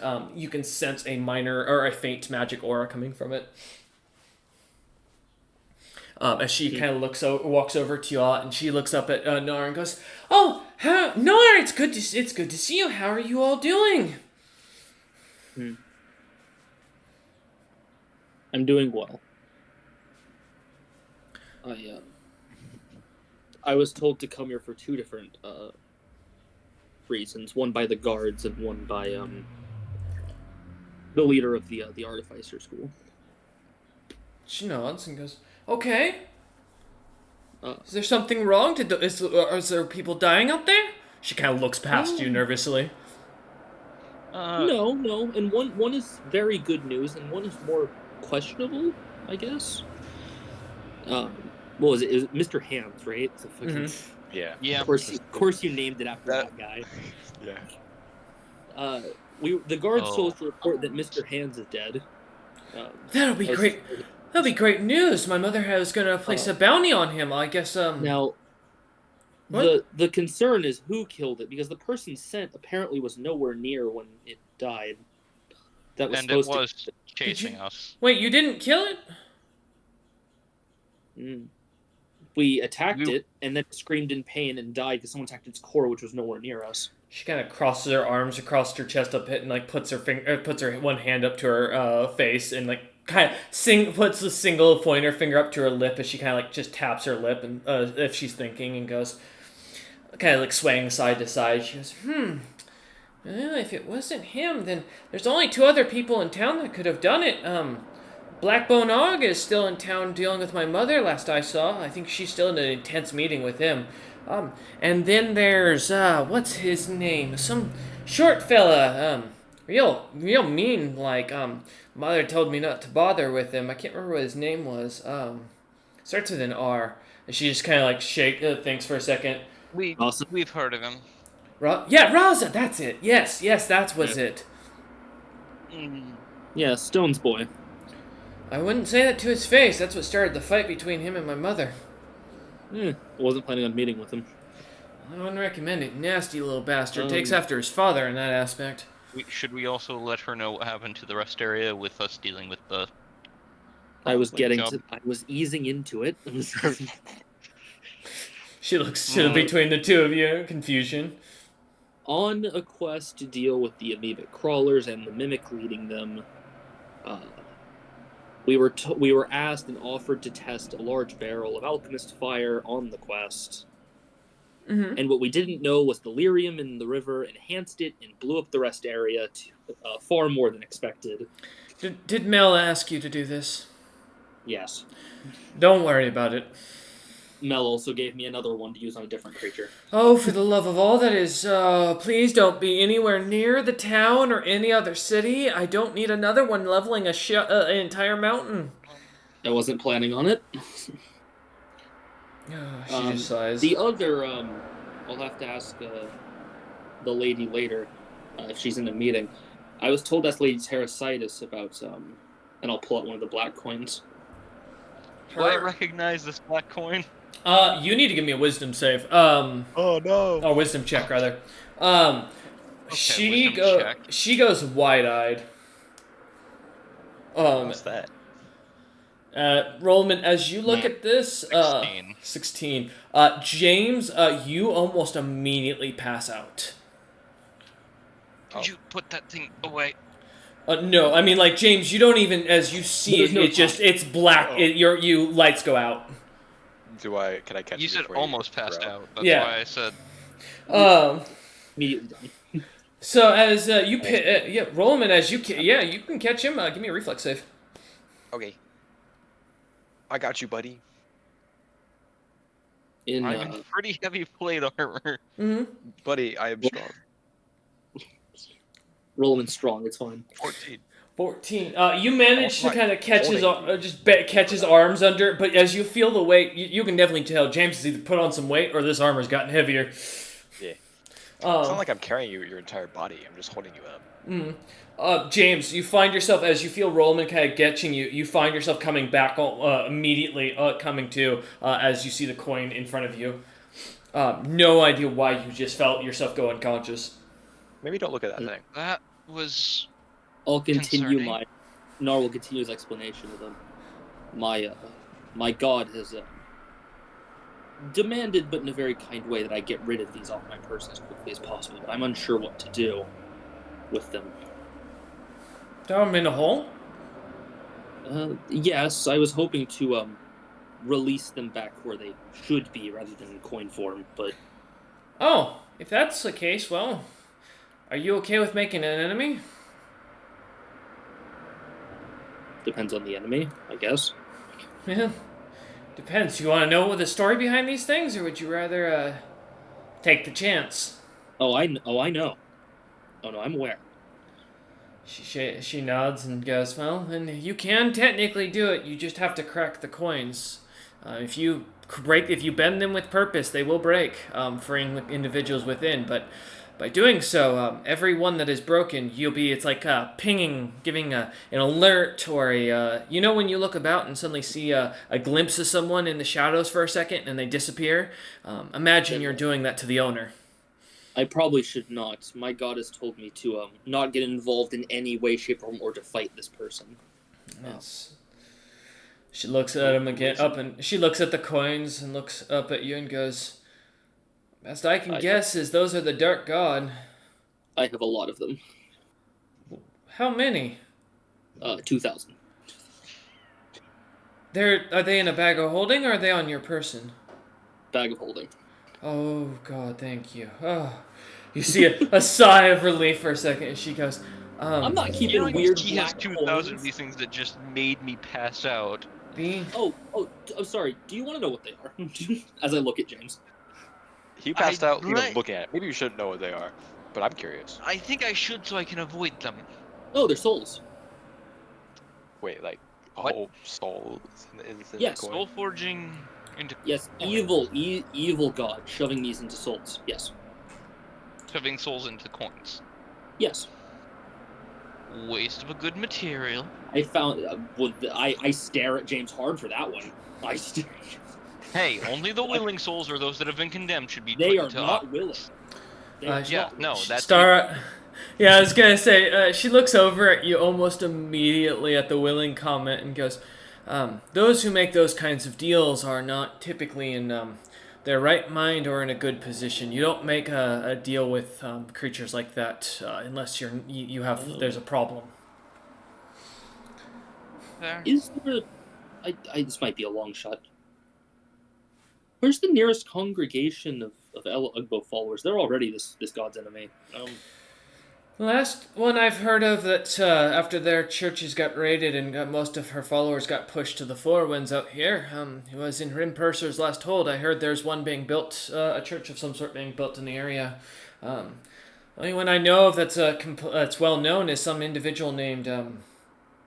She takes a second, kind of goes, oh, he was traveling with that individual as a high bounty on his name. Kesnanok? And Eider. Eider Frosthorn was the bounty. Kesnanok, I think, is his name, from what we've been able to gather. He'd be probably your second highest ranked amongst her order. Oh, that's probably not good. I guess if your lady doesn't want them all to figure it out, I might just have to dump them in a hole. I may. I promise you, whoever owns those Azari probably knows where you are. And is probably watching you at all times. Keeping that in mind, if you run into any mysterious figures that suddenly pop out of nowhere, I'd assume they're probably the owners of those coins. You think if I just leave the coins somewhere, they'll leave me alone if I have the intention of letting them take them back? More than likely. I mean, wouldn't you? If you were, would you rather fight a creature that misunderstood, or would you rather kill them? I mean, there's nothing to gain in that situation. Where to leave it? I guess outside of the city. Semi-dangerous. The question: Mm. Do these I coins guess. give Yes. any similar vibe to the belts of Oak? Give me either an appraise or sense motive. Sense motive. Man, sense motiving a coin. Yes, I am. It has a soul in it. It has a soul in it. Yeah, that's the only reason I'm allowing it. I'm sorry, we're reaching Dom levels of sense motive. I know. Can I sense motive? God. You can try. You can, but you won't be happy what you find out. 20. He personally does not like you. Cameron. And God has cursed you, Cameron. That's what you've learned. Man. That's fair. The dice gods always have. But no, 20. Looking over the stole, the magic something about the magic seems familiar. And as you take a second to think, it does seem similar. There's something about the energy. It's not magic. It's not the look of it. There's just something about this that does scream a similarity to Ulk and his belt. Do you know of an individual named Ulk? Star kind of looks at you for a second and goes, "No, there's no one. Let me check my registry. We register everyone who's in town. By the way, we are scrying on you when you enter town.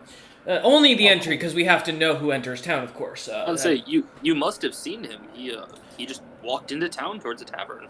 She flips the pages and So- kind of goes, you said Oak, like ULK?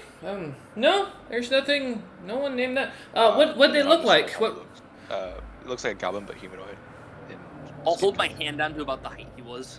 You know, we've had no. That would be a pretty ugly individual. We'd see that. We've never seen anyone that look like that. He walked out of.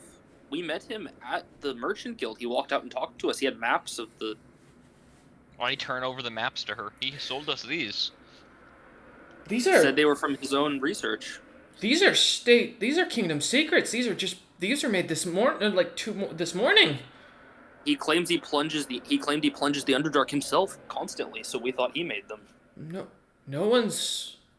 If there was someone of that level or capability, you'd know their name. I mean, Raza excluded given his unfortunate nefariousness, and he's a new figure on the board. But I someone. mention this because he has a belt that gives off a similar. I don't know how to describe it, but it's very Feeling. similar to these coins. The only person I saw that was. You see Star Eye kind of eyes narrow for a second and goes, so Otham wasn't lying. That bastard is the problem. Well, that tells me that this guy is either involved with that Jakix fella, or he is Jakix. My mother mentioned she wasn't. He would fuck with me more. Jakix doesn't like me. Well, It's not going after you, I assume. Ulk is here for those coins. Well, I'm gonna go put them out where he can find them if that's what he wants. I'm not gonna get in his way. If you don't mind my asking, Boy, to this god, since he has a powerful artifact. can you set those coins on my desk? I want to see that you still have all of them, because I'm curious if he didn't take one. You know, a common. I guess I'm just. Can the desk hold that many coins? It looks like it should be able to. I'll just be dumping You them want on me the to desk. roll mercantile to count them? No, I'm no. assuming she has a way. You see as she kind of turns, you start kind of pouring them out, and she kind of like turns to a crystal ball on her desk as she begins to cast a spell on it. You see immediately Larog appears, as he like awakens from a nap and goes, oh, God, fuck. Yes. And you see Astara just looks at him and goes, please, can you confirm, did you have an Ulk in your merchant guild this morning? And Larog just kind of looks up at it and goes, there's no one named Ulk. The only people that came in this morning was James and some guy by the name of Jakix. The asshole that made me do 3 times the paperwork when he refunded his deal. Fucking. And you see Star Eyes just sigh as she disconnects everything. There's a wanted poster everywhere. God. Well, she looks through the coins and kind of like starts counting them and goes, you're missing one. I was right. I'm just saying, out of game. Utham's a visionary. I knew this guy was a problem. So, what I can tell you is 2 things about these coins. She kind of pulls out a book and from underneath her desk and like lays it out on the table and blows some dust off it. She flips it open and goes, simply put, and this world was created. And she starts to kind of create illusionary vision above her head to kind of give a depiction. There were 3 creatures that came about this world. One we don't know the name of was a blue figure that vanished from all history books, just disappears. The other was a small phallus-like creature that is what we and my mother declares as our right to rule all of the nations. The third was a dragon. You're probably familiar with the name of the Queen of Dragons, but the term Mother of Dragons isn't correct. That would belong to a being that is known as, we call them the Cataclysm. Is the best depiction as she suddenly shifts the symbols above to a what looks to be a large black cloud enveloping a star in its grasp, and she goes, "Imagine a creature that could eat and devour balls of fire the size of the lands we stand on now. A being that travels through the stars, devouring anything in its wake. Horrifying. These would be the coins of those who serve her. They're commonly considered those of the Devilish Smile organization, an order long forgotten and lost to any sort as the Kings of Dragons managed to remove them from their lands.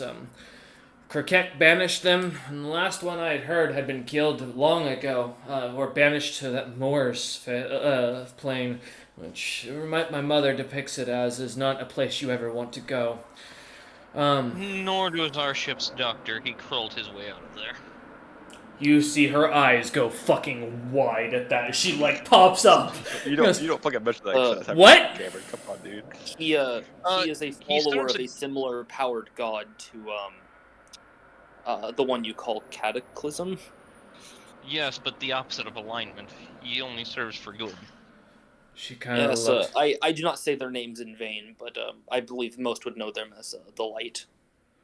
If he managed to pull him, she the mention of the light kind of stops and kind of then continues as she kind of narrows her eyes for a second and goes, if he climbed out of Moors, imagine, if you will, nothing but raining blood and death everywhere around you. A war that was so vile and violent that would make even the nation of Gloom give up and surrender and become farmers. That is what your friend claims to have climbed out of. There are no survivors. Actually, no, Nard doesn't know that. Never mind. I was going to mention the Dark Continent thing, but Nard doesn't know that. James is about to play. James raises his hand. Well, he was found near the shores of the Dark Continent. I don't think that continent. See, for in-game for us, I don't think that continent's been named. It's just an unknown continent right now. Or the unknown lands. She kind of looks at you and goes, if he came from the new continent that has been discovered, that means... Oh no. She kind of takes a second and goes, you lot aren't heroes or some chosen champions or some crap like that, right? I'm a merchant. I'm I just want to. She smiles. It sounds like the story you're writing is some story of heroes. I've never heard. I'm not yet. I will be one day. I have my belief in what I believe in, and I am one of, life. if I remember right, 4 people to be championed to my god. Star just kind of sits down in the chair. The other one is named Pierre, and he has a great mustache. Oh no, he vanished. No, he's gone. Oh shit! What happened to Pierre? He was captured, and even my god could not see where he went. That's. Oh damn!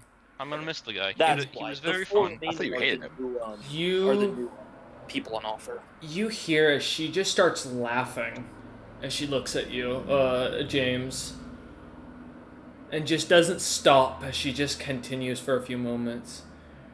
And then, after about 5 minutes of uncomfortable, continuous, awkward laughing, she finally stops and looks at you lot and goes, you sound like a storybook. You know that, right? You're literally the heroes that my mother wrote or read me books about. This is exactly how they always start. I don't want to do that. Can we stop that? Merchants, champions of gods, fighting an ancient evil. My god told me themselves, the one known as Jakix and all backing them are not our fight, but another group. Doesn't Someone sound else is the group we're talking about. We are probably at most side characters. Sounds like to me that you've got the strings of fate pulling you more towards it than the rest of them do. I'm going to look at James and be like, I believe we are the supporting cast to whoever the hero is. I don't want to be any cast. I don't want to be involved in any of this. I guess we don't I better have phone my choice. crafting to make a weapon worthy of whoever it is, to ensure that they can strike that bastard down. The only person that's made a weapon worthy of that is someone who broke the chains of the limits, and that's That was made out of Apex Monster parts. I slowly just pull out. Not I'm wielding it, but I grab Frosthammer's promise and I go, "This is about the peak of what I can do currently. What It's is not it? +2, perfect, +3? but Frosthammer's promise is a. Let me get down to it. It is a Because +3 weapon. I believe, It is. not counting one of the dragon's teeth, which isn't actually a weapon in my opinion, it's just his tooth, which is +10. I think the highest one's a +8, and that was Amno's weapon. The next highest is +7 in the world. Yeah, James is a +3, and he's only level 5. Yeah, but you also pump divinity in that and fucking. Yeah, and this weapon will grow as my power grows. Either way, I'm gonna look at Star Eyes. Well, if nothing else, I should probably get rid of these coins as soon as possible. She nods and goes, as far as the payment for Mr. Handy and the using roads, she kind of tosses a thing of 30,000 gold pieces in a sack onto the table. She goes, now I will say it's in a bag of coining for reference, so it doesn't look as fat as it normally would. As she sets it down, she goes, for the Mr. Handy, I can't say that you killed it, but I say I will give you the assistance for it. How does 50,000 gold pieces sound for the assistance? James will nod and look at the other two. That sounds more than fair to me. You will hear Seems no alright. complaint. She nods and kind of hands it. It kind of sets a second bag of a coin on the table and goes, We're just Hmm? we're just collecting bags of coining. mm-hmm. I'm gonna say I'll put this up later and give Nar 10,000 out of the 30,000 and 15 out of the 50. That sound good to you? Okay. She just kind of looks at the lot of you and goes, well, it's good to hear the heroes are with us. No. Have fun in town. I'll let my mother know what's going on, and I think you lot should definitely drop these coins somewhere where you wouldn't find a casual walker. I'm gonna go drop them in the middle of the desert as Nar starts walking out. She kind of sees you, watch you as you walk out. Rollman and James, are you following after Nar? I'll give her a short bow and say thank you for your time. Okay. It was a pleasure I to will meet you. say, And then head out. Okay. knowing not to do it at night, Nar's running, so they're not keeping up. Yeah. Okay. James is Jam- taking off with it being about night, getting into the wagon. No, and it's not night. It's getting only before at this going. point, like I said, 1 in the afternoon. Like I said, it's Yeah, just but, hot like, as shit. I have to run all the way out of town, well out of it in the middle of the desert, get rid of it, run all the way back. Uh-huh.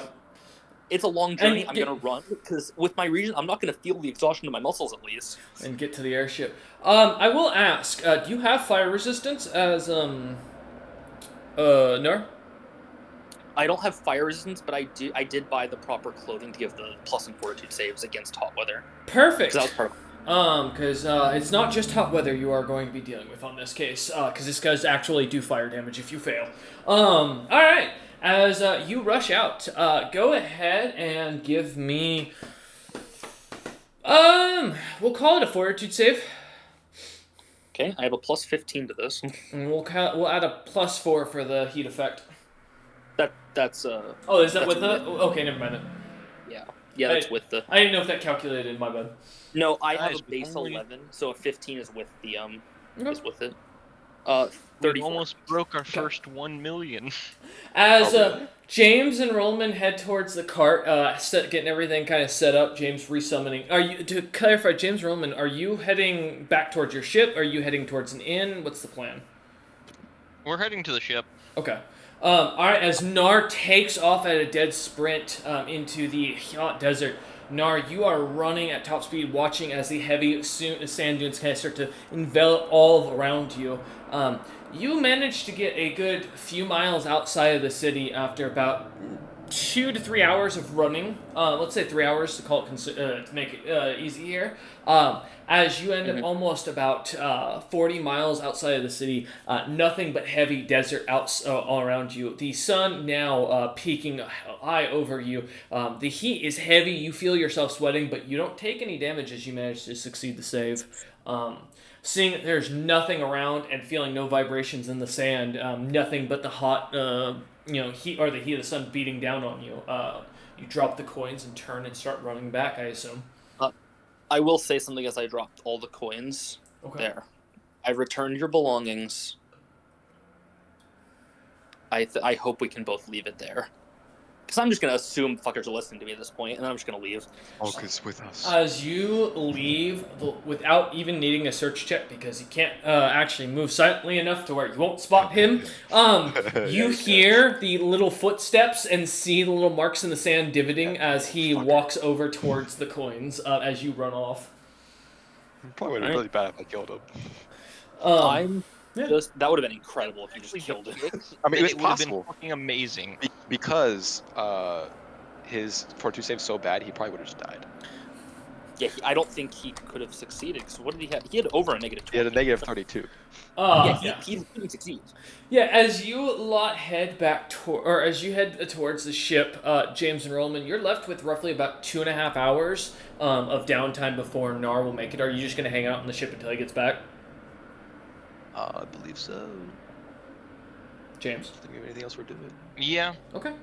Hanging out on the ship is probably the safest option here. Yeah, as the sun kind of continues overhead, kind of heading below deck to kind of cool off and relax.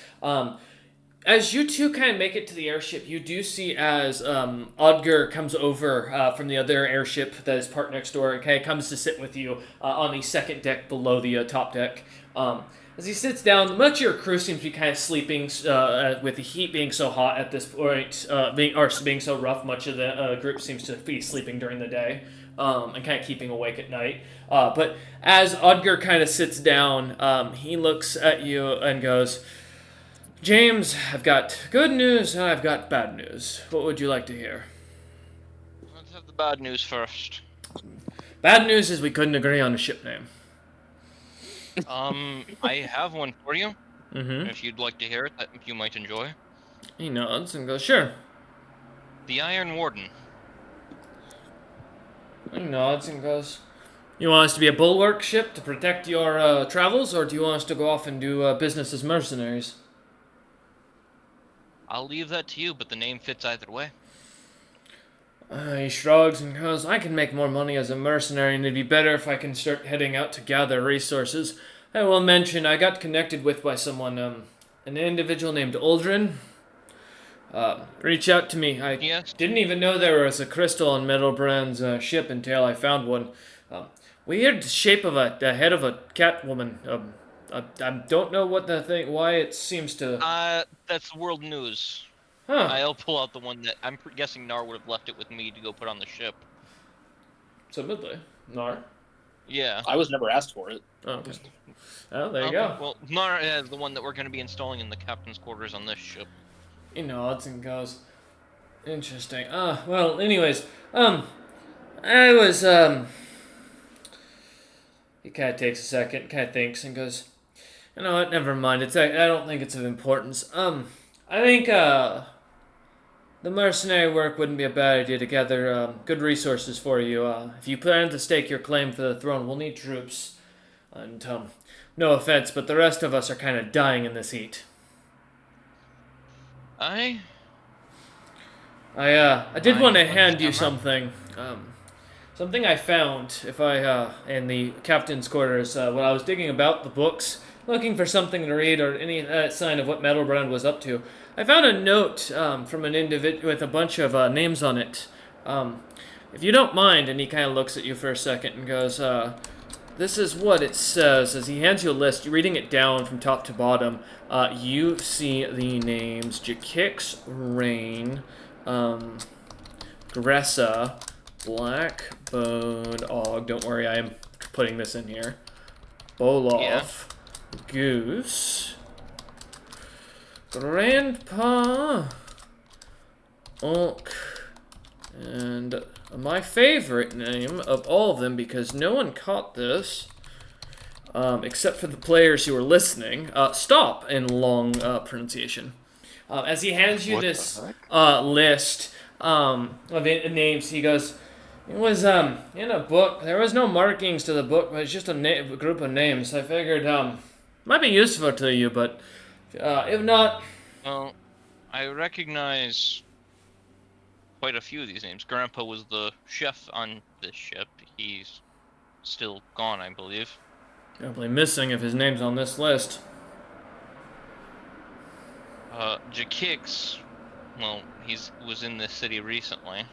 Rain was on the ship before you all came as well. Dressa and Blackbone Og, Dressa we heard about in Grimhurst's Last Hold, and Blackbone Og we've had a couple of encounters with.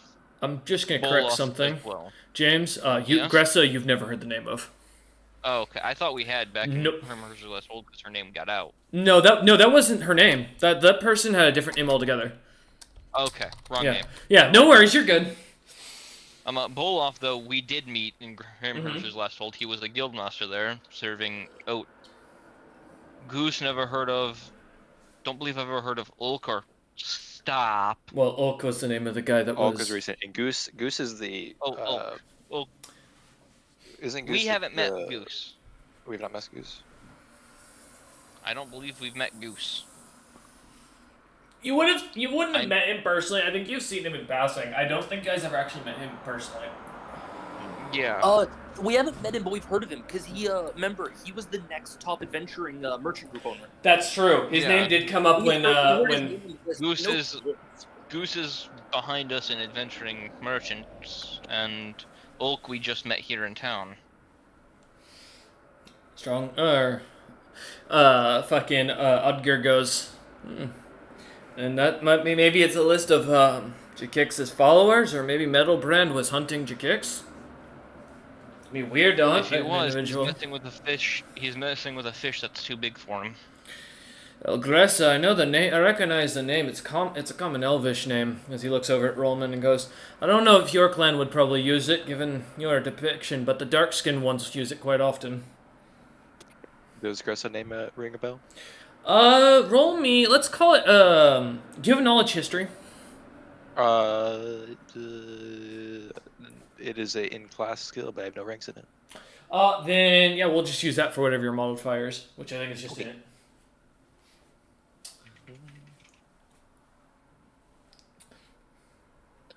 So 14. Cameron, remember 14, okay. remember when Metalburn came to you when I was still we were in the Talklands, and he was really concerned about something, and then you refused him and he left, and he seemed terrified.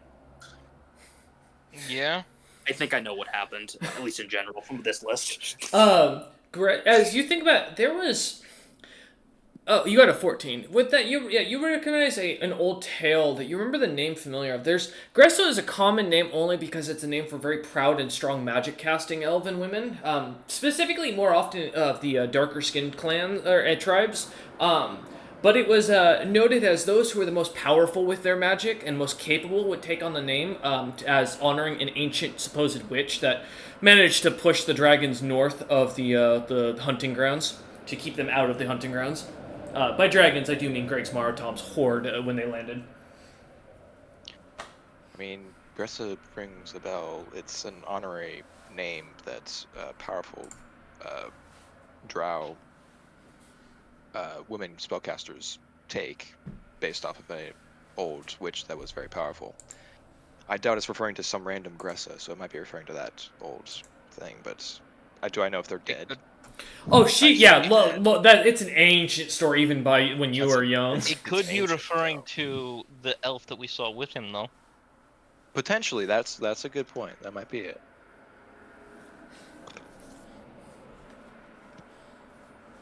Maybe it's more pieces to more puzzles that are horrifyingly annoying. Good to know, though. Udger kind of looks at you two and goes, well, I mean, with that, then maybe you need more allies than I thought. I think that might be our best bet. You lot can handle yourself capable enough, and if you're picking enemies like this, I mean, but nothing personal. I just don't want to be shot out of the sky. We're trying not to pick enemies here. I think these people just hate us. Fates seem to hate the Frosthammer clan. I believe that true. Yes, and it's sad to lose people that I thought were friends, but besides the point, what's the good news? Oh, well, the good news is we found Grandpa. Kind of. Oh What do you mean by god. kind of? Well, by kind of, I mean one of our, so while you lot were out, doing missions, we weren't able to find you in town to let you know. Around mid-morning, maybe midday-ish, somewhere in between, we had, an incident. One of the members were heading into town collecting food, getting ready for the big travel, all that. And they said they saw a green orc talking to tall red fella, sharp teeth, orangish skin, red hairdo, looks like a pompous Immediately asshole. kicks. That's what we Yeah, okay. Rings a What? bell. We found his wanted poster. That's the only reason I happened to bring it up. When I was checking out the ends, there's a pretty big bounty on him from Utham, though they said the bounty was recently discontinued. So I assume at this point there's nothing to do with it. But I figured I'd point it out. I told when our member saw them and mentioned it to the guild, the inn. The innkeeper said not to worry about it for the time being and leave it be. So I just, And where did Grandpa go? Grandpa seemed to just follow him into a portal, the one to Greg's Martom's land, and that was the last we saw of him.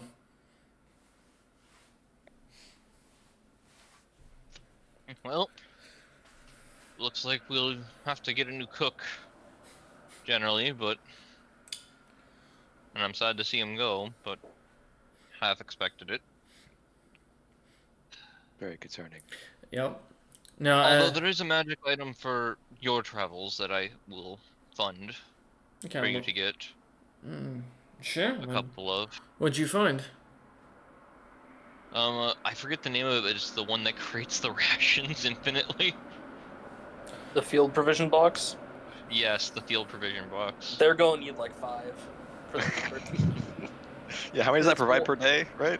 One of them feeds 15 people or 5 mounts, like 5 horses. And they It's have one or the other. 60 people. Yeah, What? so they need for their current numbers. They get literally no one else, which they're recruiting. They only need 4. Some is better than none. I'll be providing you with 10,000, and we can On go the pick them bright up. They're side- called field provision boxes. Who It's a knows? 2,000 GP magic item. Yeah. Yeah, that's why I just said I'm going to be providing with 5. He nods and goes, "Alright, once they're on board, I think we'll take off. My plan is to head towards, the new lands of, these, slaves that are bumping up. I think we'll have a good chance of reaching out to the Knolls and maybe these, dragonkin that have gone independent. Since they're south of the border, maybe it's our best bet besides going after King Movasi. And I don't think he'll leave Isn't- once he enters. Isn't the new no leader like really evil? You're not there. No, I'm asking the players. I They don't know that. haven't looked into it either, Well, as James. sorry, guys. James wouldn't know. He just kind of I- looked and goes, "Yes." I- Mm-hmm. Be safe and be cautious then. We'll head out to go get those items here in a little bit then. Today, and bring them tomorrow. down to the ship for you. No rush. As he shrugs and goes, "We're still getting up provisions for the troops to make sure we have arms and armor ready to go." Yes, that's why I'm going to be providing 5 of these. The 4 should provide what you need for 15 people a day each, and the 5th one you'll be able to build up extra. He nods. Goes, "Well, I'm gonna head back over there before someone eats someone else." Thank you. He kind of nods as he kind of stands up and starts walking towards the stairs, heading up, and you hear as he kind of disembarks above. As you two are left to kind of sit and talk for a moment, Nar, James, go ahead. Yeah, go. what have we gotten ourselves into here? I think fate has decided it's going to fuck us and fuck us hard, so we either need to grab on and hold on for dear life, or fuck it back. Can I cut it, please, with something? Can I just... You can try. I don't want to be involved in any of this, alright? I just wanted to join you on a merchant, see what happened to you, but I guess, maybe I bit off a bit more than I could chew. You think I want to be a part of this? I just want to be a merchant. As you two Maybe kind there'll of be some monsters that are a bit unique that we can slay on along the way. as you two kind of think and talk about this, and kind of come to thoughts or come to terms with the idea of being heroes as a star-eyed and not liking that title at all. Yeah, every time it gets said, James gags a little bit. Nor, as you enter the edge of the city, you see as a tall figure seems to be standing, watching out towards the desert. His dark black skin and almost golden eyes that light up. He seems to, like, as soon as he locks eyes with you, wave towards you to kind of get you to come over. He stands quite tall, as you realize this is a fire giant, kind of looking over at you. Oh, I think Nar had to step away. Good No, timing. Okay. no, yeah, I'm. Oh. I'll walk over. I don't know what he wants, but We sure. never heard from him again. He kind of bows to you as you walk over and goes, "My name is Aldrin. I have come to add my report on that Chikix Morin, as well as Alfred Stone's whereabouts as requested by Zels. Mm. You are Please. a member of the Ironheart Merchant Company, no?" Yes, I am. He nods and goes, the Chikix Morin has offered a contract to the Ironheart Merchant Company, a final offer of peace, in terms as it has been confirmed by him that you no longer possess what he is looking for. That is the first bit of news. I've also confirmed where he comes from, what his motives are, as well as his current intentions towards our fearless leader. For Alfred Stone, the only thing I was able to report, unfortunately, is that he is still on the newly discovered continent. Currently, from the few scouts that have managed to return, they've reported a very angry-looking snowbeard who is covered in blood, screaming, running along the beaches with creatures running from him. I'll be honest, if our leader has chosen to make an enemy of this individual, I think I may need to seek other employment. I did. Did Mr. Morin offer a physical contract, or? Yes, I have it, as he kind of reaches into his very fancily butler outfit and pulls it out and hands it to you. Yes, of course. Well, time for all that legalese to come into play. Yes, please read it. Read it good. I'm gonna put on my little reading glasses. If I may recommend, I recommend not opening it here and taking it back with you, only because there are eyes everywhere, and I do not, and as Jakix himself put it, until the contract is signed, all game is fair. All right, I'll read it in my office. If I may ask, can you confirm with James what my next job will be, and where? Otherwise, I will continue on this mission. I will see you tomorrow once more to confirm this. As he steps into what is shadow, but as the almost as if he steps into his own shadow, he disappears into a blackness and vanishes. Fucking Gobta here. Yep. At least he's doing well for himself. Gobta. Alright. I'll head back to the ship. Alright. As you do, kind of running off, it doesn't take you much longer at your speeds to catch up to the ship. As you climb aboard, you see some of the crew working about the top deck, kind of putting away equipment and such. One of the rough bloods looks up at you and kind of smiles and gives a slight snort to the others.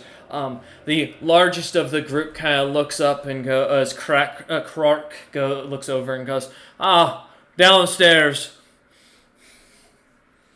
I'll just nod. As you kind of head down, you see as James and Rollman are kind of sitting at a table discussing a few things. At this point, I imagine table too. Yeah, the concept of the word hero slightly written out on a few documents and crossed out as you come into them sitting crossed each other. We are James? not fucking heroes. Yes?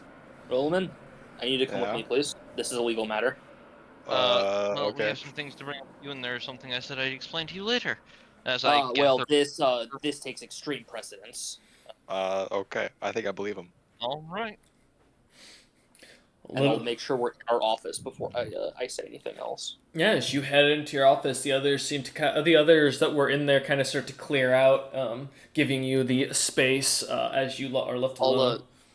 I'll grab one of the extra chairs that is up on one of the the top bed areas and set out so both of them can sit in front of my desk. Okay. Okay. Okay. What is it?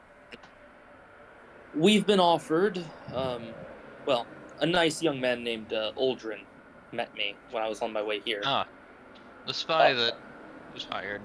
yes, he did ask that by tomorrow you have his next orders, um, and that he would show up tomorrow. Well, I don't even know what his last orders were. Zell's. Ah, yes. No, don't worry. I'm gonna get to that.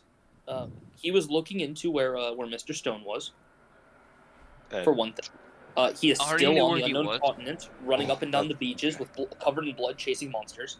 Oh, That is horrifying. As I look to Rolliman, and I simply look at him and go, "Remember, if he ever gets off there, your head's going up your ass. That was your doing." yep.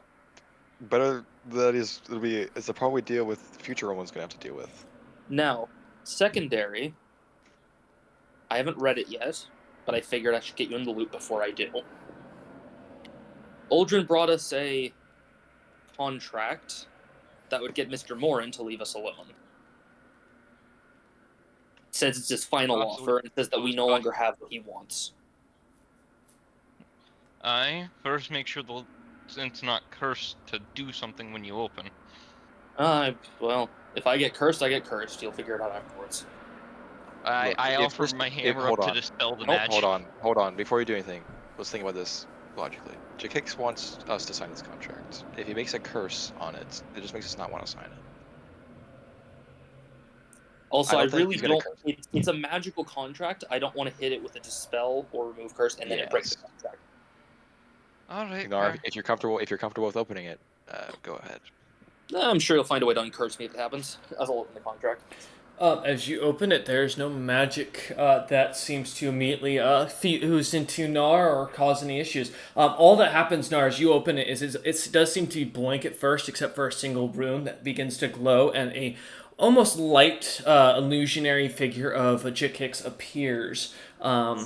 Using a what you'd immediately be able to tell as a mirror image. Although this does seem to be slightly altered to allow for a stop and a permanency on the item in question, meaning the scroll.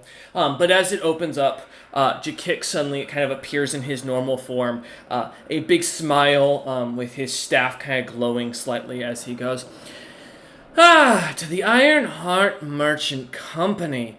I appreciate this game of cat and mouse we've had all these years. Or year, rather. It's hard to keep track. I'm chasing 3 of you and planning to kill 2 of you, and 1 of you is about to die soon. But this game must come to an end, and as it is finally time that you give up those coins and leave them in the desert as I was expecting you to, as I know, James, you have no iron between your legs, for you are nothing but copper in comparison to your father. But I understand fully that you lot are looking for a way out, and as you really don't seem to be of any value, and your capabilities seem to lack any chance of being a problem for me, let's say bygones be bygones. I offer you and the Ironheart Merchant Company a way out.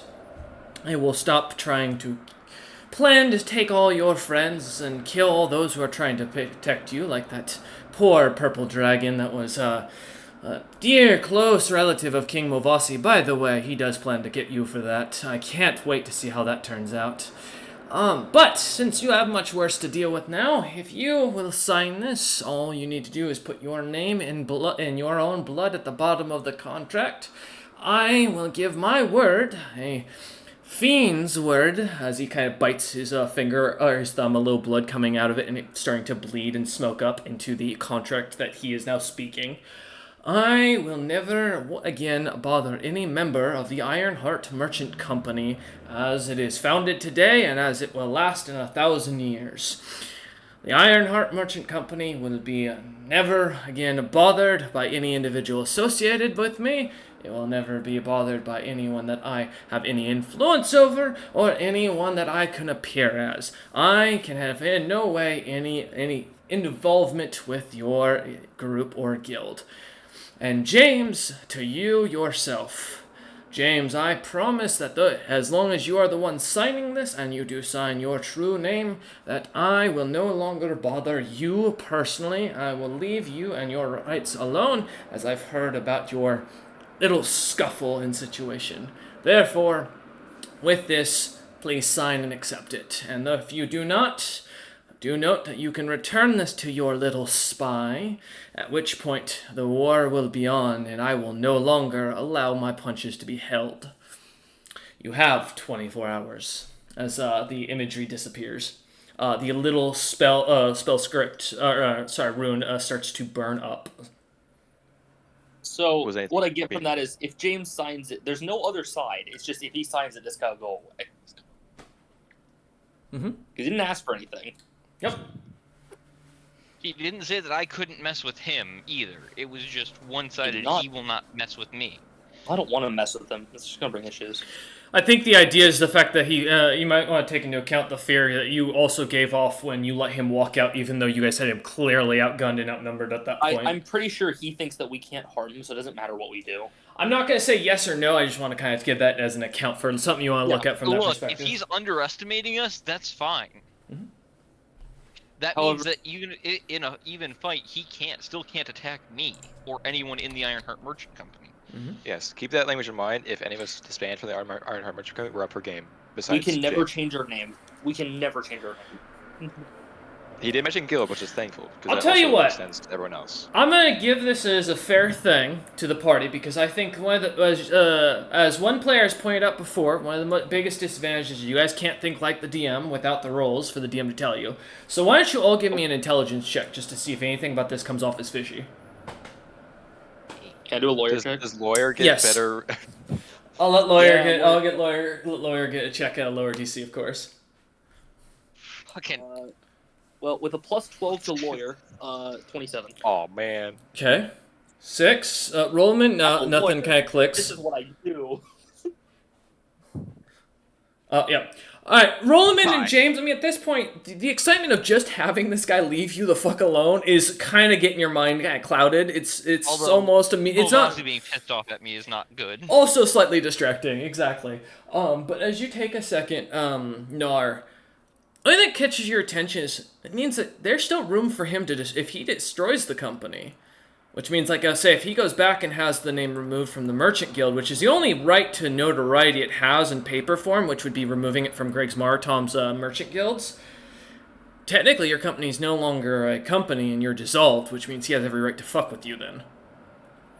So he's still not asking for anything, but he's left himself an avenue to fuck with us if he wants to. Yeah, so in a sense, it seems like a smoking gun is what you get. That if you do fuck with him and decide to go, and even though he's allowing you not to have any reason, then that means most likely he's giving himself a way to fuck with you back. Basically, this is a peace or a white flag or a truce for the temporary that can be uprooted. I will James also can put never be messed with. to Nar's own perspective, given how dense James has been. Yes, that is also pointed to what Roman said. Yeah, James can't be messed with at all. But to the point of how dense James is, it's not hard to tell that Jakix probably is assuming that James is accidentally going to run into his plans on a continuous basis just because he's an idiot. Not to insult James in this case, but given Jakix's perspective and point and personality that Nar has been given, according to James and Rolliman, the guy isn't exactly a kind individual.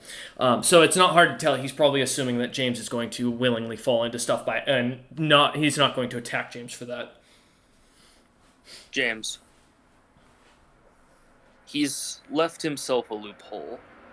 If he dissolves our company in any way by doing something with Greg's Maratom set up for companies, he could attack most of us but you. If we mess with him. That means we'd have to register at multiple places to avoid that then. James, with He's a left. 5 intelligence, the only thing I'm going to give you is that you'd recognize at least a basic pattern. You've continuously being fucked with by some sort of force in the background of your entire time as a merchant that's been taking your crew left and right. Think about that for a second and think about what is being offered in this situation. Something's a little fishy. Let me finish. Yeah, go my ahead. thought. You're good. Oh, I will most likely still sign this if you agree that's what I should do. I have no There's qualms no- with doing that. There's no But reason I will not also to. make sure we Nothing's register lost. at another trade guild, the new one that's rising up. Specifically, that way the company, even if Greg's stuff is messed with, has a backup. Better plan. Don't, I guess wider plan. Every single nation has a merchant guild. Just sign up for all of them. That It's a good It's idea. fair. Also, Every by collection of single- papyrus, if we could sign up with them, it's somehow very hard to get that Uh, scrub. I feel not possible. not possible. They might be able to mark me. If you Given- enter Pyrus, you never leave. Well, Given our 'cause- connection with Bardris, we are already in the history books apparently as Okay. the Ironheart Merchant Company. I mean physically. If you enter the capital and they accept you, you never leave that city. do we have to enter Then the it'll city just to get us be if we registered? run into To one of become their a true members member, outside. yes. I will mention to James's note, because he is nobility. James, you would know there are scholars that wander about. That's how the collective gathers information. Yeah, Yeah, that's if what we, I'm saying. like I We was can use stating, them. if we run into one of the scholars, we might be able to have them take something back, marking us down as the Ironheart Merchant Company. For history, maybe, not for the legalese of the contract. But proof He didn't of say paper. we had to be marked down as with any companies. I will say, With any Nar, guild. for your own perspective, proof of paper is what we call it, being that if they're papered, it doesn't matter if it's a history book. If it's a source that can back up its wording, then it's considered a legitimate source. So the only If you The papyrus would count. if Yeah. you can make our merchant company famous enough to be worth writing in the history books, it would work. But I don't think we're there yet. Well, No, we apparently we're aren't, but getting third. up. But Either we way, should possibly, well, here. There's no sign up for the- downside to signing. Yes, so I think you we'll should run do it. around and do that along with what we regularly do. I'll sign this, and then should we Let's say need to break it, we'll be able to. I'll set the scroll to James and I'll hand him a knife because it said to sign in blood. I'll prick my finger, drip a bit on there, and then grab a quill and sign. You take 1 James point Dreg. of piercing damage that is not removed from armor. It does go through regardless. But as Yeah, you I would have had to take my gauntlet off. as you begin to work into it, signing it, you watch as you finish signing, and the contract burns away. And the last thing you hear is an evil laugh, and then the words, "Good. Now Kez is next." And that's where we're going to end today's session. We thank you all for watching, and we hope you enjoyed.